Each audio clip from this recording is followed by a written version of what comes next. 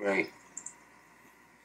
Okay, I have this. My point was, I really respected Freddie because I've been following his YouTube channel for a few months now.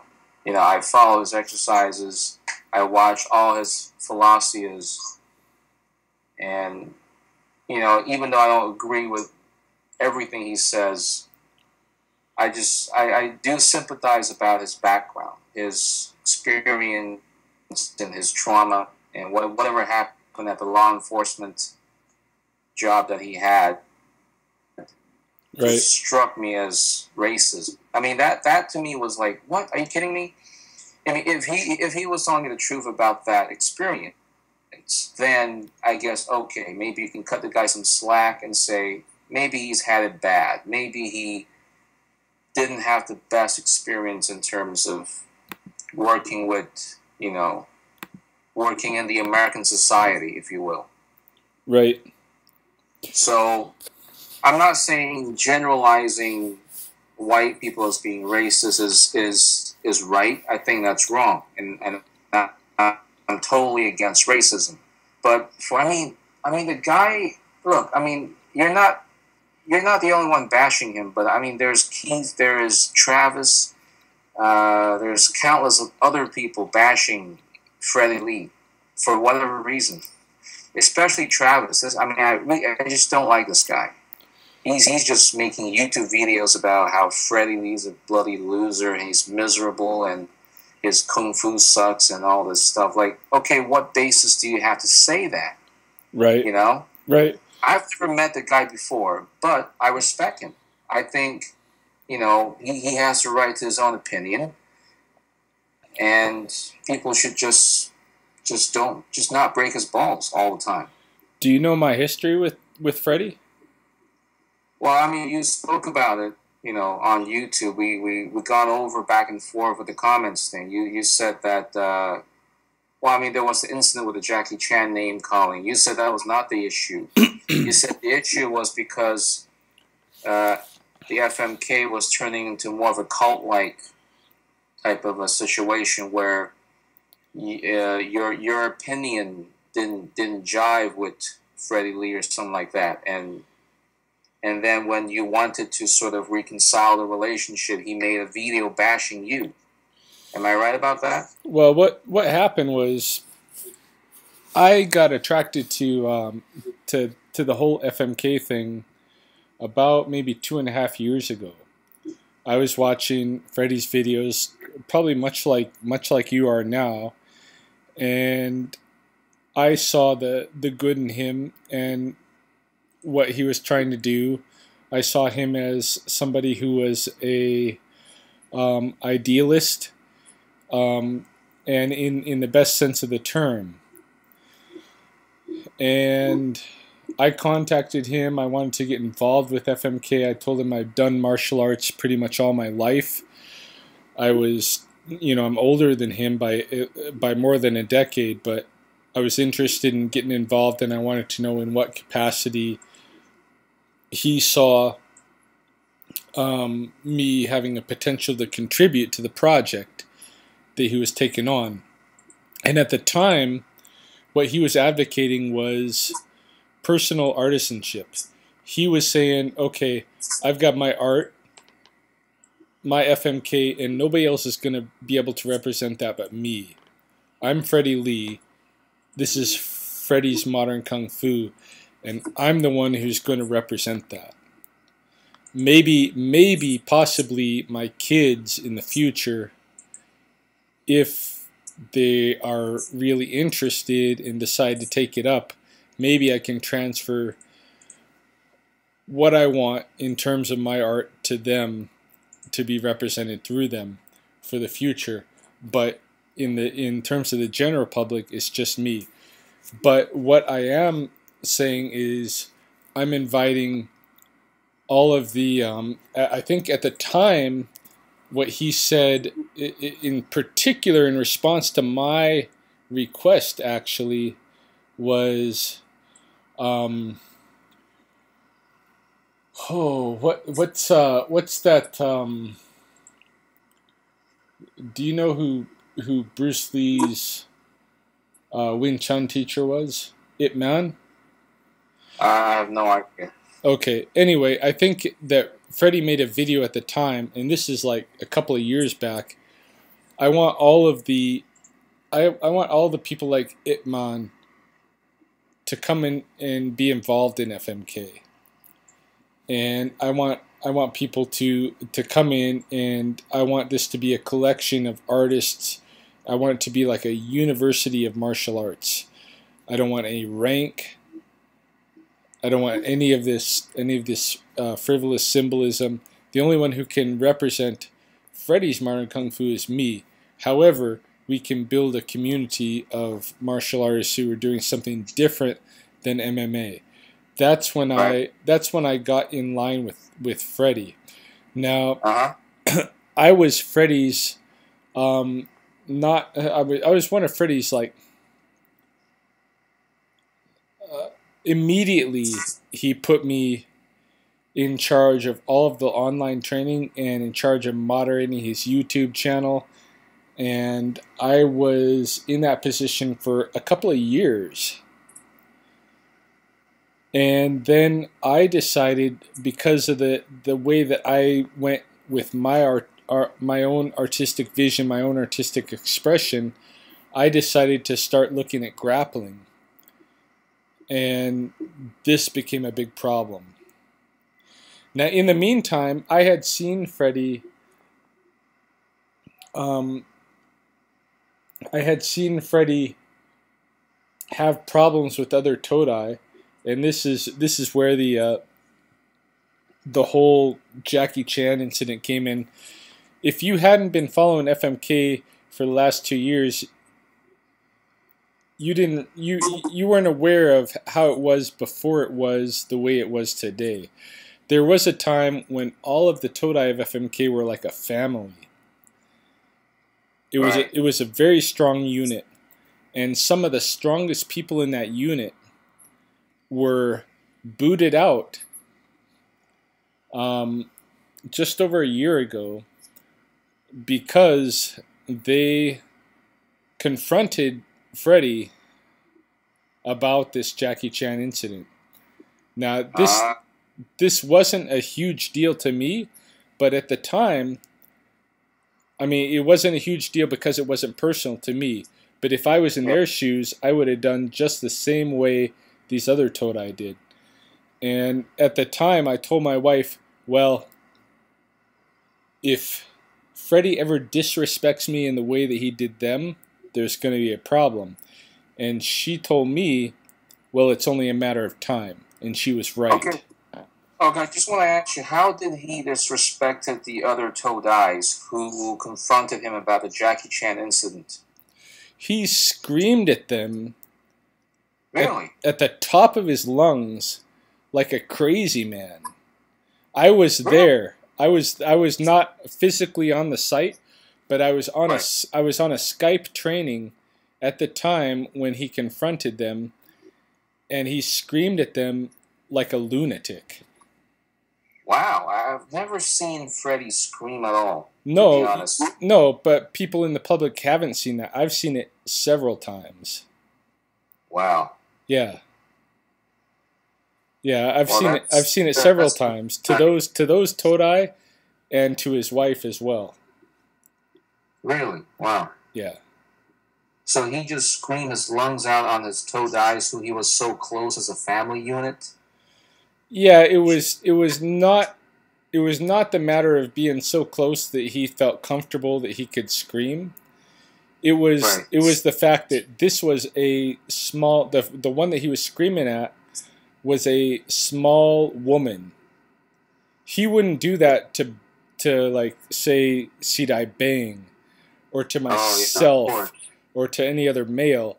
He did it because this was a smaller woman. That's how you feel, right? That's how you feel. He was targeting the weak. Yeah, that's how I feel. Yeah, yeah. It wasn't that he was targeting her, but in the event that happened, this kid came up and kind of put this thing on him. He'd been kind of ranting and talking about Jackie Chan for a while. This kid just happened at the wrong moment, said the wrong thing. Freddie went off at him. This girl, who was one of the top Todai at the time, and who happens to be a teacher, a primary school teacher who works with kids, she wasn't comfortable with that. So she confronted him with it. Yeah. And he screamed at her because she was very small. She's like 4 feet tall. She's a tiny little girl. Oh, that's just uncalled for, man. I mean, the way I see it, if I was Freddy Lee, I would have the utmost respect for my Todais because they're your family.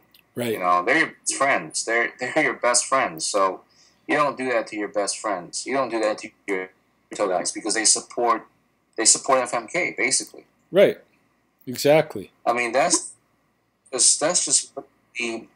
just blatantly disrespect right there. I mean that's a side I've never seen. That's a side I did not expect from Freddy Lee. I mean, wow, just screaming on top of his lungs. Yeah.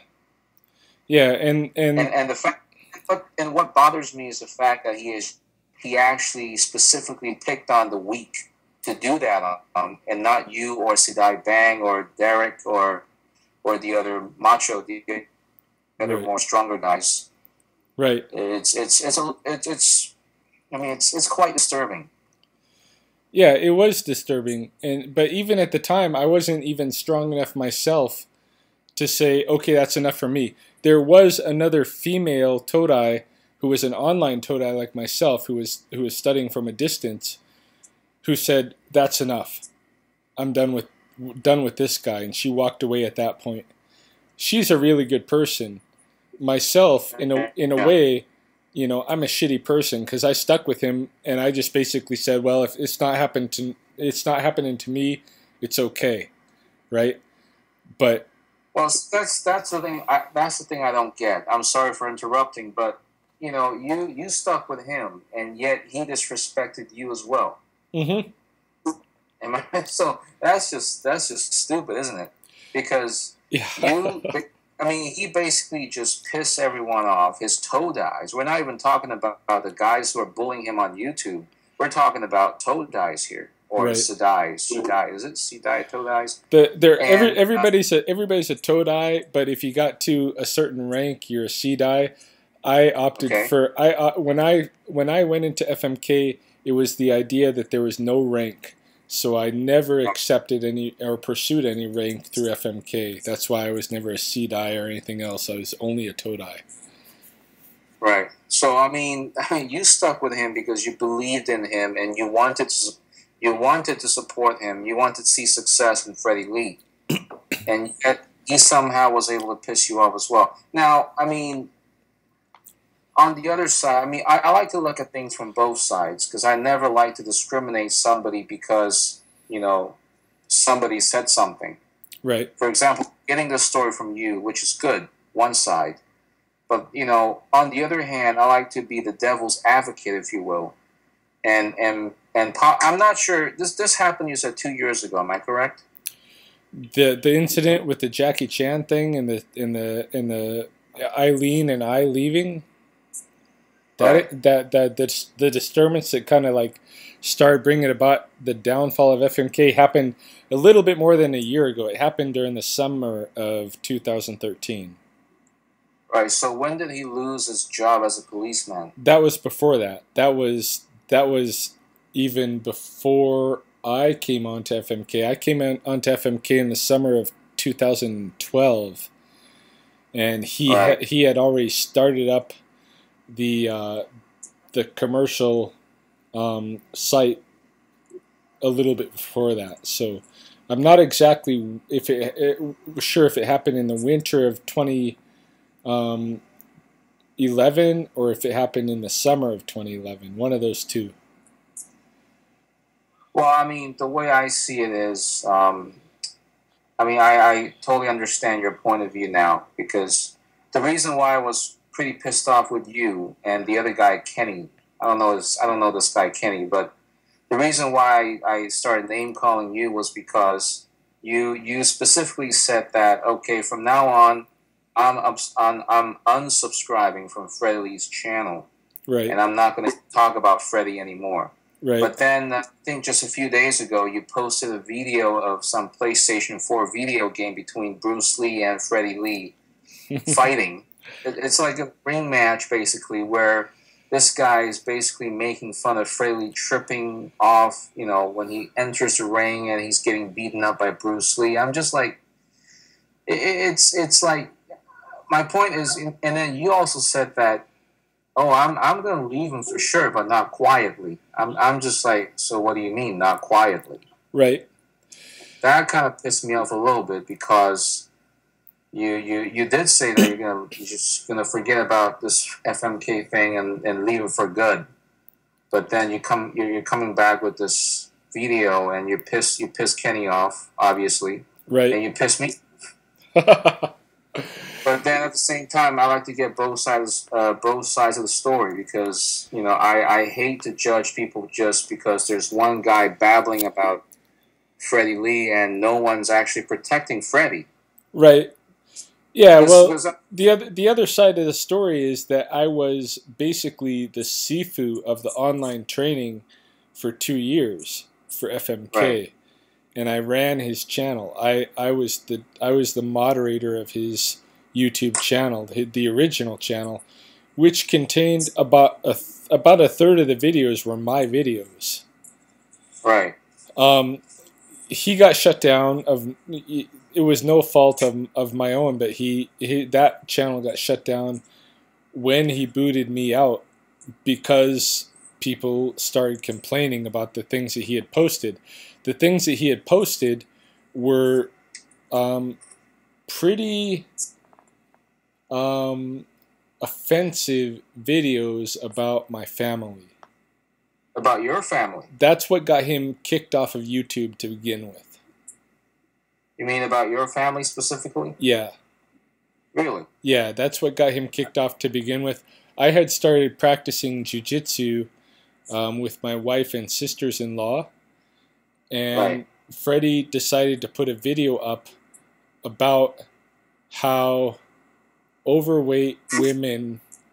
This is after he decided to part ways with me, and this was about 3 days before he and I had agreed to do a video together about how we were just going to go in separate ways, and it was going to be an amicable break. Then he decided to put up a video. Well, first he put up a video about how college professors are never going to be martial artists because they read too much and they're too into the big words and this kind of thing. He was obviously talking about me because I'm the only college professor he knows. All right. Then he puts up a video and he says that overweight women, right, that he calls, he pretends like he doesn't know how to say the word obese. He says obese instead because obese. because he wants to like, make him out to be a beast, right? Yeah, I know. Yeah. It says obese women should not practice grappling because they're not Hold on. What is grappling? Just explain that. He's talking about jiu-jitsu. He's talking about ground grappling. You mean BJJ? Yeah. Or is it? Yeah. Okay. Yeah. He says obese women should not practice grappling or jiu-jitsu or Brazilian jiu-jitsu. Right. Because they're not the kind of people that other men want to rape. Okay, so because they're too obese, right? So yeah, okay. He's directly I know he's kind of passive aggressive, like he won't actually name me. But myself and everybody that's been following FMK knows goddamn well who he's talking about, right? That's okay, so who's talking about? Who's the obese woman. He's talking about my sisters-in-law.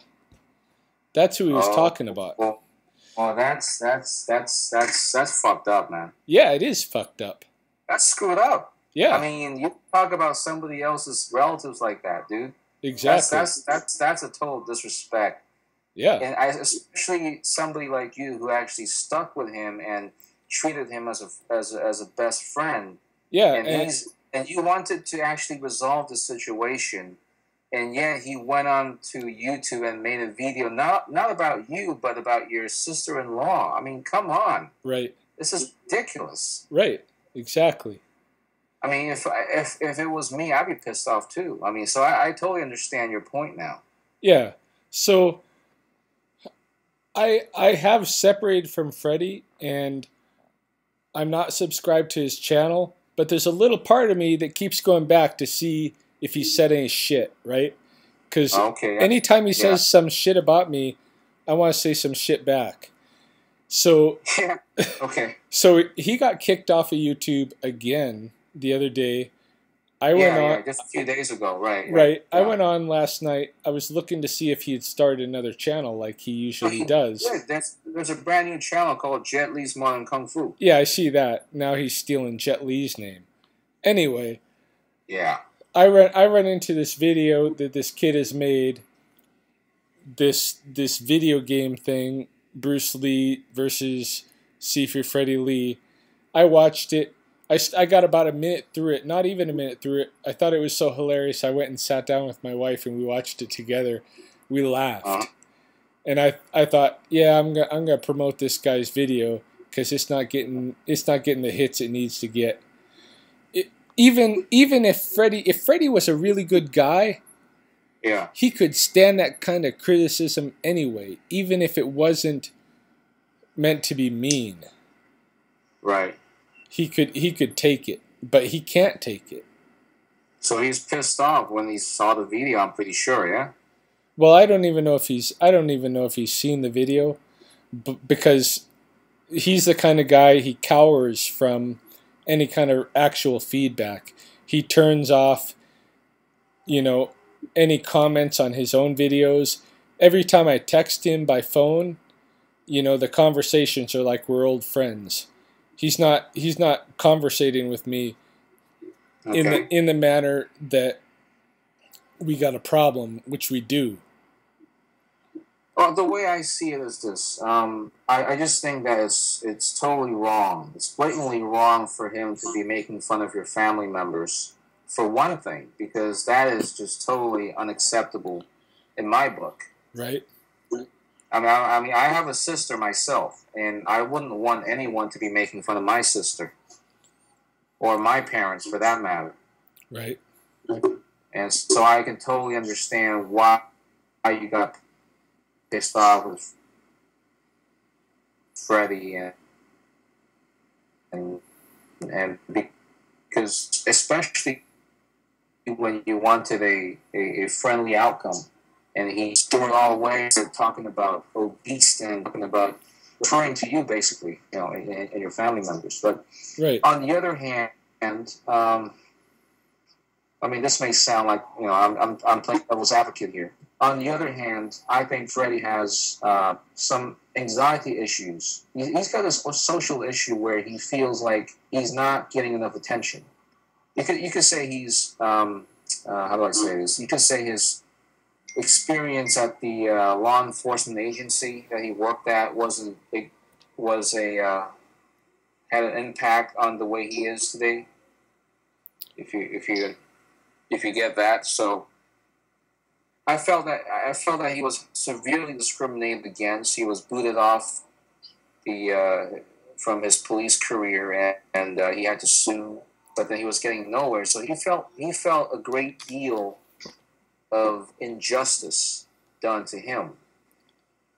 And I think what happened was he sort of associated anyone who disobeyed his views in whether it's fighting styles, whether it's the way he was shouting at the kid, or whether people were calling him Jackie Chan or Jet Li or whatever.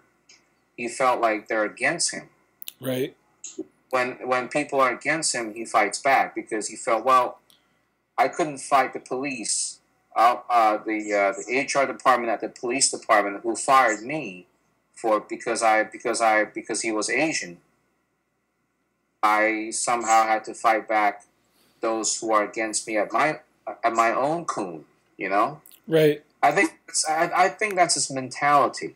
Is he's blaming everyone who has an opposing view because of his past, um, you know, PTSD, basically. Yeah. That's the way I see it. And so, because of that, I do have to sort of sympathize against him, sympathize for him. Because, I mean, you know, he is generalizing, saying that, oh, America is racist, oh, America is this and that, oh, America doesn't know Kung Fu, oh, America will never this and never that. I think that's all just bitterness coming out from him because of what happened to him. Not necessarily because that's who Freddy Lee is, you know? Right. I think deep down inside, I think Freddy Lee really wants to be a good person. I think he really wants to help people build their strength, you know, learn their moves, become more fit, become healthy, and certainly know how to defend themselves. Right. Otherwise, he would have absolutely no Toad Eyes today. I mean, Derek and Dao Ming and who else? Shidai Bang and there's another guy, I forgot his name. They're still around. So if they're still around, then that means either this guy has changed for these guys to stick around, you know, something happened. So he's not all that bad as, you know, people like you make him out to be. But I totally understand your point of view in terms of what happened, you know, between you and Freddie in terms of your relationship with him. Yeah, well, it's not just my relationship with him. I mean, that's what it ended up being because that's what I set my limit as. What I set my limit as is that I'm not going to have a problem until he disrespects me. And eventually he disrespected me. And that's when we had a problem. But prior to that, I saw him disrespect a number of other people. And it was always people who were in a position of, you know, in a weak position. They were usually young women. I mean, the reason that you see Derek there or coming back, he's going to come back, I'm sure. But he left for a time too. And Freddie talks shit about him. If we only had access to that channel, you could see. But he talks shit about Derek for Derek going off and doing his adventure, even though Derek stayed loyal that whole time. Right. Bang and the other guy who you see in the interviews today, the other guy's a new guy. Bang's been there a long time. Bang's a real loyal character, and you know, somebody that actually, you know, a lot of the online stuff wouldn't have went as well if it wasn't for Bang kind of advocating it. So Bang is a good guy, but if you watch the interviews between Freddie and Bang, every time Bang brings up something that's a little bit out of line with what Freddie wants to do, he gets a veto, and Bang backs down. And I understand that. You know, Freddie is his Sifu and all this stuff. I understand that relationship. But the guys that you see there today are guys that Freddie would never stand up to. And even myself, Freddie would never stand up to. The only time he did stand up to me is in a kind of what do you call it? Inadvertent way online. What do you mean by standing up to? What do you mean? I mean that the other Todai that he kicked out of his club because they saw because they came out and they said, "All right, something's wrong here. Something's wrong with you, Freddie. We're concerned. Something's going on." He'd kick him out. Now, if I said that, which I did several times, if Bang said that, if Derek said that, he wouldn't immediately kick us out of his club. He eventually kicked me out because I stopped paying him for 2 months, and because I started uploading videos of Brazilian Jiu-Jitsu training. Okay. And then he had a confrontation with me where he had him and Bang sit and say, "Okay, Ryan, what's going to motivate you? We notice you're not motivated." This kind of thing. When we're practicing our training, you're doing some other kind of training. And so it was basically a confrontational video. And then after the video was fairly friendly.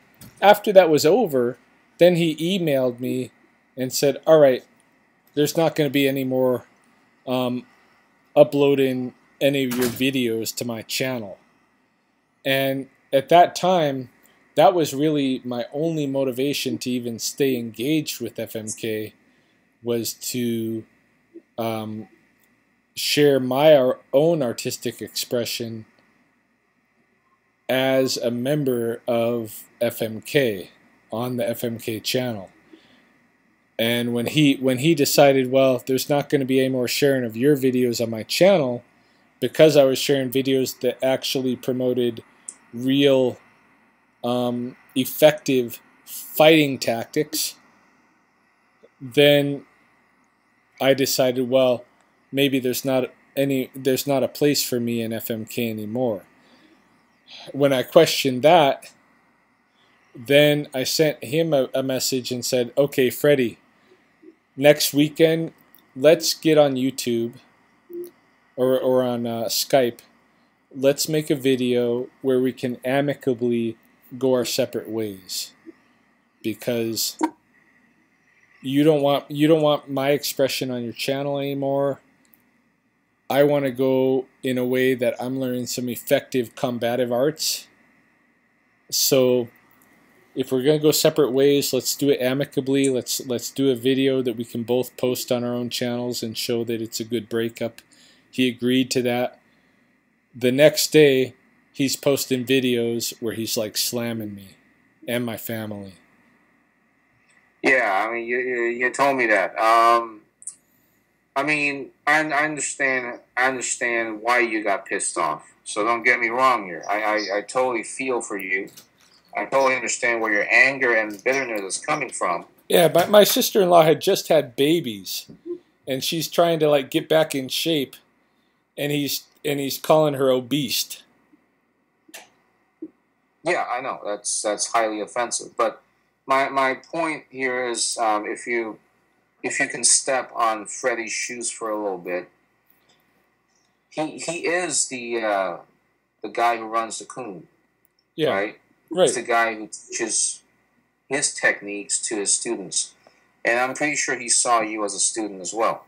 Right. Because you were paying him $100 a month, right? Yeah, for sure. So the fact that you, quote unquote, disobeyed his commands by uploading BBJ videos without his prior approval, I guess, because I think he doesn't like BBJs or Gracies or MMAs and stuff like that. He doesn't like anything that isn't himself. Right. So when you uploaded BBJs, he got pissed because I think in his mind he's thinking like, are you telling me that Ryan now is following somebody else's teachings and not mine? Yeah. You know, he feels like he owns you. Right. He feels like, Ryan is my student, so therefore he should be following my teachings, not some BBJ teachings or MMA teachings or whatever. Right. So in a way, his ego. I think you kind of burned his ego. Yeah, and in a sense, it was not all purposeful. I mean, I'm actually trying to learn effective defensive arts.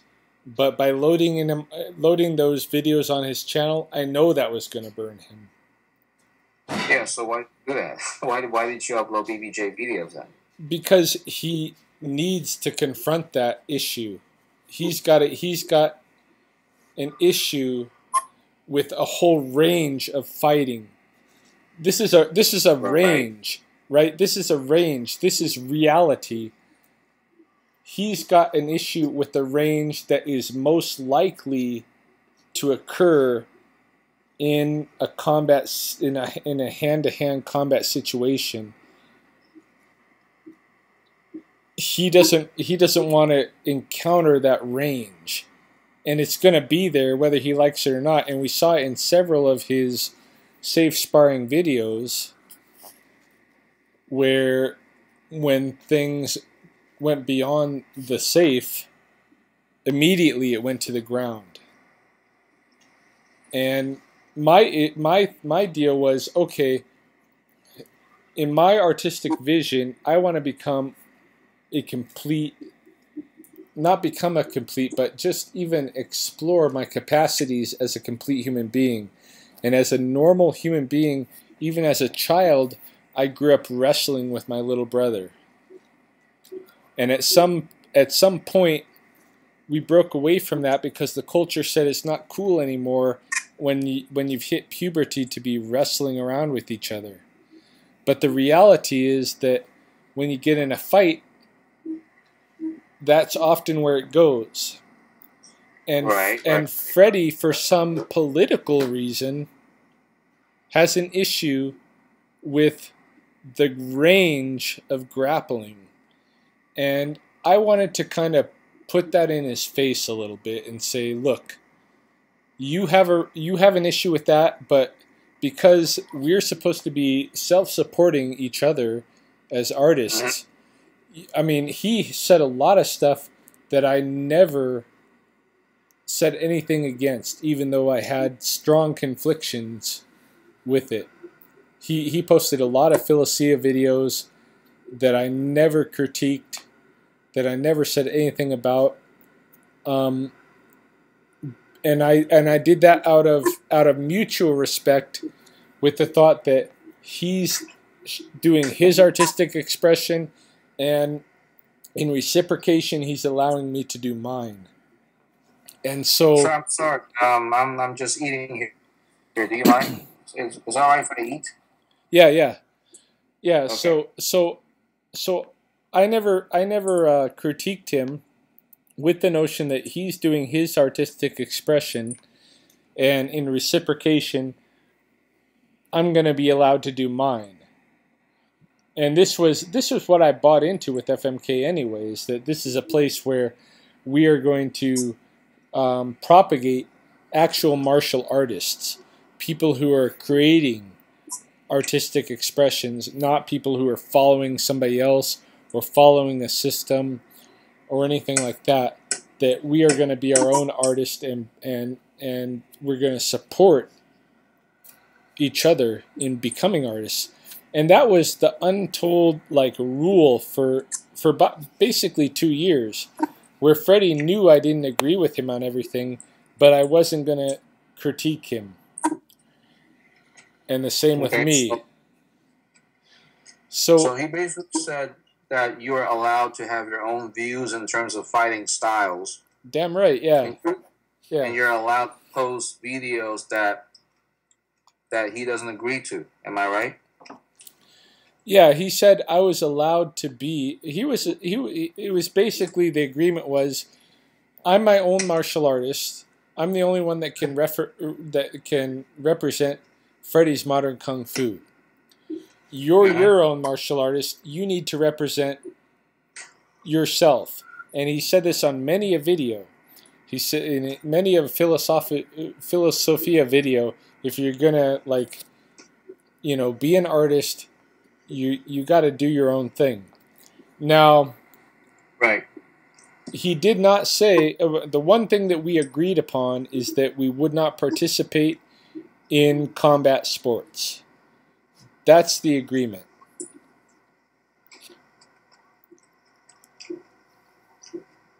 Okay, so you uploaded the BBJ videos just to provoke him, or I mean, Not what's not your? You only said your rationale to upload. not only Go to ahead. not only to provoke him, but I knew it would provoke him.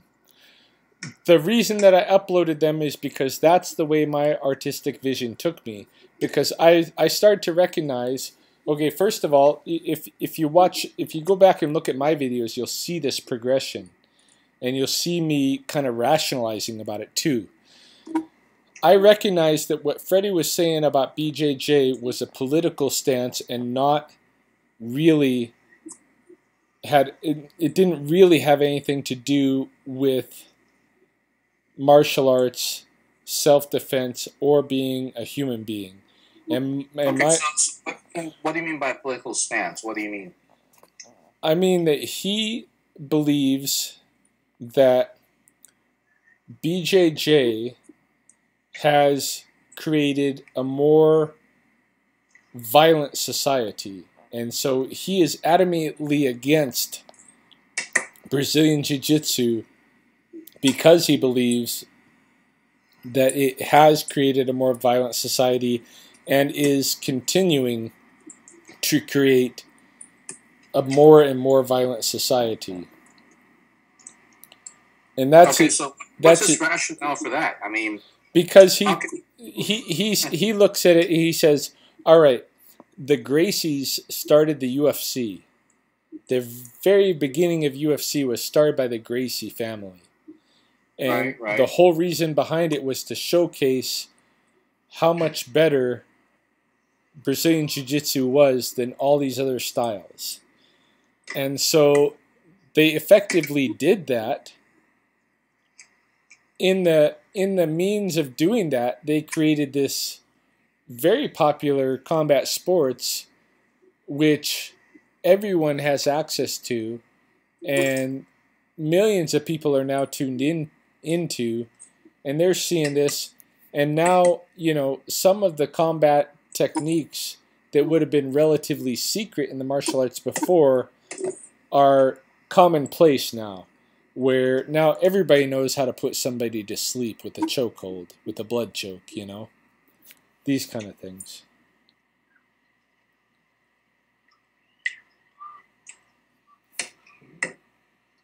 Okay, so he said BBJ has created a more violent society. He said the same thing about MMAs. Yeah, right. Yeah, it's basically interchangeable for him. Okay.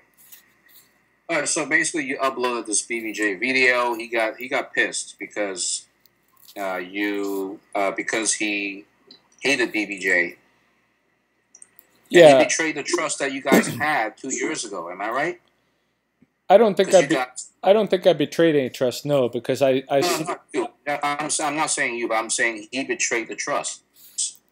yeah, I think so. Because both of you agreed that you will have your own individual artistic expression when it comes to fighting skills or fighting styles. Am I right? Right. That's the understanding that We're I allowed had. to. The understanding Right. that I had is that we are not going to engage in combat sports. We're going to show a different path in the martial arts that doesn't consist of competition. And I was interested in making sure that I had all of my ranges covered. Right. In terms of my martial arts expression, Freddie had limited himself away from one of the most important ranges because of a political ideal. And that political ideal eventually led him to have problems with me because my artistic expression included that range.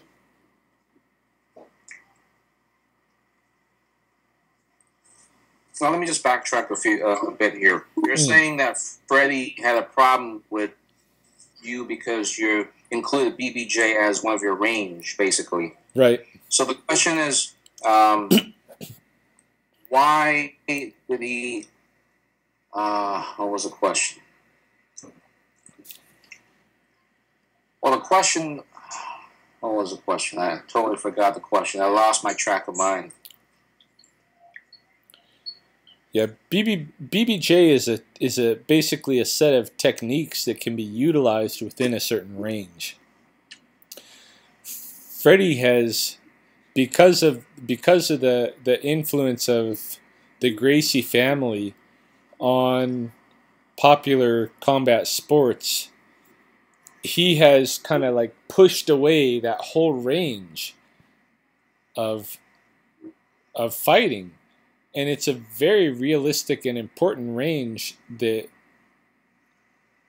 needs to be considered if anybody's going to be an actual martial artist.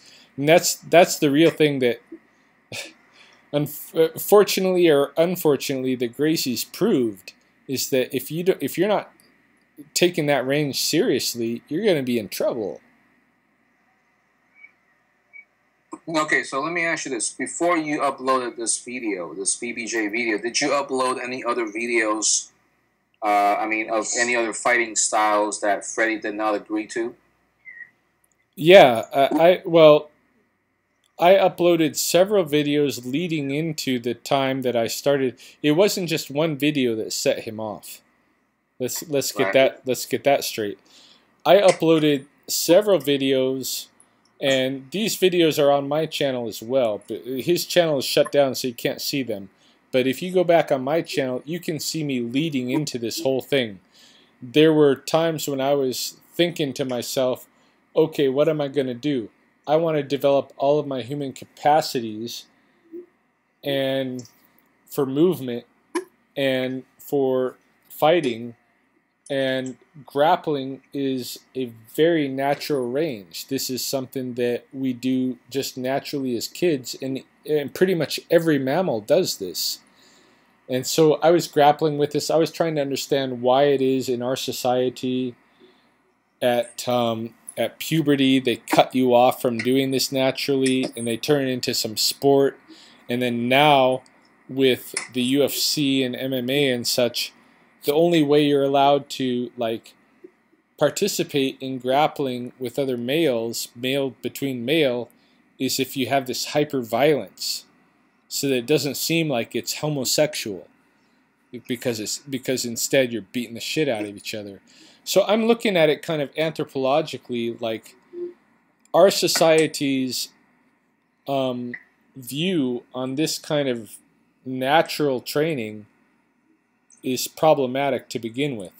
But I'm not going to remove myself from that training just because it's problematic. I'm going to engage with it and try to naturalize it in my own way. And so that's what I began doing. First I began it with grappling dummies, and again you'll see this lead up in my own videos. I started buying grappling dummies to play with the dummies instead of actual humans, because I have that homophobia within me too, the same way Freddie does. So I started playing with dummies to begin with, and then I started recruiting female family members, my wife and my sisters-in-law, who there wouldn't be anything sexual with, but it would just be practiced with an actual human being in grappling. And then after I got comfortable with that, then I put myself out there and started recruiting male training partners. Now I have male training partners to grapple with. And at the point where I started recruiting male training partners, then Freddie had a problem. Oh, that's when he started making fun of you, eh? That's when he said, what's going to motivate you back into the FMK and away from that stuff? Okay, so this is being irrational here. So you're saying he had a problem with you grappling with male training partners. Right.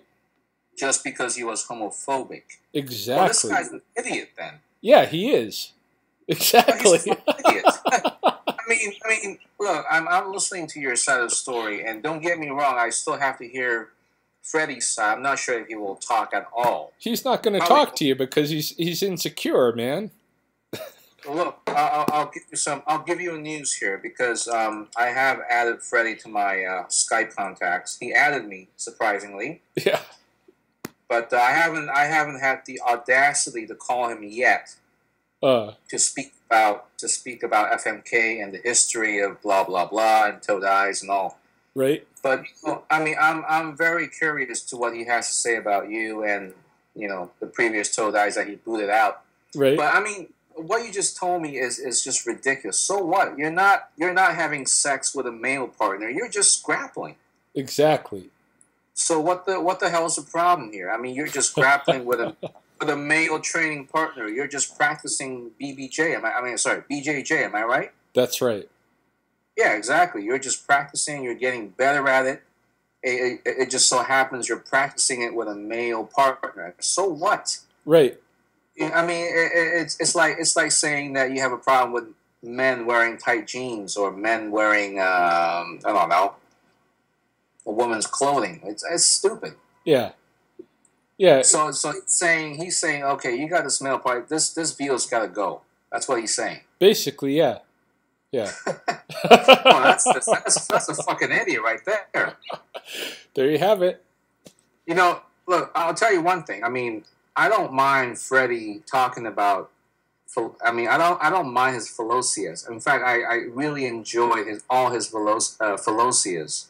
I don't know why they call it. I don't know why you call it philosias. Why didn't you just call it philosophy? He took that term from Osho. Oh yeah, Osho quotes. Yeah, we all know that. Right. Yeah, Osho doesn't call it philosophy. He calls it philosia. So Freddie calls it philosia. I mean, this is funny now because he's got this. He's got this philosia videos that I really enjoy because he goes. I'm sorry. Oh gosh, I'm sorry. He goes on and on for like 30 minutes to an hour talking about his views in certain topics. Right. And I love it. I really do because I listen to it like a podcast. Yeah, that's the same thing I used to do. That's what got me hooked on FMK. I got an hour-long drive to work every morning. I used to listen to his videos. Yeah, I love his videos. I mean, I love his training videos, especially with his students when they're doing exercises. And I love seeing him, showing his strength, his power. Right. When you could do those handstands. I mean, it's amazing. But the fact that he's accusing you of being accusing you of being a homo because you're grappling with a male partner, that's one thing about actually having sex with a male partner, but to be homophobic about something like this? Yeah. Yeah. There's one thing I hate. I hate people who are homophobic. Because that's discrimination right there. Right. Even if you were gay, so the hell what? It doesn't change the fact. It doesn't change who you are. Right. It doesn't matter what your sexual orientation is. I couldn't give two farts about it. But the fact that Freddie does shows how low he is.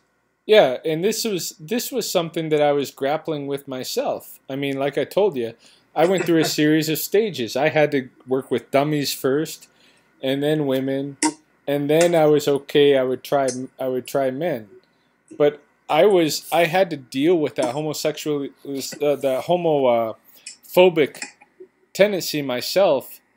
It was like therapy for me to get to the point where I could work with male grappling partners. And then Freddie kicks me out of his club because of it. That's just an idiot, man. I mean, that's now you're really changing my views on Freddie because there's one thing I hate about people is people who are homophobic. Yeah. Because these people are dangerous. These people, you never know what these guys can do. They see two guys holding hands and they go nuts. Yeah. Like, for example, he went nuts when he saw you and a male partner grappling. Grappling, come on. You're not having sex. You're just grappling. Yep. So what? You're practicing BJJ, and he's making like, oh, it's blowjob jiu-jitsu. Like, fuck you, Freddie. Yeah, exactly. It's come on, man. I mean, fuck. Look, I mean, the point is, I'm a pretty feminine guy myself. You know, I wear, you know, bright clothing that you would probably associate as feminine colors, like orange, pink, stuff like that. I wear a pink shirt. Right. I'm not sure if pink shirts would fly in the FMK school. Probably not. Yeah. Probably not, because this guy's an idiot. Yeah. He probably, you know, if he sees me with a pink shirt, he's going to say, "No, you're fucking gay. Get out of my school." Yeah. Yeah. Well, he has actually.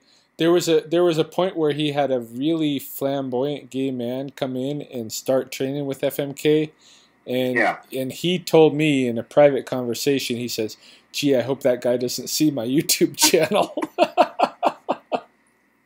What guy? The guy that come in to train with him, who was a gay man. Right, but did he kick him out? No, he didn't kick him out because he wanted the money. Yeah, of course. That's the way. That's who Freddie is, man.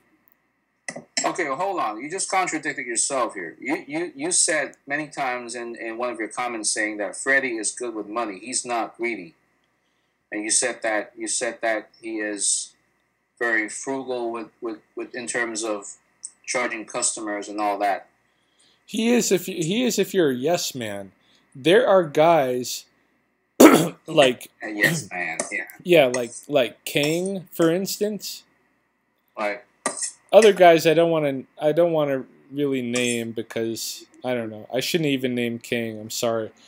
But there are guys that are like internet guys who are fans of Freddie, who he is willing to train free of charge because they feed his ego. Oh, I see. In the very beginning, like if you turn back time 3 years ago, Freddie was very, very frugal as a person. Right. Like he was trying to live a very frugal life. That changed when he got the commercial Queen and he started making money off of YouTube. Then he became a lot more like, I mean, in the beginning he was like, okay, what kind of training can we do outside with no equipment? What can we do with just body weight? What can we do at the playground? What can we learn from nature? And as soon as he started making some money, it was all indoors. All right, we gotta buy a bench press. We gotta buy a rack so we can do some barbell squats. And he started buying all this equipment and focusing on the indoors. Focusing on the equipment and the stuff that you can only do if you got some money or a gym membership or this kind of thing. His frugality went out the window. After he got his commercial Queen, right? After he got his commercial Queen, he started making money off the YouTube channel because I was managing it. If I wasn't managing it, he wouldn't have made the money he's making. He started making $1,000 a month off the YouTube channel once I was managing it. $1,000 a month, that's a lot of money, man. That's a lot of money. Damn right. Yeah, it's a lot of money, man. I wish I could make $1,000 while I'm sleeping. Shit. Exactly. Man, I wish I could do that. Well, that's a lot of money. Well, you did a good job. Yeah, exactly. And I was still paying him. Well, so no wonder you're pissed off. I mean, if I were you, I'd be pissed off too. Yeah, exactly. I was making this guy money. He turns around and kicks me out because I'm a fag. I'm too faggy for him, right? Because I'm doing grappling. Yeah, I mean, you're making him money by making him $1,000 a month on his fucking YouTube channel, and then he turns around, calls your family names, and then calls you a faggot, right? And then boots you up from FMK.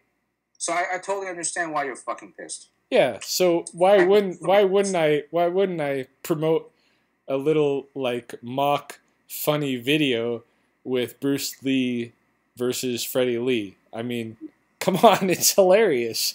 and not only that, you are paying him $100 a month on top of that YouTube income. That's right, exactly.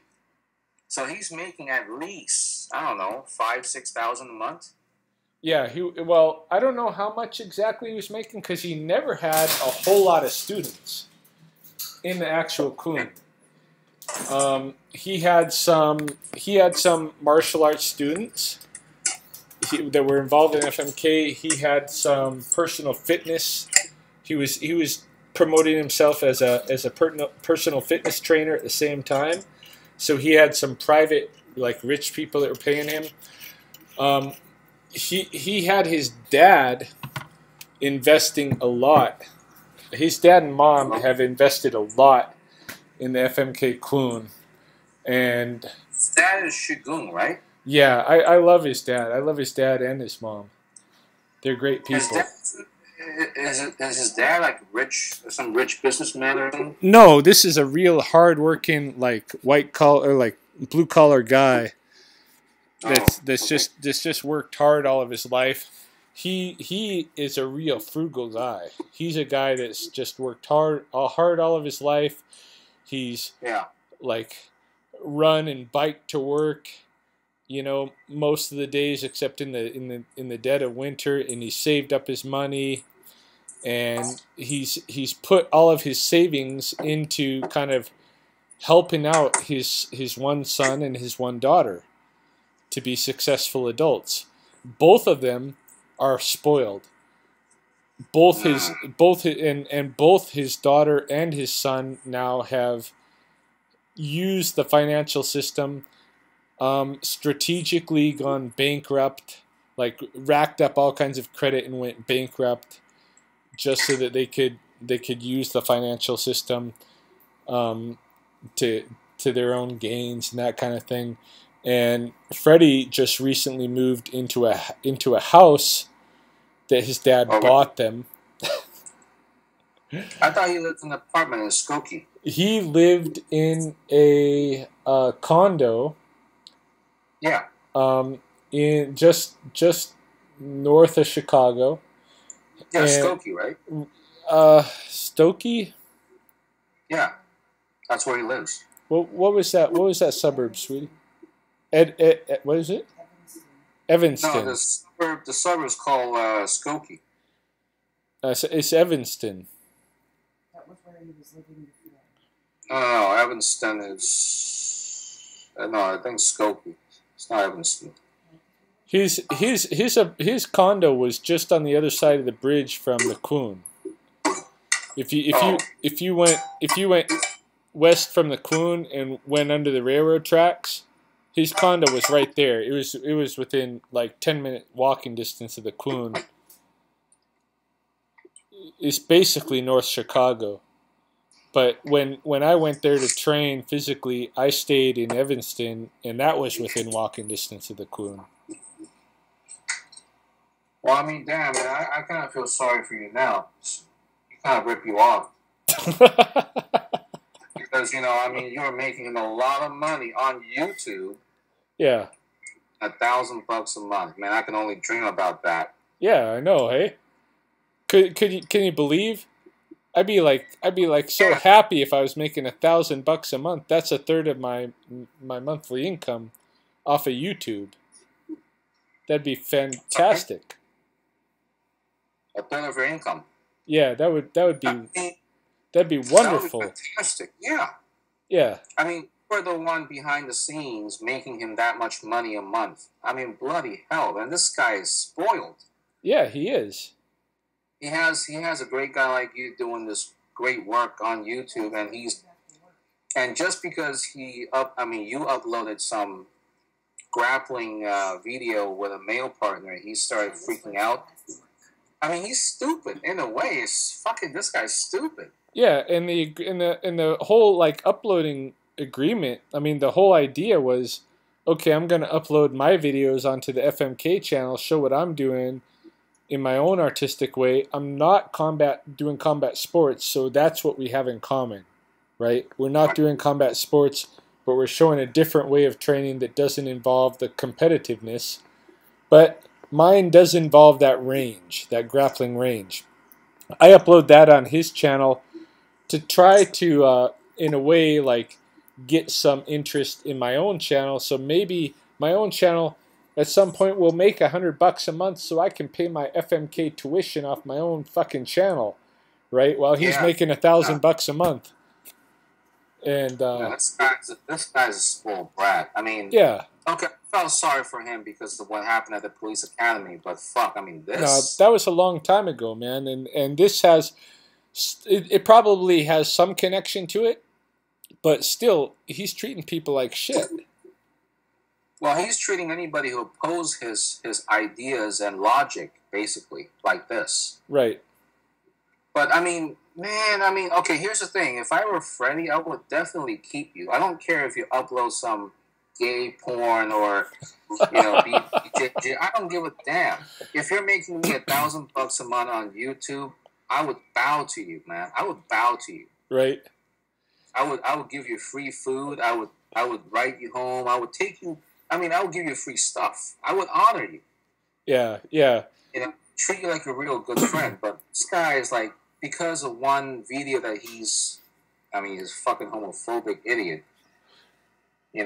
Because of one video of you wrestling, start grappling with a male partner, he freaks out and start confronting you about it. Right.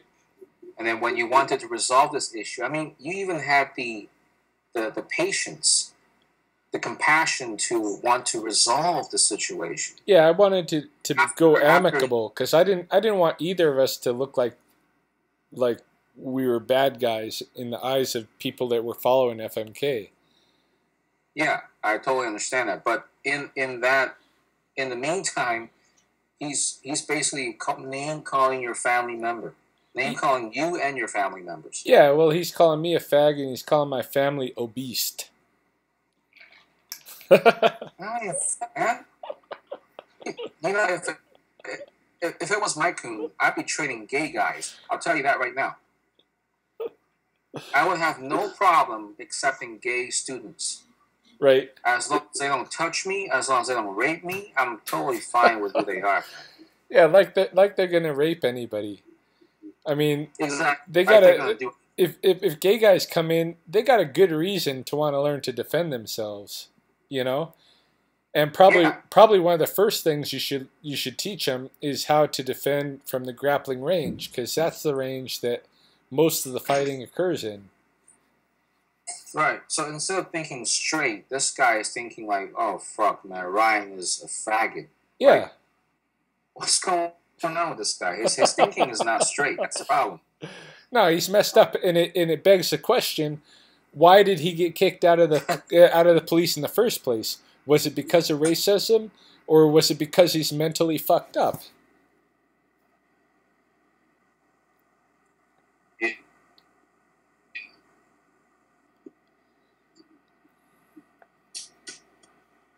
Well, it makes me question at all. You know what I'm saying? It could be something else. Yeah, it could be. And you know what? On the second note, I'm glad that his main channel got shut down, because at least it was your payback time. Well, it definitely is. It was your work. It was not his work. He fucking does nothing. I think somebody said that he doesn't do his own accounting. His wife does all the money management, and his wife Jenny is the woman who set up his coon. Because if I'm not wrong, FMK used to be Jenny's food gourmet, right? Yeah, that's right. I think Jenny had a that's right. Business, and I think just right next to FMK, right, they were like side by side, and Jenny had to give up her business so that FMK could expand into like 2 blocks. Is it 2 blocks? Well, no. She didn't have to give it up. Her business was failing, and it was because of the neighborhood that they set up in is it's not that rough. It's not like South Chicago, but that street there is a little bit rough, and so she had the doors closed and locked. If you wanted to be a customer at Jenny's Gourmet, you got to like ring the bell and then be allowed in and go in, right. And there was like 1 seat, and it wasn't really good, like for a restaurant business. It wasn't a really good location and setup and that kind of thing. Like that restaurant business was still going when I went. So Howard Street was dangerous. It's not. So you're saying Howard Street was? It is dangerous to an extent. It's not like bad dangerous, like the south end of the Loop in Chicago. That's bad dangerous. Howard Street. Yeah, you told me about that. Yeah, you said one of your comments. Yeah. Yeah, Howard Street is a little bit dangerous, but not that much. I mean, I felt comfortable walking down the street there. No big deal. Yeah. But they always have the doors locked, hey? And you got to ring a doorbell to go in. Freddie's armed when he answers the door. He's ready to shoot the guy that is on the other side that's got a problem with him. But it wasn't a good location for Jenny's Gourmet. It wasn't making it because of the door locking thing and the weird hours that they were keeping and that kind of thing. But Jenny is definitely the accountant, definitely the better businessman, and she's kind of like the behind the scenes of FMK for sure in the Queen. Online, it was me, and I think it's bittersweet justice, in fact, that when he kicked me out, the online community rebelled enough to kick his channel right off of the air. Like it wasn't even a week. Yeah. That brings me to the next point is, why is there such a backlash against Freddie in the YouTube community? I mean, I understand your point, but then what's Travis got to do with it? What's Keith got to do with it? And what's the other guys got to do with Freddie? Freddie put up a plethora of videos where he trashed all kinds of big name martial artists. Steven Seagal, Jean-Claude Van Damme, Jackie Chan, every martial artist that was brought to his attention, aside from Bruce Lee, Jet Li, and Tony Jaa. Those are the only people that he considers martial artists. He trashed everybody else, and he trashed every other martial art that was brought. If somebody sent him a message and said, "What are your thoughts about Thai boxing?" he would go on there and totally trash Thai boxing, and he talked shit about it, and he'd cuss, and it was what he called his explicit philosia. Okay, the FMK explicit, yeah. Right. And he that's fine. Yeah. The way I see it is fine. I mean, the guy is entitled to his opinion. Absolutely. And, he could say whatever he wants about MMA and all these fighting styles, but the backslash is too much. Yeah, absolutely. I think people like this. The thing is, you're the only guy that's actually close to close to Freddie, right? Guys like me, guys like Keith and Travis, these guys have never met Freddie, so that's right. Trashing Freddy Lee because of his opinion on MMA and Tony Jaa, Jet Li, Jackie Chan is just uncalled for. The guy is a martial arts himself, so freedom of speech, man. This is America, Yeah. You can say whatever you want, and people shouldn't. I mean, I've heard, in fact, just 2 days ago, this guy Keith sent me a video of another guy talking shit about Freddie, saying that, well, you better have good health coverage because some shit go down at your FMK Coon. I'm like, is this supposed to be some kind of threat? Right. I mean, the guy did nothing but say shit about. Say bad things about MMA and the other stuff. And there's death threats. Right. Yeah, and that stuff I don't agree with. I mean, I don't even agree with them kicking Freddie off of YouTube. I really think that the censorship is bullshit. I think it's better if he stood out there and ended up being the Milli Vanilli that he is, and people recognizing him as a fake.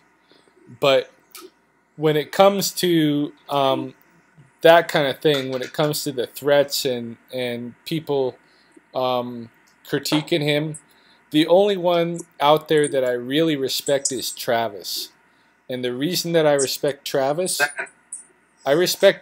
because he put himself out there, and instead of posting critical comments on Freddie's channel, which wouldn't have gotten through my moderation, by the way, I wasn't allowed to pass critical comments through the FMK channel. But what Travis did was he started his own channel specifically to combat the things that he felt were morally abhorrent with Freddie. And he was attacking Freddie's homophobia. He was attacking Freddie's sexism. He was attacking Freddie's racism, and these kind of things. And I totally. And not only that, but he was putting himself out there, and he was saying, "Here's who I am. I am Travis Johnson. I live in such and such city in Florida." He didn't put some bogus fucking name on there, KLT, some droid name or whatever. He said, "I'm Travis. Here's who I am. I'm willing to even, spar with Freddy Lee if he wants to show him what real martial arts is about. And I have a problem with his homophobia and his sexism and his racism and the things that he's saying that I find morally objective." So in that sense, I find Travis in a way like Freddy Lee almost, in the sense that he's an idealist and he's got this kind of like political, ethical agenda that he's pursuing. And so I kind of hold Freddie and Travis as kind of the what we call it, the hero and the antithesis, although I don't know which one is the actual hero,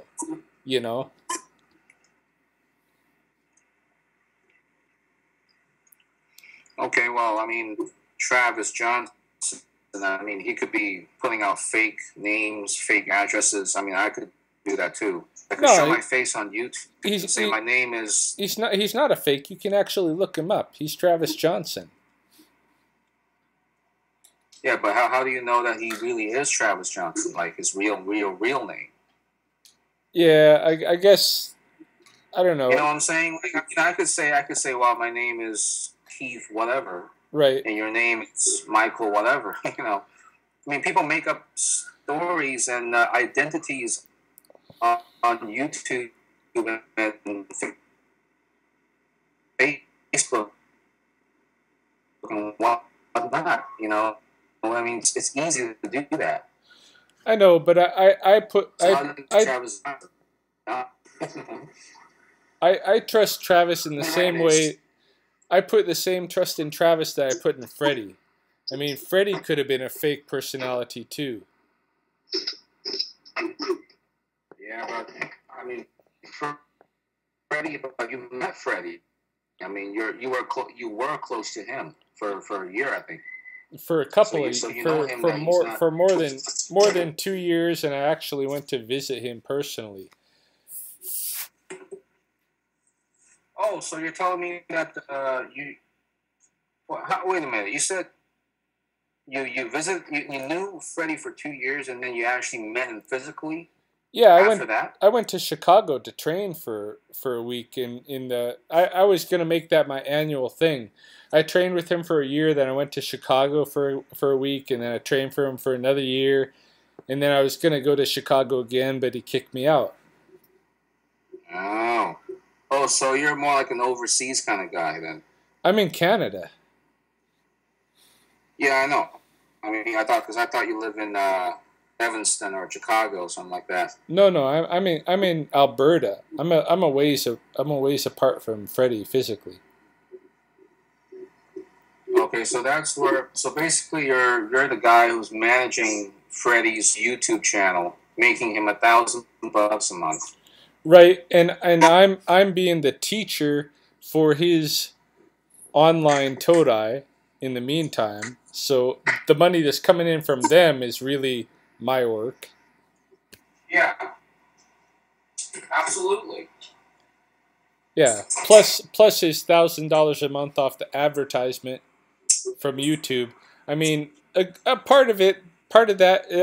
part of that is Freddie's, because he's making the videos, but he wouldn't have nearly as many visits to his channel if he did it the way he is now, where he just cuts off all comments. the reason he was making money is because he had me there so he could allow comments, but I would moderate them. Right. Yeah. So, I mean, as I said, you were the guy behind the scenes doing his YouTube videos and working on it. That's right. Well, I mean, the sad thing about it is you miss his Felocias and you miss the audiobooks that Freddie puts out every single day. I mean, this guy is very prolific. Every day he has at least 10 videos. Right. Which is amazing because I can't do that many videos in a single day. I mean, Freddie's amazing in that sense. You know, he's an online geek in a way. Yeah. And he would put out videos of bike training from his school back to his Skokie apartment and then back and forth. And then he would do videos on, I just love it. And then he would actually show Jenny's cooking and he would show his meals and all that stuff. I mean, I just loved it. Yeah, and yeah. I totally missed it because I would just watch it every single day. It's totally addicting, you know. Yeah, it is. It's a reality YouTube channel. That's part of what I loved about it, and why I wanted to participate in it, because I wanted to show like real martial arts isn't just the finished product that you normally see. It's this very gradual, very, very gradual development over time, right? And so what I was interested in was, with FMK, was participating in that project where we're showing reality kung fu in real time, where you train every day and you get just a little bit better every day. A little bit better, a little bit better, a little bit better. But from one year to the next, if you skip ahead, you'll see major improvements. And there's this master called Davin James. I'm sure you know him, right? Yeah, I do know Davin. That's one of Freddie's good friends, actually. Right. So how did they? I mean, I'm sure they're still good friends today, right? Yeah, they are. They're good friends, but they're separate. They can't work together, but they do still, both of them still train. Davin and Freddie knew each other at Purdue. Freddie ran a martial arts club. He was like the organizer of a martial arts club at Purdue, and Davin was one of the other people that was involved in the club, and one of the people that Freddie recognized as a real martial artist, mainly because Davin was in kind of like the Bruce Lee inspired tradition, right? He actually, Freddie did have people in the club who went on to be in the UFC, but who he considers to be inferior martial artists.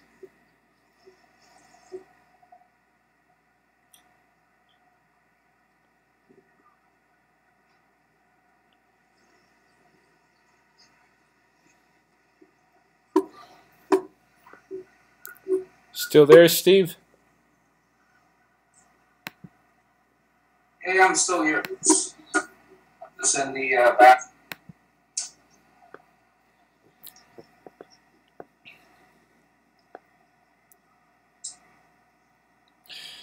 Yeah, so Davin, I've only got to actually meet once, and it was only online.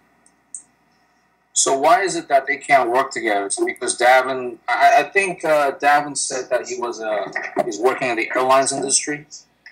Well, that's not why they can't work together. The reason they can't work together is because Davin wants to be his own artist, and Freddie's looking for disciples. Okay, the ones who basically yes mans, right? Exactly. Exactly. He's looking for disciples. It's sad, He kind of like. I think he's putting the cart before the horse.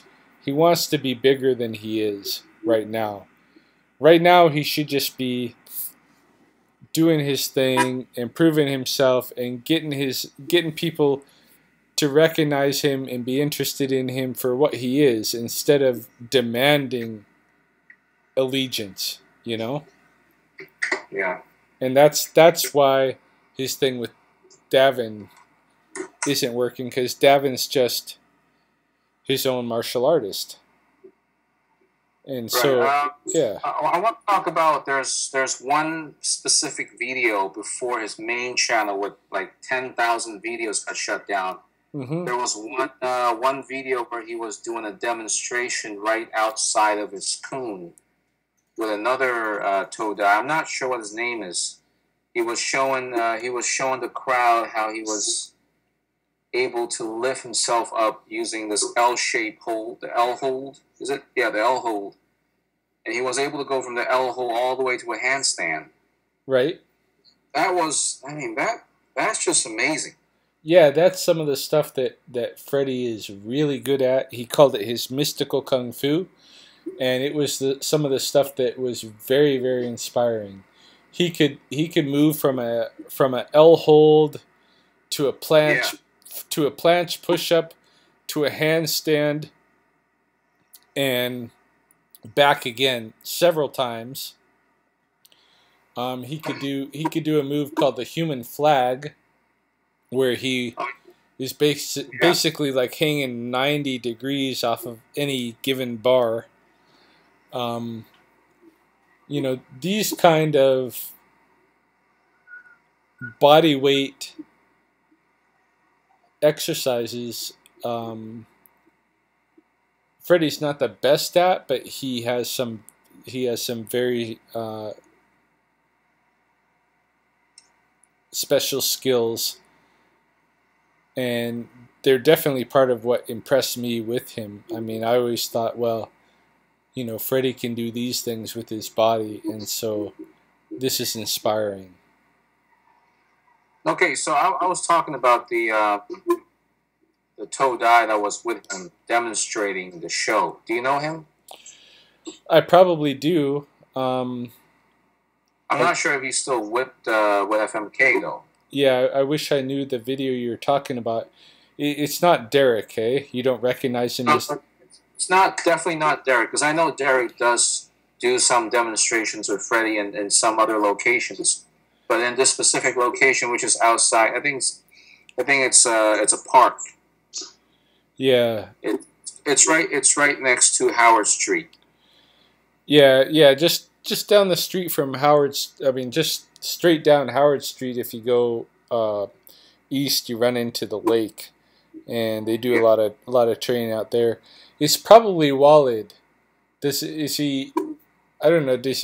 What does he look like? He's a white dude, pretty tall. White dude, tall, short hair. Oh yeah. There was another video where Freddie's kids were kind of sparring with him, and he was saying, "Oh, stop it!" He was kind of goofing around with him one time. Yeah, I'm not sure the exact videos you're talking about, but I think I know the guy you're talking about, and if I do, he's still with FMK. Okay.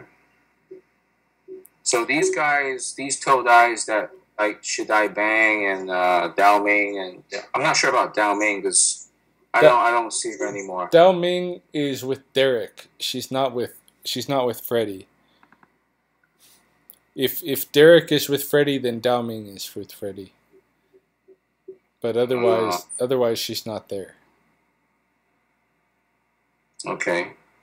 So when you say with, are you talking about in terms of training wise or something else? Yeah, I'm talking about training. She's not going to train with Freddie unless Derek's training with Freddie. Is there a specific reason for that? I think basically, I don't think that in her heart, she agrees with Freddie's perspectives on things. She's a very deep philosophical thinker, and she gets along with Derek very well, but she tolerates Freddie. Okay. Well, it seems to me like there's a whole lot of guys in the coon, but there's not a whole lot of females in the coon. Yeah. There's Jenny. Is it Jenny? No, not Jenny. What's that girl's name? I forgot. I know there's some women there, but there's rarely any most of the time. It's mostly the dudes there. Yeah, it's mostly men, and it's mainly an issue with jealousy. It's the Jenny's jealousy thing? Right. Gosh. Yeah. It puts a damper on the business. Are you kidding me? So you're telling me Jenny has an influence in the coons business? I'm serious, yeah. A big influence. If there's a woman there, Freddie will sometimes get new women students and hide it from Jenny, because if she knows about it, she'll put the kibosh on it. She'll want to be there when the woman's training because she's insecure. Well, it seems like both Freddie and Jenny have some mental issues. Yeah, big time. So Freddie is homophobic, which I hate because I hate homophobic people. And Jenny has some jealousy issues with her husband. Yeah, big time. With just talking to women, not even having sex, but just talking to women. Yeah, even having women clients. I know, they're just clients, right? Right. Wow, that is incredible. I mean, this is one incredible Lee family thing. Yeah, it's nuts. So one guy is basically driving, homos away because one guy is homophobic, and it's not only homos. It's anybody that wants to practice efficient martial arts. Because you have to practice all different ranges nowadays. I mean, it's just common knowledge now. It wasn't in the 80s, but today the martial arts scene has changed. Everybody knows if you don't know some ground game, you're fucked. Yeah. It's not Karate Kid days anymore. Well, it's just like any other discipline, any other profession that you go into. You do have to learn all the craft. Mm-hmm. Kind of be the what do you call that? Jack of all trades. Right. That kind of thing. Yeah. Well, I mean, this is just pretty sad. I mean, Jenny's jealousy mixed with Freddie's intense disbelief in kung fu ranges or fighting ranges, and this, I mean, like you said in one of your videos, if nothing changes, then FMK is going to fail. It is going to fail. In fact, he's very quickly making himself, I mean, I said this today, he's making himself the Milli Vanilli of the martial arts. He's just he's just a joke. Did you know that band in the late 1980s, Milli Vanilli, and they got caught? They never even actually sang their own songs. They had other people singing them, but they got caught in concert because their record skipped and skipped and skipped, and they were... Oh, they're lip syncing, eh? Yeah, they got caught lip syncing. These two guys that were the frontman of this band were totally bogus. They never sang any of their own songs. Oh, well, I mean, when you lip sync, eventually you're going to get caught. That's the way it is. Yeah, and this is the way I feel about Freddie, is he's getting caught being a fake martial artist. Man, I mean, seriously, I mean, you should put this, I mean, you should really explain your story. I mean, you never actually, you have a lot of videos, but you never actually spoke about how you actually helped him make $1,000 from his YouTube channel. Yeah, exactly. You should tell everybody that, and how he was the one who betrayed you, and how he booted you off because you had a male training partner, and he was fucking homophobic about it. Yeah. Yeah, and he told you to take the channel, take the videos off, and you wouldn't because you felt that it was going to be beneficial to the students of FMK. Am I right? That's exactly right. Yeah, and you can see it on my channel. You can see the lead up. You can see me going through this big fucking dilemma in my mind of, what's going on here? I want to engage in the grappling because it's a range that I know that I need because there's a gap in my martial art. But I've got this fucking homophobic thing that I'm dealing with. Okay, I'm gonna buy some grappling dummies. All right, I got used to that. I'm gonna grapple with women. Okay, I got used to that. I'm gonna seek out a male grappling partner. Oh, now I'm at a FMK. That's ridiculous. I know. That's stupid. So what? Yeah. I mean, I don't see a problem with you grappling with a guy as long as you're getting your training out of it. Yeah. Right? Right. That's fine. I mean, what's wrong with that? Yeah, exactly. But I mean, man, and Jenny's jealousy is just really, I mean, I don't get it. No, she turns the women right away. That has been a big problem with the women in FMK. There used to be some really good female students within FMK, some really dedicated students. There was a woman named Eileen. She was, she was involved in the whole Jackie Chan incident and stuff and all that. She was at the center of that. But she recruited a lot of her sorority sisters into FMK. Well, several of them. And at that time, like when I went to Chicago, it was like half male, half female. That's good. That's the way it should. Right. But yeah. after he kicked her out for confronting him, he basically like puffed his chest up at a kid, and she found that offensive. Yeah. She confronted him. He like screamed at her. I was online at the time with him, and I heard it all. It was ridiculous. She quit. Then all her sorority sisters left. And then, you know, her boyfriend left, and other guys that were kind of like watching left.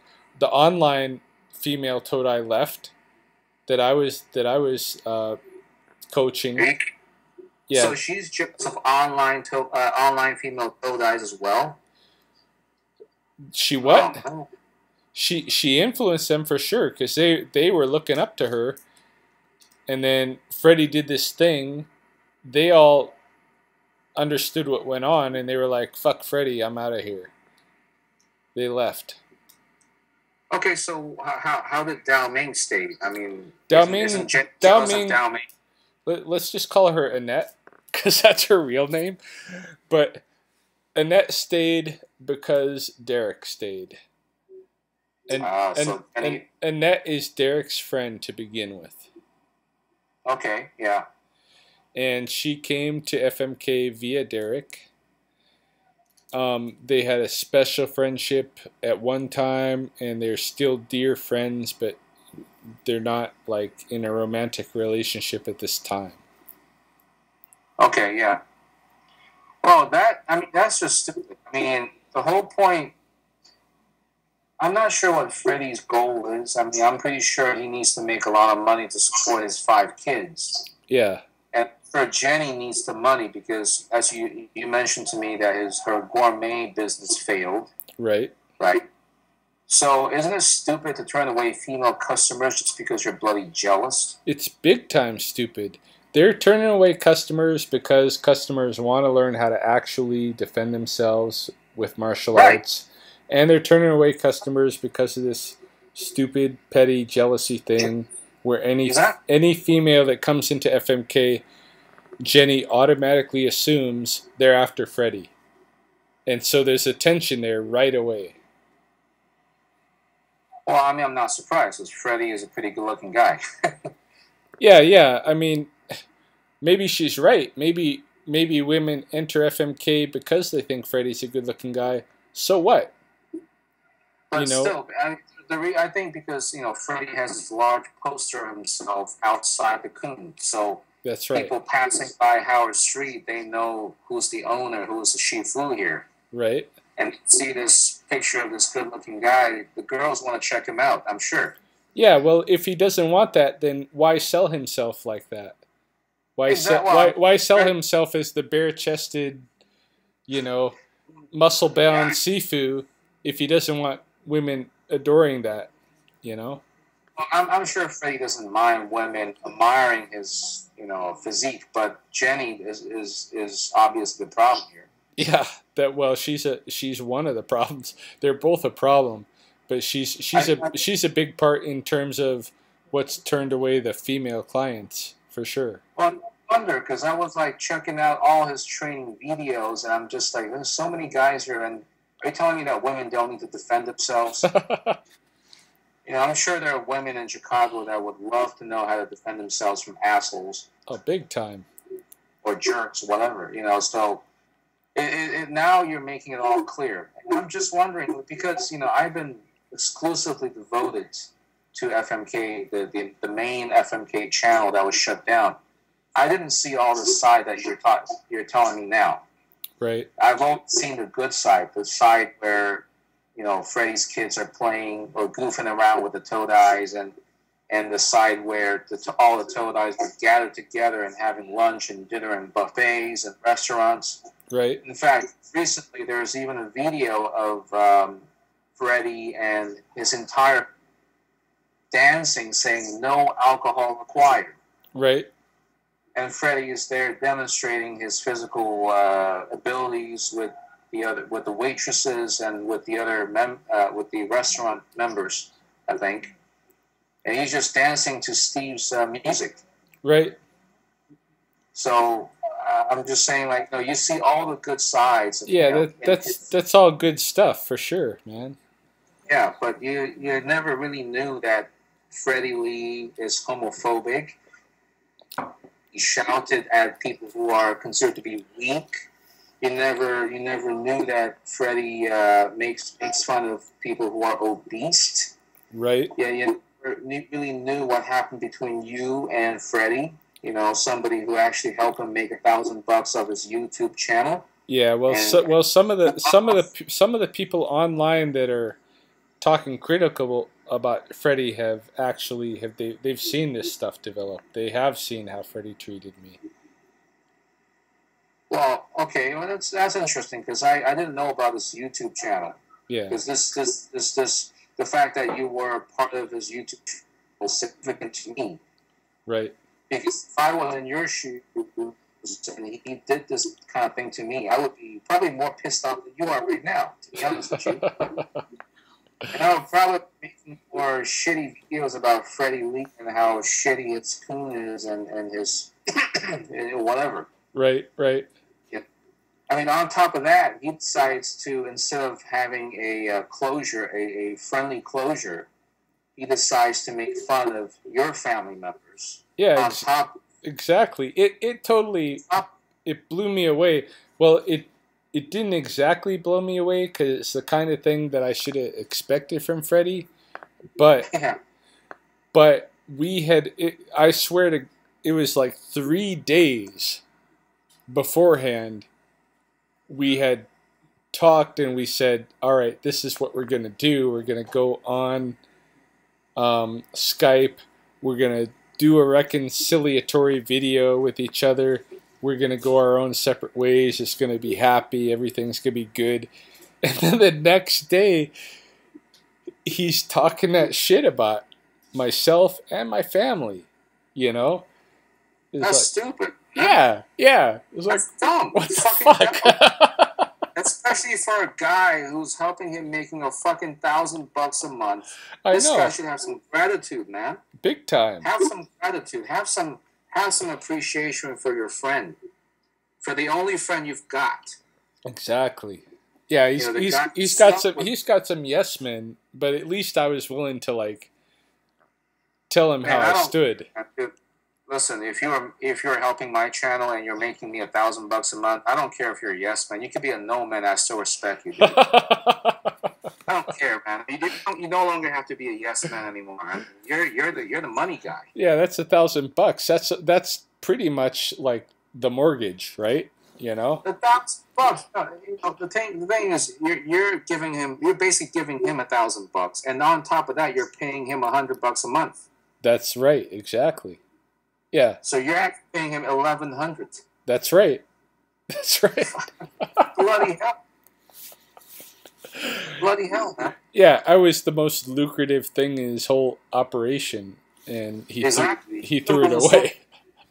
And he just took it away because he's this guy thinks. Well, I think what's going on in his mind is that, well, if I lose Ryan, I'll have Ryan number 2 coming up to me. Yeah, exactly. Well, he does have other guys. Like he's got this guy. He put out a fucking book like a year and a half ago. He didn't write a single sentence of that book. Yeah, but did it sell well? I mean, is it no, it didn't sell well. But it's a book. It's a publication, and I don't know. I mean, he's not a good salesman, or otherwise he would have been able to sell it. But so did he write this book, or did he ask somebody else to write it for him? He asked this other guy named Ben, who's from the UK, from England, to write it for him. How did he meet Ben? Ben just was another fan off of the YouTube channel. Okay, so he's plenty of fans. Yeah. And so this guy, Ben,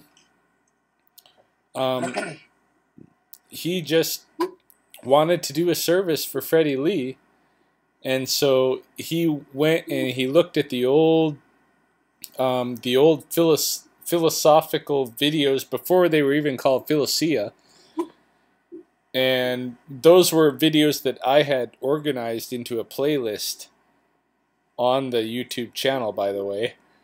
And he went, and looked at those and transcribed them and organized so many of them into some chapters and produced a book. Yeah, but I saw the comments now at Amazon.com. Yeah. And they're not very nice. No, they're not, and they shouldn't be nice. And Freddie asked me to go on there and make a review for him, and I never did because it's not his work. Yeah, thank God you didn't. Yeah. Or if you did, you should have put a negative, bad review or something like that, Yeah, but, I was with him at the time, so... Yeah, but on the other hand, I'm happy for you that the main channel got shut down because at least you got your revenge in a way. I did, but I don't know. Like, I'm not out for revenge, but at the same time, I want to call Freddie on what he is. Like, I want to be okay. Yeah, I'm Todai Ryan from FMK. This is what I experienced. Mm-hmm. Freddie's bogus. He's not a real martial artist. He's got such and such problems. He kicked me out for this reason. I made him this, money. He talks shit about me. And the things that he said about other martial artists and other martial arts that I bit my tongue about before because I was in that position where we had an agreement where I wasn't going to critique his expression and he wasn't going to critique mine. Well, now we're not in that agreement anymore. And so now I can, if I hear that shit from him, I can call him on it. Well, what bothers me is the fact that he picked the weak to abuse and to take advantage of. That's what he does, and in fact, to tell because you, the thing is, as a martial artist, you shouldn't do that. You should be training the weak, not abusing the weak. Right? I'll tell you this. I'll tell you the truth, Steve. I think he beats the shit out of his kids. Are you serious? Yeah. He beats the shit out of his kids? I think they're only 5 years old, like 4 or 5. Yeah, I think he does, and I think he does as a tool for his ego. Oh, that's fucked up, man. Now you tell me that kind of thing. I got no respect for this guy now. Yeah. I mean, fucked up. Yeah. He's in America and he beats his kids. Yeah, well, that shit happens in Asia, man. Exactly, and he's been on his YouTube channel, the ones that have been shut down. Maybe or maybe not you got to see those videos, but he was on there advocating beat the shit out of your kids. Was that no-show quote again? This is just Freddy Lee. This is the way he grew up. He grew up, he got the shit beat out of him. That's part of his culture. You should beat the shit out of your children, then they'll have humility and this kind of thing. He doesn't have a fucking cent of humility, but I bet he beats up his kids. So you're saying Qigong used to beat Freddy Lee? According to Freddie. I think Freddie exaggerates it. You know, I've been around Wayne. Wayne's a good guy. Who's Wayne? Oh, you mean Qigong? Yeah. Okay, yeah. Yeah, He's Wayne. from Hong Kong. I'm closer with him than I am with Freddie, actually. Right. But Wayne is from Hong Kong, right? Original? Right. So he immigrated to America, and Freddie is first generation American. That's right. Yeah. Yeah. I mean, that's stupid, you know. Here's the thing, like, he made a video about, and he made a lot of contradictions in his videos. He said, one time he said that, I'm American, I'm not Chinese, I'm not Japanese, I'm not that. And then on the next video he says, I'm Chinese. Yeah. And I learned fully Chinese Kung Fu, blah, blah, blah. Right. So what are you? Are you Chinese or not? You know? Does he speak Chinese, Freddie? Does he speak Mandarin? No, he doesn't know shit about being Chinese. Well, that's my point. His idea about being Chinese, when I went to Chicago, the big, you know, for Freddie, the big introductory to the Chinese culture was, let's go to Chinatown and spend some bucks at the trinket shops. What's trinket shop? All the shit that you see hanging on his walls in his kun is all stuff that's bought off of these little stores in Chinatown in Chicago. They're not really from China, are they? No. We went over there and we would like spar in the courtyard of Chinatown just to put on a little show. And then, you know, we look at they have this like the zodiac signs there. Freddie's really big into that, so we'd go look at our zodiacs. And then we go shopping at the trinket shops. I didn't want to buy anything, and he thought it was weird that I didn't want to buy any fucking junk trinket crap at the Chinatown. But yeah, that's where he gets all the stuff for his kun, all the like decorative stuff. He doesn't even know what it means. When I was there, my wife and I, Wayne gave us these two placards, and they actually match. If you see Freddie's main training area in his videos, you'll notice these two panels on the back wall by the back door with Chinese lettering, one on either side of the door, and the one speaks to prosperity, like that everybody will have good prosperity that comes through there.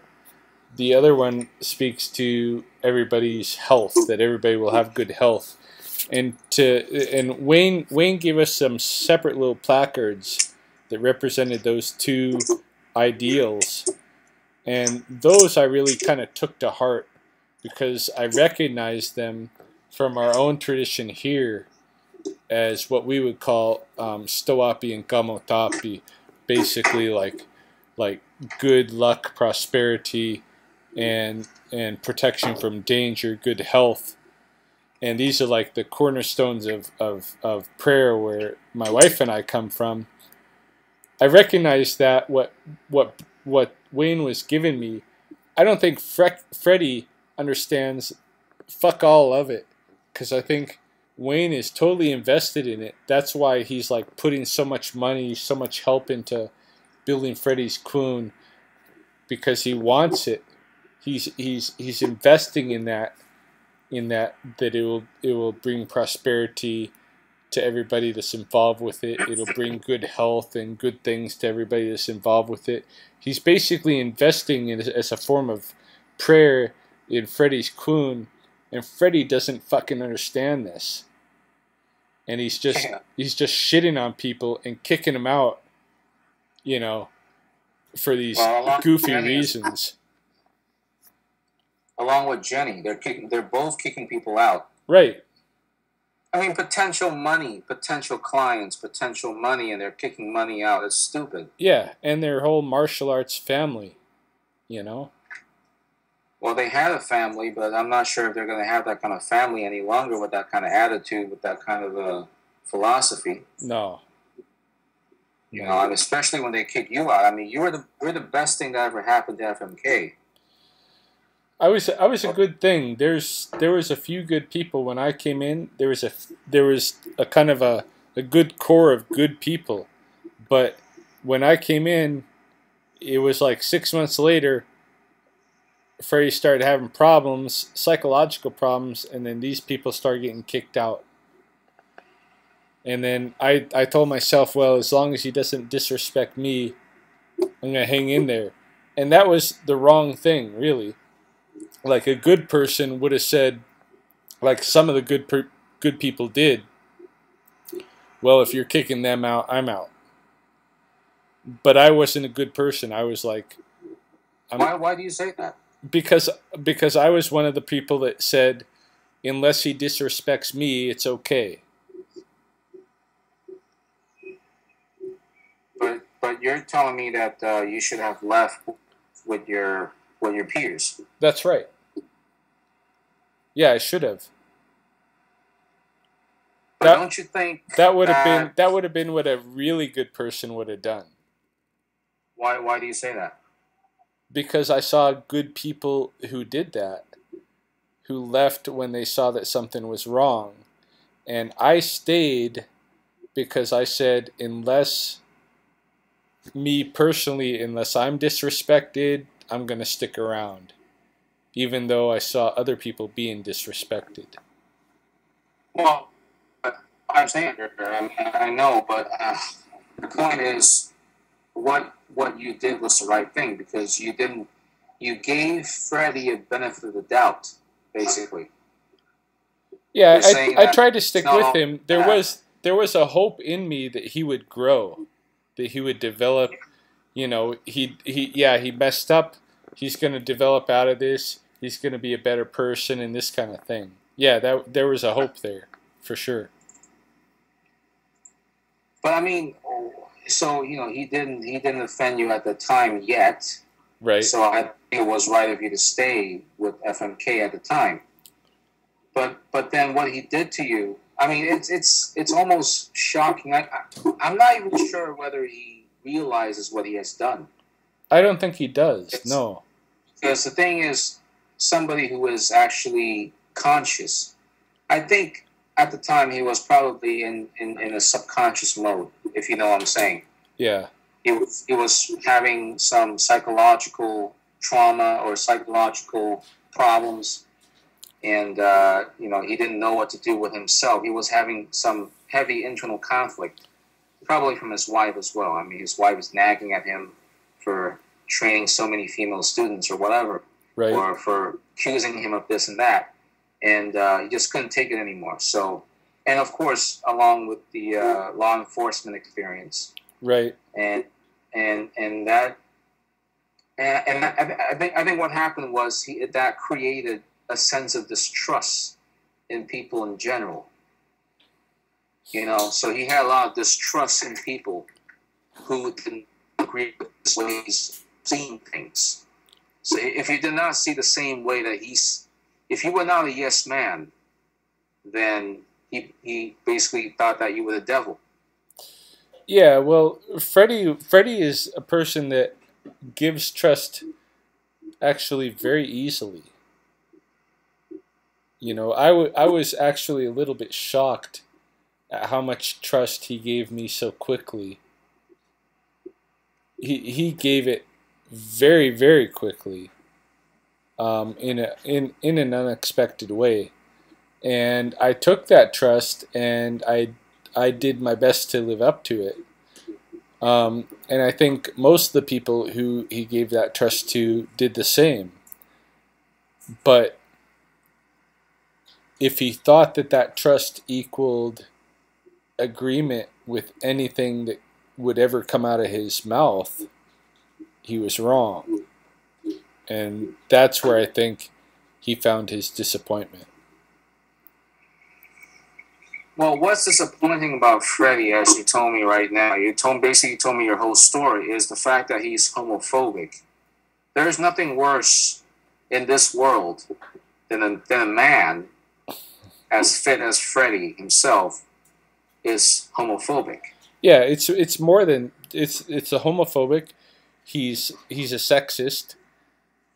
He has a problem with people that are not as in shape as he is. Well, that's just discrimination, isn't it? Yeah, it's totally discrimination. And at core he's a racist. He doesn't want to admit it, but at core he's a racist. And I think he actually it's a sad thing, but I think, well, for sure, Japanese people. Japanese people? So he hates Japanese people. Absolutely, because the movies have told him to. Well, I don't know about that. I mean, I don't know much about Japanese culture, but I mean, the one thing that bothered me about Freddie is the fact that he's homophobic. Because I told you that the way I dress is, not typically masculine. Right. Because I hate masculine stuff. Because to be honest with you, I associate masculinity as violence. Yeah, it is. As jerkiness, as being an asshole. If you're a guy and you're being too masculine, I associate you as an asshole. Right. And I don't like to be associated with assholes. So when I make friends, when I choose a friend, whether it's a male or female friend, if it's a male friend, I like to have somebody who is a bit more calm, more feminine like. Right. Because then I know that this guy is trustworthy, then I could, this guy won't cause any problems. But if he is macho and he's like Freddy Lee, who shouts and makes fun of the weaklings and is homophobic, that tells me that this guy is an asshole himself, basically. Right. And has no respect for training weakness. I think that a real respectable martial artist should embrace the weak, encourage the weak to become more in shape. That's the whole point, right? Not degrading the weak and saying, you'll never amount to me. You'll never amount to my shape. Look at me, I'm sexy, and you're just a fat slob, That's basically the message he's trying to get across. Yeah, that's what he's doing. He's saying, look, I can do these planche push-ups. I can do these L holds, and then I can turn my body, and I can do these handstand things. And you're just a fat fuck. Yeah. I mean, on one hand, it's okay to show off your physical power, your physical strength. It's okay. I mean, to demonstrate that to people and say, wow, you're really good. You can go from an L hold to a plank to a handstand and do handstand push-ups and go all the way back again to an L hold. That's great. It's beautiful if you're not using it as a tool to put other people down. Yeah. Exactly. But when you're putting people down as a result of it, then you're just an idiot. Yeah. You're up to no good. You're not encouraging others to be like you. You're just putting ego on top of yourself. And you're saying, well, I'm better than you because I can do all this strength training. I could kill all these 4 dummies. He uses wooden dummies or something like that. Or he used these, what do you call these, macho dolls? What is it? I don't know. He's got the Bob trainers. Man bobs. Yeah, the bobs. He says, there's this funny, there's one video where he says, I can take down 4 bullies. And I actually thought there's actually 4 real bullies. When I actually saw the video, it was actually 4 man bobs. I'm like, what the hell? Because I thought there would be like 4 Todais trying to take him down, and he would beat the heck out of these guys. But no. This guy's actually using 2 sticks. Just kind of beating these man bobs like a little kid. Right. I thought you must be joking, right? Yeah, it's no joke. That's Freddy Lee. But there was one video in which she was taken down by two toe guys. Right. There was like a video entitled "Two Gangsters, Two Bullies Taking Sifu Freddy Lee Down," and indeed they took him down. Yeah, I never saw that. But anytime he got into more than one opponent, it was always a takedown. And even with one opponent, when it devolved from actual what he calls safe sparring into physical contact, there was takedown, and then there was a problem. I just think that he needs to wake up to reality and realizes that 4-man box does not equal 4 bullies. That's right.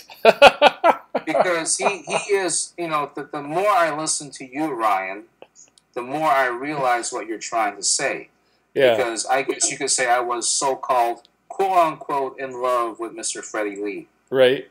Was under hypnosis, basically. Yeah, so was I at one time, man. So don't feel bad about it. Well, I kind of did feel bad for calling you names, so I'm sorry about that. No, but I mean, you know, now that I think about it, now that I've heard your side of the story, and the fact that Freddie won't even answer my call on Skype to talk about it, I don't think he's going to talk about the story anyways, because I added him on YouTube. I mean, sorry, on Skype, and I to be honest, I didn't have the audacity to call him because I was kind of afraid of him, you know. Oh yeah, he's just a person. Don't worry about it. He looks quite mean in his videos, and he has a stern manner. He has a stern-looking face. Looks like he's about to beat the crap out of me or something like that.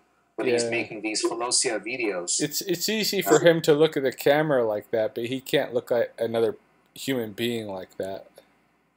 Really? Why? I don't know. That's a good question. Why is it that he turns on this other persona in front of the camera? You know? Yeah. Why can't he tell me what he wants to tell me to my face instead of making a video about it? You know? It's a good question. You know, the funny thing is, before I spoke to you about this thing, I've always thought this guy is powerful because, you know, he's packed. This man, I mean, his arm is as strong as a rock. Right. I mean, if he could do L-shaped holds and go to a smooth transition to a handstand and back, I mean, you've got to be as strong as a rock to do that. And granted, okay, he's only 165. I mean, he's not a very tall guy. At the same time, he's 5'5", right? Yeah. He's got a stature and a weight that really assists with some of that stuff for sure. Yeah, so I'm thinking that this guy probably way too much for him to do that easily. But most guys are much bigger than him. You know, 6'4", 6'2", whatever. And I don't think 6'2" guys can do that as easily as Freddy Lee, I suppose. No, so not at all. He weighs about 140 and below. He, you know, depending on his cardio, what he's doing at the time, he'll delve below that. But his average weight is about 140. Yeah, so I figure he's light enough to do that, anyways. Right. But I mean, you know, just looking at the video, it's mind blowing. You don't think about those things, and you're just in awe. Like, wow, this guy could beat the crap out of me. So I'm just thinking, like, why would he need a gun? I mean, he could beat anybody, right? That's what I thought. Yeah, he can't beat anybody. That's the thing. I mean, he is fast, he is muscular, he is all of these things, but his actual fighting ability is, I don't know, I consider his combatives to be his weakest point. So, yeah. I mean, I can see, I mean, I felt the same way. I was really in awe of him for so long. I think that the best that someone can get from Freddy Lee, if you want to take something that's beneficial from him, take his stretching routine, adopt his daily training. I mean, he trains every day, and he does a well-rounded training where he does a little bit of martial arts, he does a little bit of fitness, he does a little bit of stretching. It's about a 2-hour a day training that he does. And if you do that every day, man, you're going to be a healthy guy. That's a good thing. So that's what I think is the benefit of him. If you're looking for Freddie Lee for any kind of like philosophical insight into the nature of how to be a good person in life, you're barking up the wrong tree. But that's for sure. Especially when it's homophobia. Hell no. Yeah, exactly. Absolutely not, man. I don't buy that homophobia BS because, you know, I accept people who are. I mean, I'm totally for gay marriage. I mean, gay marriage is now legal in America in some states. I think. Right. In New York, especially. Right. Because you know, I lived in New York, and I used to train in New York, but I don't train anymore. And it just sickens me that every day there's always somebody bashing guys who deviate from so-called gender roles. Right. And to hear Freddie, you know, just bashing you just because you're practicing with a male partner, you know, to strengthen up, to train. Right. You know, and the fact that he told you to take it down because this guy is a homophobic idiot is to me is just unacceptable. Yeah. Especially when you are bringing in the money. You're basically the guy who brings in $1,000 a month. That's right. You know, I don't think when you FMK, I don't think any is bringing much money to FMK, is it? I mean, you're the guy with the most money, right? I'm the guy that's bringing in all of the online money. I mean, he's getting some tuition from his other students and stuff, but you know, I'm the easy money. I'm the guy that's bringing it in, right. The reliable. You're the guy that brings in the money while he sleeps, and that's right. There's nothing.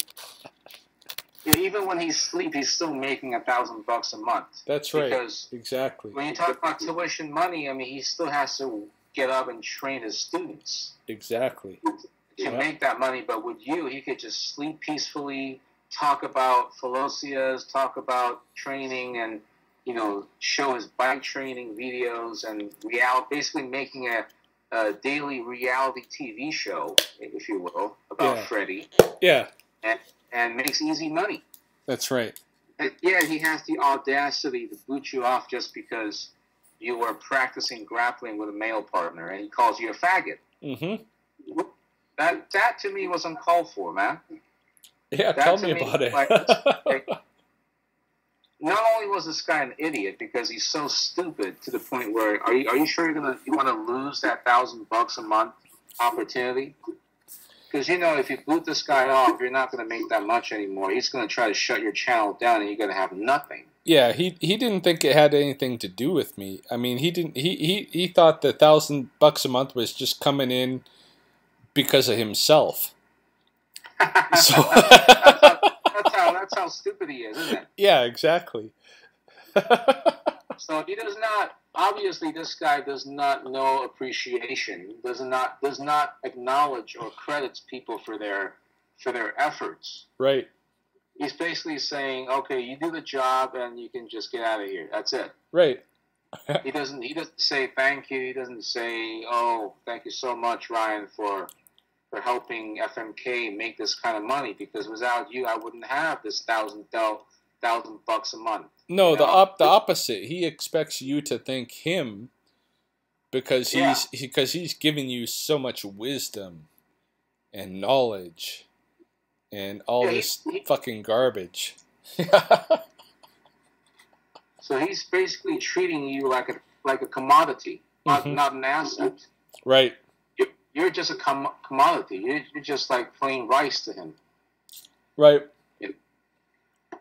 And when he's done with you, he thinks that, well, if Ryan's gone, doesn't matter. I'll have another Ryan helping me write my books. I'll have another Ryan running my second school or whatever. Yeah, exactly. He thinks this guy is full of opportunity because this guy is so goddamn capable of whatever.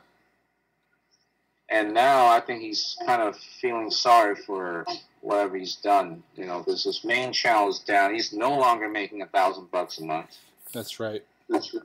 So I mean, I guess what they say: what comes around goes around. Karma truly does exist. Yeah, no, he lost his main channel, he lost his secondary channel, then he lost the third channel that he put up, most recently. Like this Jet Li. yeah. Now he's on this fucking Jet Li trip. It's not gonna last, but I mean, even as it is, I have never contributed at all to taking his channels down, to any kind of like action that contributed to that. That's all just feedback from the YouTube community who sees the kind of guy that Freddie is. It's funny. I remember there's another video where he had an interview with a radio station. I'm not sure if you know this. Probably. He was talking to a black DJ, a black radio host. Yeah, I know it. I think I'm not sure exactly what they were talking about. I totally forgot the topic. But at the end of the radio show, Freddie was thinking that the host was accusing him of racism. Right. He was like, "Well, say what you want to say, Freddie. Come on now, say what you want to say." Right. And then Freddie says, "Are you accusing me of being racist?"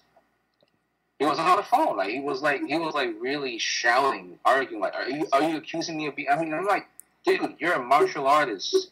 You sound like a gangster. Right. That was one thing that was shocking to me, and I said, oh, okay, you know what? Everybody has their bad days, and I mean, I'll tell you what. The first time ever I discovered Freddy Lee was when I was reading this news about this Vietnamese girl who was murdered at a disco club in Texas. So she was out in a disco club, nightclub, or something like that, and she photo bombed a group of teenagers. Mm. And soon after that, she was kicked in the head by 5 different people, like two guys and 3 girls was kicking her head. And so they kept kicking her, and then she died on the way to the hospital because she had this brain hemorrhage. Yeah, it's wicked. And so it got in the news, and I read about the news, and I Googled it. I Googled her name because I was interested in seeing what her life was like. Because she was only 21 years old, and she died. So that was tragic. And guess what? Freddie was the one talking about her. Really? Yeah. So I was like, okay. So I was, and his YouTube video showed up on the search list. Right. I said, huh. So what does he have to say about this Vietnamese girl who just died? And then he said that, oh well, be careful out there. He was advocating no alcohol, no cigarettes, no smoking, no nothing. Right. I will not tolerate alcohol in my school. That's what he says. Right. And he says, if you don't want trouble, if you don't want to fight with people, don't go to nightclubs. Look what happened to this girl. She went to a nightclub and got herself killed. If you don't want to get yourself killed, don't go to nightclubs. Don't smoke. Don't drink. Don't drink and drive. Blah, blah, blah, blah, blah. And right. That's when I said, you know what, Freddie, you got a point, man. You got a real point. Yeah, it makes sense. I got interested. So, I was subscribing to his channels. I subscribed to his channel, and I started watching all his videos. And it turns out that he's actually a martial artist. That's when I realized, okay, so this guy is hardcore kung fu. And I didn't realize, because I thought he had maybe a few hundred videos, but it didn't I just kept scrolling all the way down, and I realized he had like over 10,000. I'm like, wow, is this guy crazy? 10,000 videos dating back to 6 years, 7 years ago. Right. And I watched it. Like, I sorted out from oldest to the newest, and the oldest video was him in the basement where he was fighting Davin James, or sparring with Davin James. Right. His old buddy from, as you said, Purdue University, right? Because that's where he went. Yeah, exactly. To school. So, Purdue University, and he's got, man, tons of Felocias. And I really wanted to watch them all because it was so interesting to see what he had to say about everything from every topic. And it's just such a pity that his main channel got shut down because I missed the opportunity to turn those things into audiobooks. To actually listen to all of them. Right. But it was also a good thing that the channel got shut down because of what you told me, that he basically did not appreciate your efforts, and he basically did not appreciate the fact that he was making $1,000 a month blindly. Yeah. You know? Yeah. I mean, who wouldn't want that kind of money? Come on. I know. It's beautiful. $1,000 a month. Jesus Christ. Yeah, if you could just sit there and make a couple of videos of yourself for while you're training every day, and you get $1,000 a month. Make a couple of 10-minute thought videos about what you think about this or that, and jeez, I would love to do that. whatever the fuck you want to say off the top of your head, and you're making $1,000 a month. My God, man. My God, exactly. I would love to do that. I would love to just talk about whatever is on my mind and make 1,000. In fact, heck, I'll even make $500 a month. Right. I don't care about 1,000, man. If I could just make $500, I'd be more than happy. Yeah. Well, this share my views. This is where the sociological question comes into play for me. Like, why is it that Freddy Lee is able to make that much money off of his videos? Like, why is it that he attracts so many subscribers? I mean, there are some really good points to Freddie, like you were talking about. Yeah. Here's a guy who advocates health. He advocates don't smoke, don't drink, eat good food, live frugally. All these things. I don't know if he follows all of them. Certainly not good food and live frugally, but he follows don't smoke, don't drink. But he's an advocate. He's an advocate for good health. That's awesome. He's an advocate for, and he does it. He's an example of daily training and how it pays off. But at the same time, there's a lot of guys out there doing that stuff. Why is Freddy Lee so popular? Yeah, that got me thinking. Like, why is it? I'm just wondering. Like, why am I so addicted to FMK's channel? In the first place. Right. I can't even answer that question myself. I don't even know who I am. Yeah, when he kicked me out, I started to really kind of like self-search and all that kind of thing. And yeah. One of the things that I came to terms with was I think that I was really attracted to the image of Freddy Lee. Okay, so what do you mean by that? I mean, I think that his image matched what I thought a martial artist should look like. Yeah. I've been in the martial arts all my life, but I think, what he embodied, this shirtless but muscle-bound Chinese guy who's able to do these incredible physical feats. I think he embodied what I thought a real martial artist should be in a comic book kind of a way, really. But that just coming to grips with the reality, I think that was a big part of the attraction. And it didn't hurt, of course, that he was saying some things that made sense, and other things, I could recognize, even listening to his videos, to his philosophical videos that made sense, that he wasn't like really a deeply intelligent thinker, but he had some good things that he was living by, and he was an idealist, and that was a big part of what I was supporting. It was his kind of crazy idealism, because I can relate to being a crazy idealist, and certainly in Freddie I can see that he has lived in a way that, it's not like he just come out of the blue and just because I'm, Chinese, I can be a martial artist. But he's actually lived it enough years that he's built his body to represent that, but in a movie kind of a way, right? Yeah.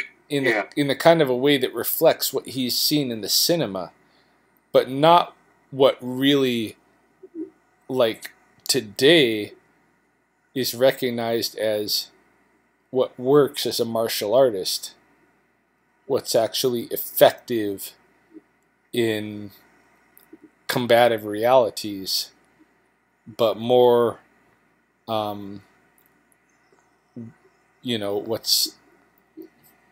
what's flamboyantly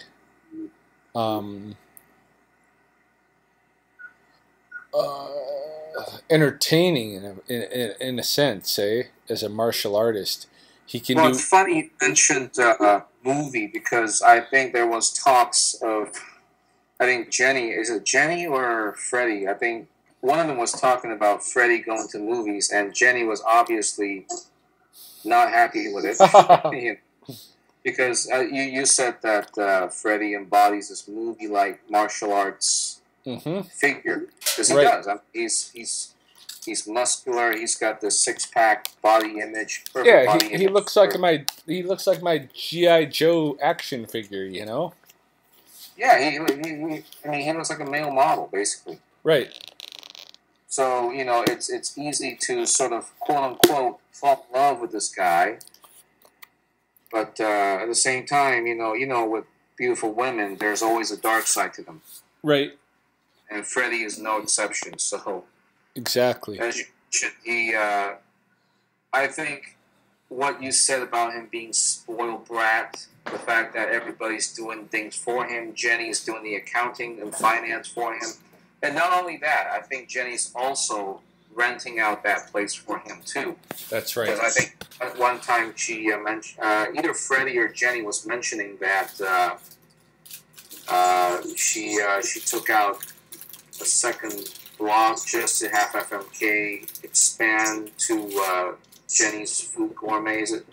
But then you said the gourmet business failed, so that's a different story then. But yeah, anyways, but it was two sides of one building that they were kind of sharing before. But yeah, once her side went down, the restaurant turned into more of that. That turned into the weight training area of FMK. Yeah. And my favorite aspect of Freddie's main channel was his conversations on Skype, because I remember I watched this very entertaining conversation between him and Derek, because Derek was on a 6-week hiatus. He was traveling all over the world. He was traveling to Los Angeles, Texas, Croatia, and all these places, and they were exchanging Skype video conference calls. Right.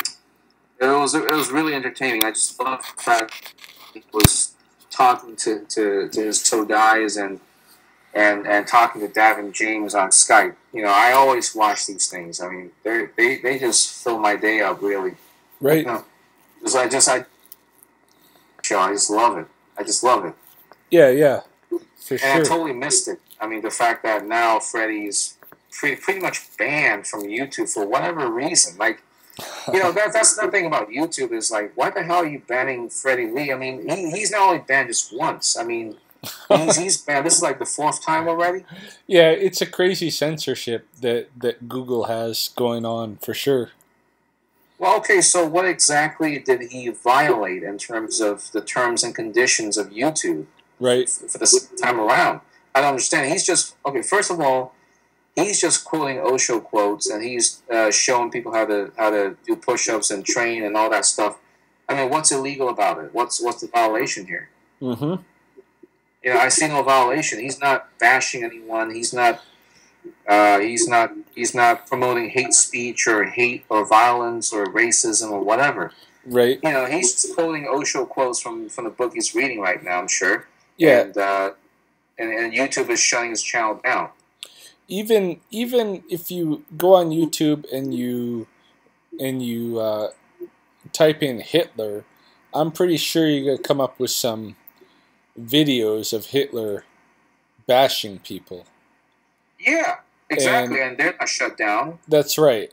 Yeah. So what's up with Freddie then? Yeah, I've never agreed with the censorship of Freddie's pages. Yeah. I think a guy deserves to hang himself.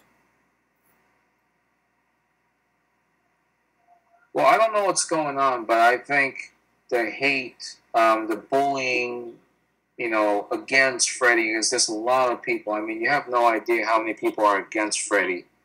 Yeah. I kind of feel bad for him because of this. I have an idea how many people are against Freddie because I used to moderate his main channel. So I know how many people were banned from his channel and who ended up hating him as a you know, in retribution, I guess. I mean, there were people, and I tried to resist this.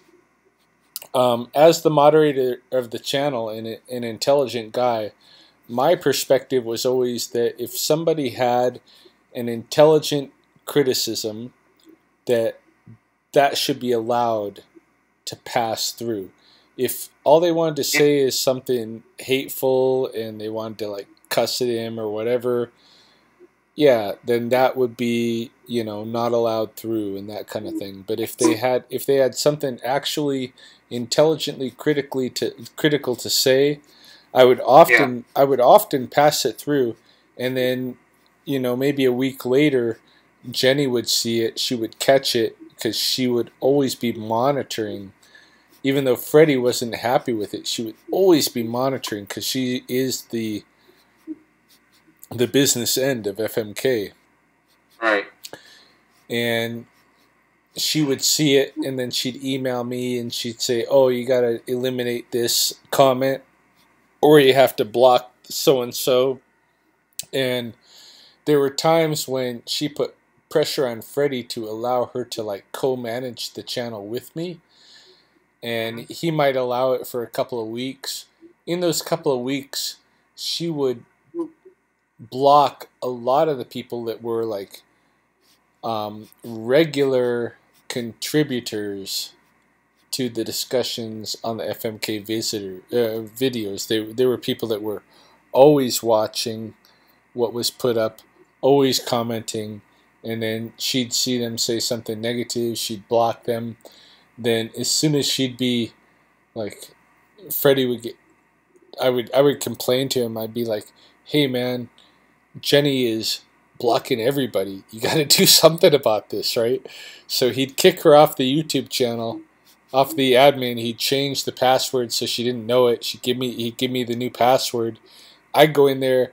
I'd unblock a bunch of the people that she had blocked.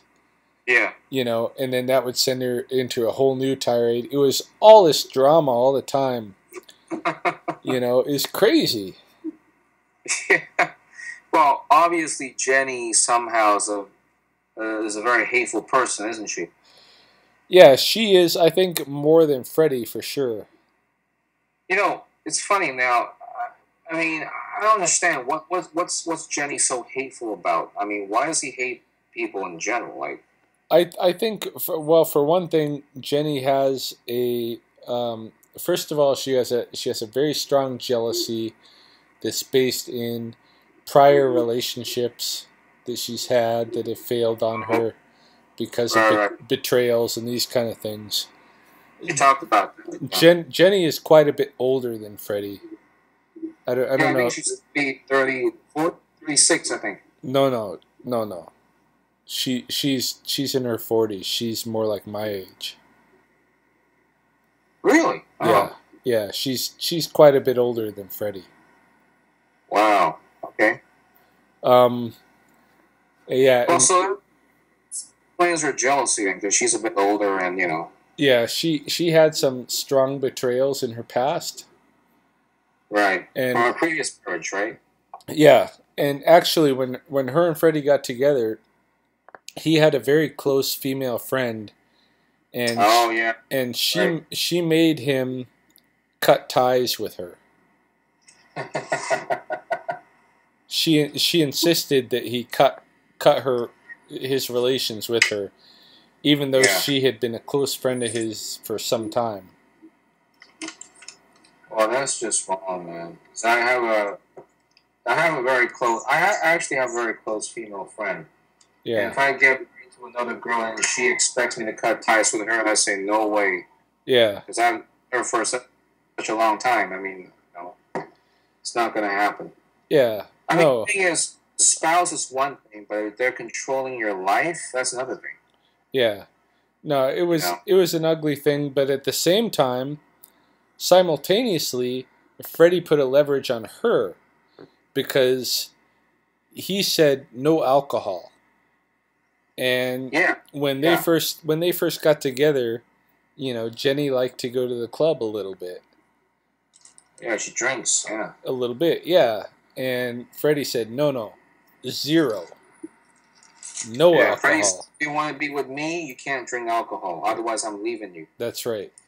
Exactly. That's what he said. So. Yeah, exactly. So they both put this weird, like, psychological levers on each other to be Yeah.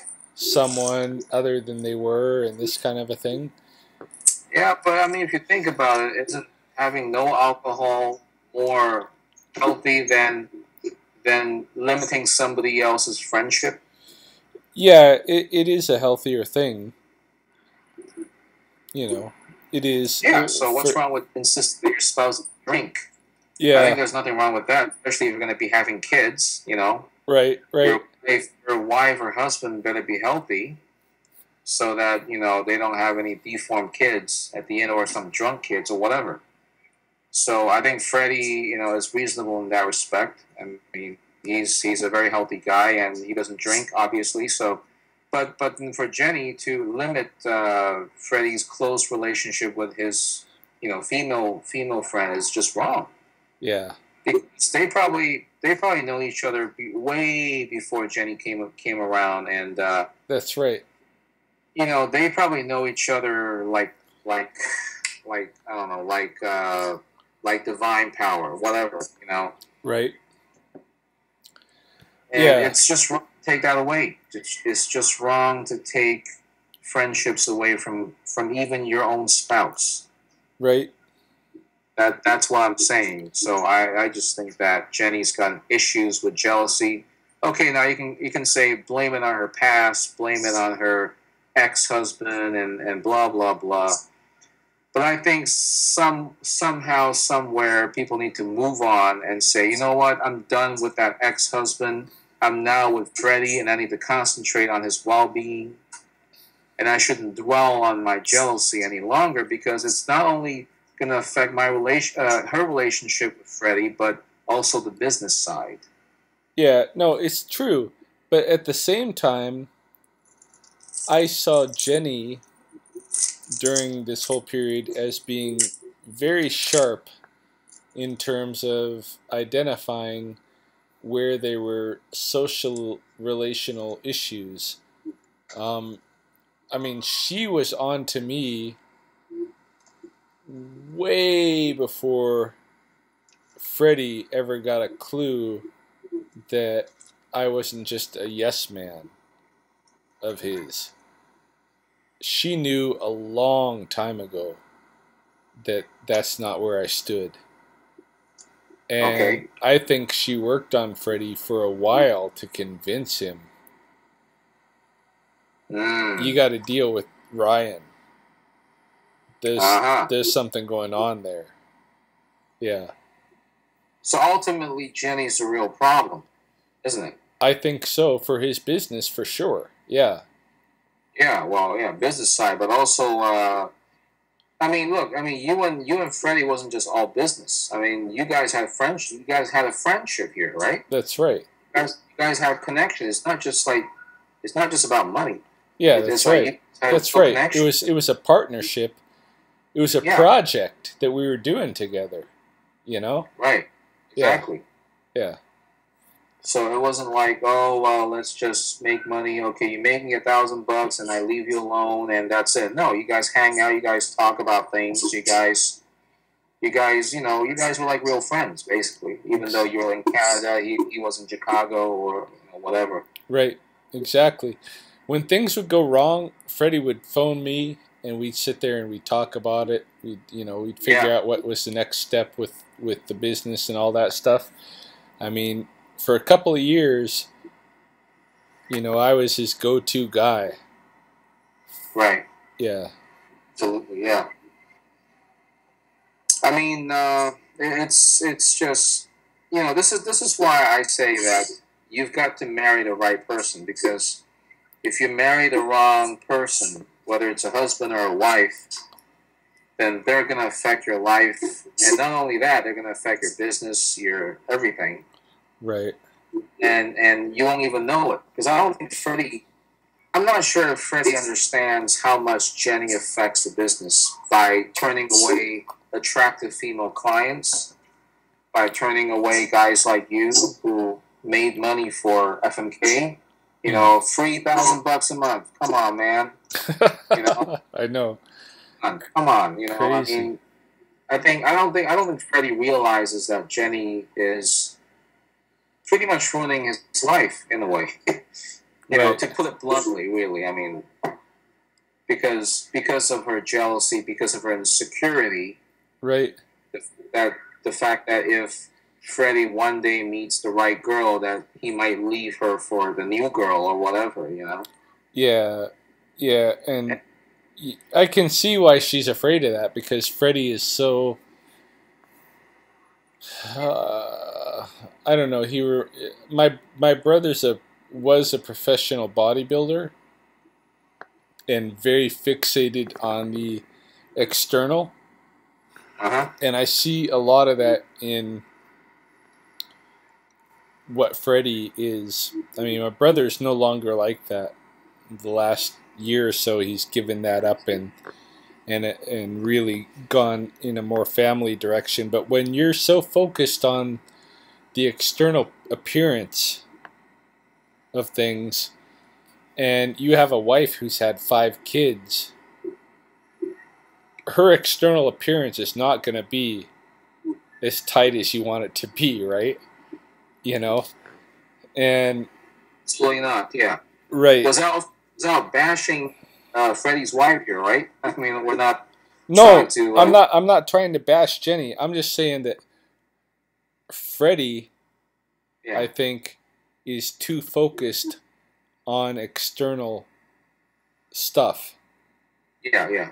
Rather than internal, and so that probably, adds to Jenny's paranoia, which was already there from prior relationships, right? Where she's already insecure. Now she's more insecure because, she's got a little, her body's been changed by having so many babies, right? And absolutely. Yeah, and then you have Freddie here calling people obese and this kind of a thing. what is, you know? That's just wrong, man. Calling people obese and just been, I mean, and just trying to put them down and all that, man. This guy's got, as you said, ego issues. I mean, he's so fixated on his physical attractiveness. Yeah, he's standing in the mirror, flexing his muscles and all this crap, you know? And that's the problem, with people like that. They forget who they are inside. Right. They forget who they really are. And so instead of concentrating on the inside, they really focus on their outside, and they feel that, well, if I'm good looking on the outside, then people will tolerate me. And they do. That's the problem. Like with Freddie, it's his external looks that attracts people. That's my thesis at this point. But what do you mean attracts people? You mean in terms of business or in terms of personal reasons?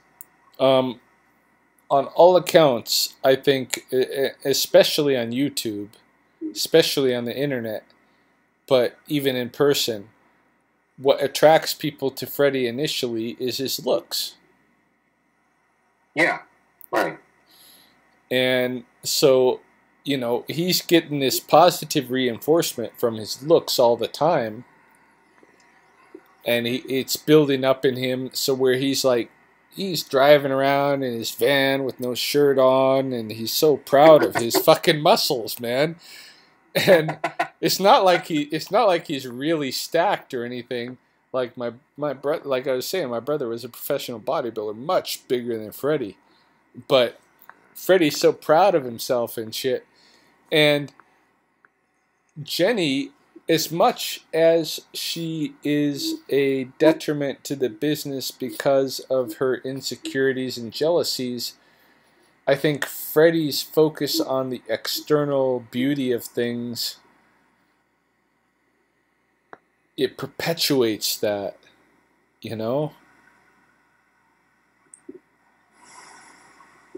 It just adds to Jenny's fuel because it makes her more paranoid because she knows her husband is so focused on the external.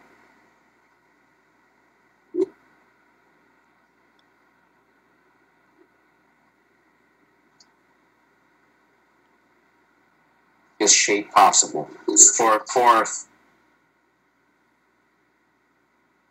female for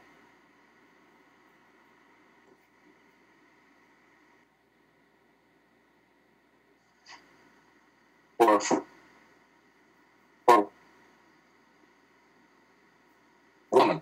Yeah. Yes.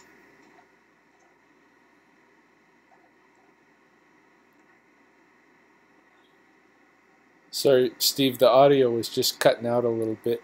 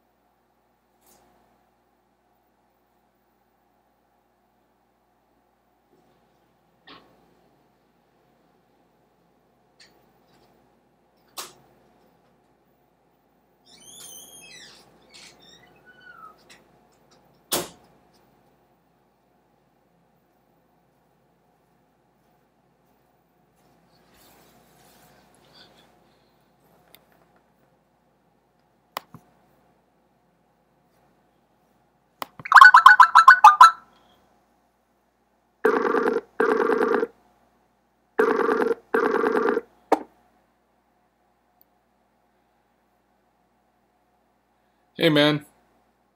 Yeah, you there? Yeah, lost the call there. So there's a connection on your side? Could be. Yeah, Okay. it definitely could be. I got a kind of a glitchy modem. Oh, okay. So, because I thought it was on my side, because I was checking my network connection. Yeah, I'm not sure. I just kind of like gave it a couple of minutes and then tried it again. It's working out, so.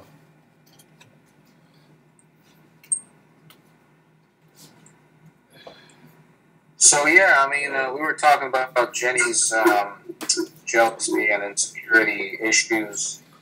Yeah, and I think they're kind of. I mean, they were there beforehand. I think there's something that she came into the relationship with, but I think they are perpetuated by Freddie's focus on external beauty. You know.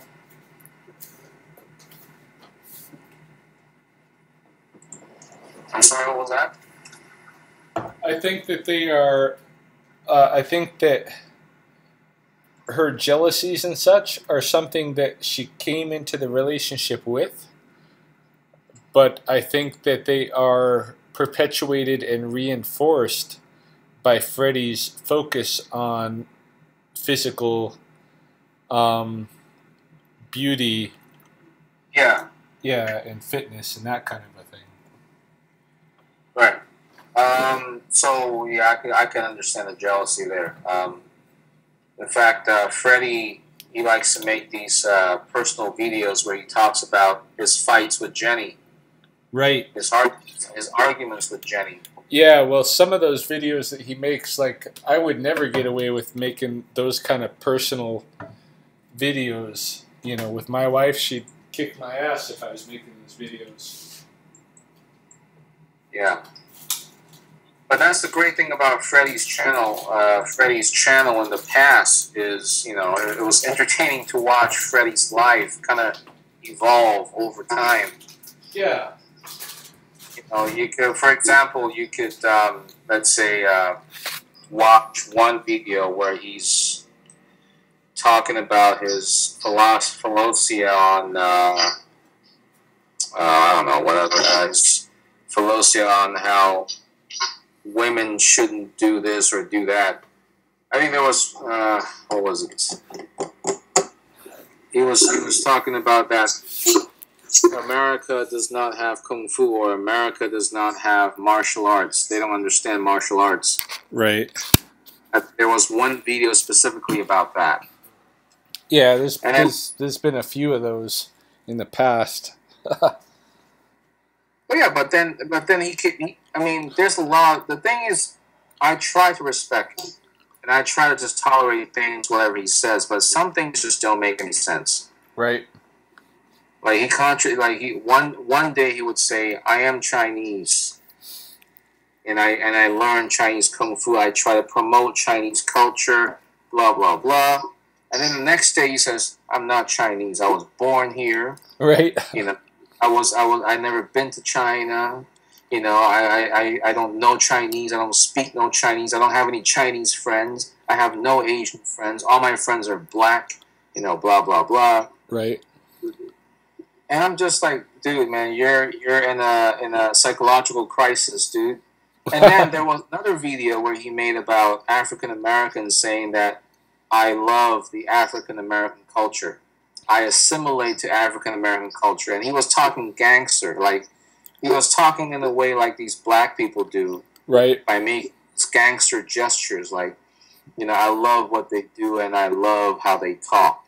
Right. Because it's very cool how they talk. I listen to Jay-Z, I listen to gangster rap, blah, blah, blah, blah, blah. I'm like, Freddie, you've got to be yourself. Yeah. You know? He's obviously...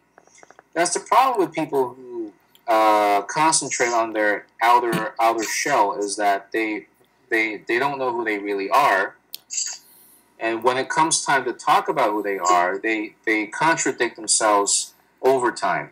If you look at his videos 2 months ago, it's the same thing. You know, this guy hasn't changed a bit, and and you take a look at the video 2 months after, he's contradicting again. So, that's where I kind of question myself, like, is he like somebody I should truly follow? Because I used to do his exercises every day and all, and I really want to respect him as a true martial artist. And in fact, I even thought about joining his school. Yeah. But I see that there's, he's got some personal mental issues, and I don't think he's a stable guy, to be honest. Because I feel like if I talk to this guy, he might just start shouting at me because there's something he doesn't like. Perhaps maybe I'm dressed too femininely, or perhaps I don't talk as masculine as I should talk. Yeah. No, he won't. He won't start shouting at you because you are male. Doesn't matter. I mean, I'm a male, but yeah, it's Jesus Christ. That's sexist. It is sexist, but that's Freddy Lee. I mean, the only people that he will really directly talk down to are female and children. He might talk down about you in a roundabout, kind of passive aggressive way on a video, but he won't do it to you directly.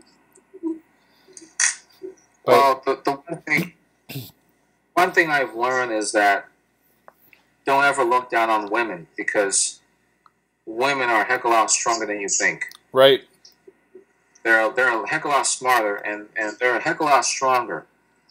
In fact, if you're a naive man like Freddie, you will have no idea what women can do to you as a man. Right. You would have. I don't care how many relationships you've been. If you talk down to a woman like that, and you discriminate her just because she's a woman, you will soon realize that they have infinite powers that you can only dream about, and they will come back and haunt you later on that you will totally regret, and you will beg down to your knees for them to stop torturing you. Yeah.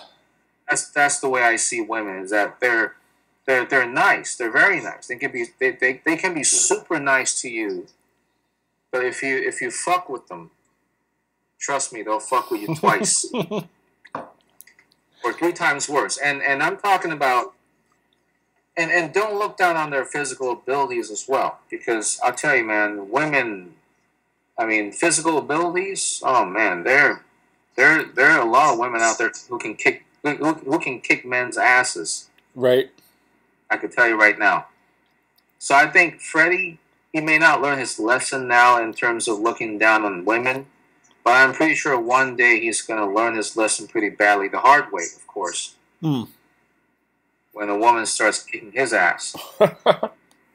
And maybe he won't be shouting at women and children anymore. Right. I don't know about Jenny. I mean, Jenny seems like I don't know. I don't know too much about Jenny. I don't know whether he shouts. I think he shouts at Jenny, but yeah, he does shout at Jenny, but they're both a little bit imbalanced for sure. Yeah, I'm sure it's imbalanced. I'm sure Jenny probably lets him talk and whatever, Mm-hmm. But I mean, if what I hear is right, and Freddie is homophobic, I'm telling you, one day he's gonna get it. Yeah. He's gonna regret the fact that he's a homophobic. He's gonna regret the fact that he is sexist, that he treats women like this.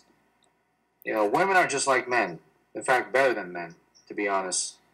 Women are smarter, that's for sure. That's the truth. And I don't want to look down on women, that's for sure, because that is not what I believe in. Yeah. And especially children, because I mean, children, they can be annoying at times, but you never shout at children. That's for sure. That's something that you don't do. Yeah, no, the thing with Freddie is, yeah, like about a year and a half ago, he started trying to like assert himself in ways that he hadn't before, and the ways that he chose to assert himself were toward children and women. And yeah, it was just so visible and embarrassing and stuff that, and this is part of why I think, I wasn't such a good person, because some of those women took him up on it, and I was like, well, unless he does it to me, I'm just gonna let it slide, But that's the way that that what he showed of himself, and in a way, like, I think men have more forgiveness than women. Yeah, in some ways, I wouldn't say in all cases, but in some cases, you have more forgiveness. Right. Because it's women, they can be tough. Yeah, they can be. And I always thought about Freddie, like, all right, he hasn't come at me disrespectfully yet, and I know that he's a younger guy, and he's a new, this is all new to him, this business thing, this being a father thing, and it's like he rushed into all of his stuff all at once, and at the same time dealt with this psychological trauma of being thrown from what he thought would be his his actual pursuit in life. So I had all of that in mind, I was always giving him the benefit of the doubt. I'm not going to critique him. I'm going to let him grow in his own direction. And that's kind of what I thought our artistic treaty was, that we would respect each other's growth, even though there may be things that we disagreed with. We wouldn't bring them up and critique them and all this stuff, because we had a respect for each other, that we recognized that both of us were still growing and this kind of thing, and it's going to be things that we needed to grow through. And so when Freddie would say like crazy homophobic, sexist, hateful crap, that even if I strongly disagreed with it, I didn't say anything. At the same time, I knew I was struggling with this issue of dealing with this whole range of fighting that Freddie found to be, in his perspective,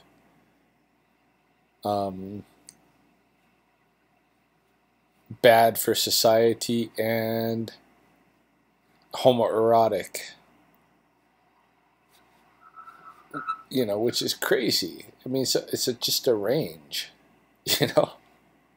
Yeah, but I mean, you may have benefit of the doubt right now, but I used to try to give Freddie the benefit of the doubt before I spoke to you. Right. After what you told me, it's very hard for me to do that. Yeah. It's very tough, even though this is a one-sided story.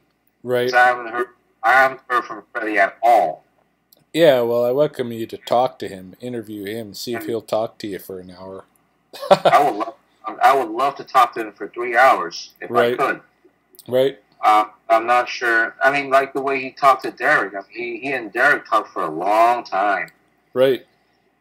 But then again, Derek is a toe die at FMK, so that's a different story. But he probably would mistake me as a bully from YouTube, because he's got so many of them.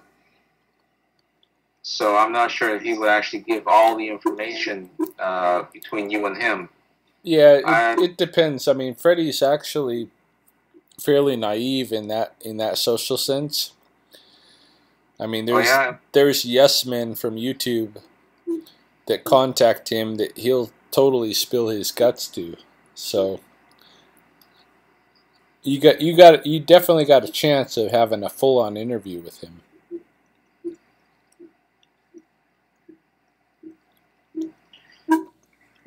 yeah. I mean, but you see, the thing is, I don't just talk to anybody on YouTube. I mean, even I've seen your videos, and I get a sense that you are a respectable kind of person, Right. and not just bashing Freddie for the sake of bashing him, like most people are, like Travis, like Keith, like the other guys. You seem to have a legit reason for doing so. Right. Well, I was involved with Freddie. Right. I still think out of all the FMK haters, I put Travis in a separate category. Myself, because he comes out and he is himself. I don't think that his persona is a false persona. I don't think that his name is a false pseudonym.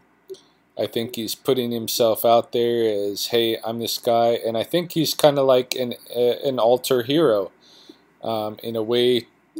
I think he is positioning himself in terms of Freddy Lee as a advocate for the martial arts community in defense of Freddy Lee. So with Travis, I don't put him in the same ballpark as the other FMK heroes or FMK haters. I think he's in a whole different realm of his own, where if Freddie was a superhero and had a nemesis, it would be Travis,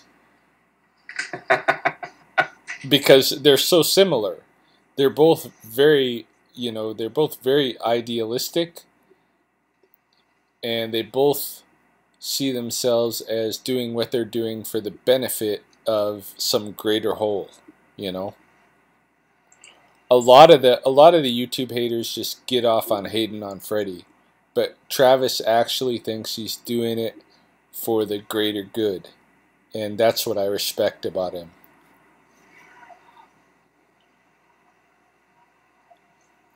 Yeah, I've only seen one video of Travis, and I immediately just shut it down because man, he's like, the first video that I saw of him is titled Freddy Lee's Kung Fu Sucks, or what? Whatever it's. I mean, the title didn't give me enough reason for me to just fully watch the video. Unlike yours, I mean, your video is different. I mean, you actually had interviews with Eileen, right? And you had interviews, and you had, your title was like, "What caused FMK to turn ugly?" Now that is something I'm very interested to know. Right. That kind of. You see, the thing is, the title of the video is super, super important. Whereas Travis, he doesn't do these kind of things. He just says FMK sucks, or says FMK's pussies, or if you're a pussy, go to FMK. It's like, oh, what exactly are you trying to say here? You're just bashing FMK for no reason, Yeah, no, he's got a reason, but what I'm saying is that it's at the same level. It's just it's kind of the same. Like, if you have a respect for Freddy Lee, you should have a respect for Travis, because it's at the same level. Well, I mean, listen, for Freddy Lee, well, it's funny how I'm saying this now, but I used to have respect for him, right? Because of what you told me about. I mean, the fact that he was making fun of your family members, and the fact that you help him make $1,000 for free. And on top of that, you had to pay $100 a month. Right. I mean, that's ridiculous, man. You're not making anything out of Freddy Lee. No. You should charge him, man. I know, and in all of that too, he wasn't even teaching me.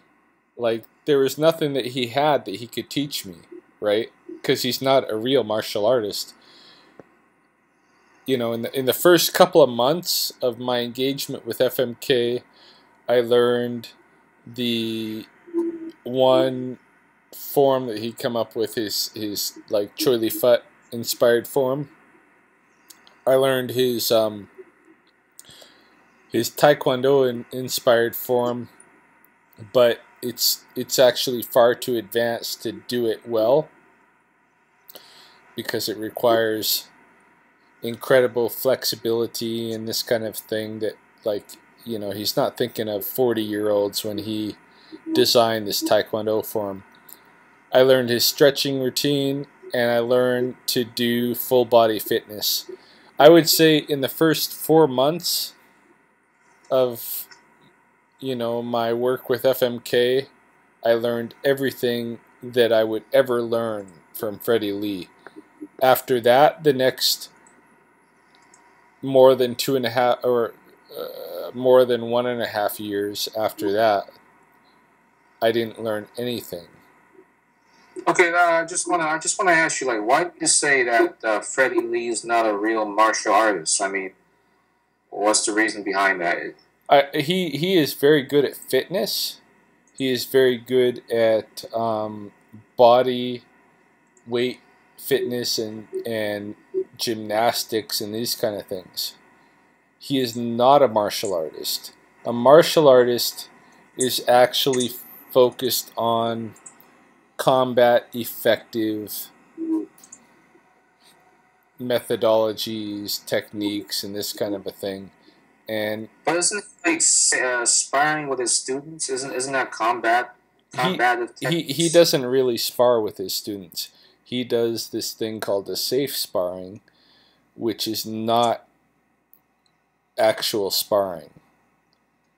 This is not, like, I grew up with actual sparring, and I know the difference, because when I walk into a school like Freddie's that has anything that's like either just point sparring or this thing like Freddie, like this safe sparring, I can walk into the school as a brand new white belt, and I'm able to beat all their black belts. In fact, one of the first dates that I had with my wife wasn't even really a date, but I took her to her Taekwondo class, and I was just sitting on the sidelines, and her Taekwondo teacher was leading them through sparring, and he wanted me to participate, so I participated, and I beat him up.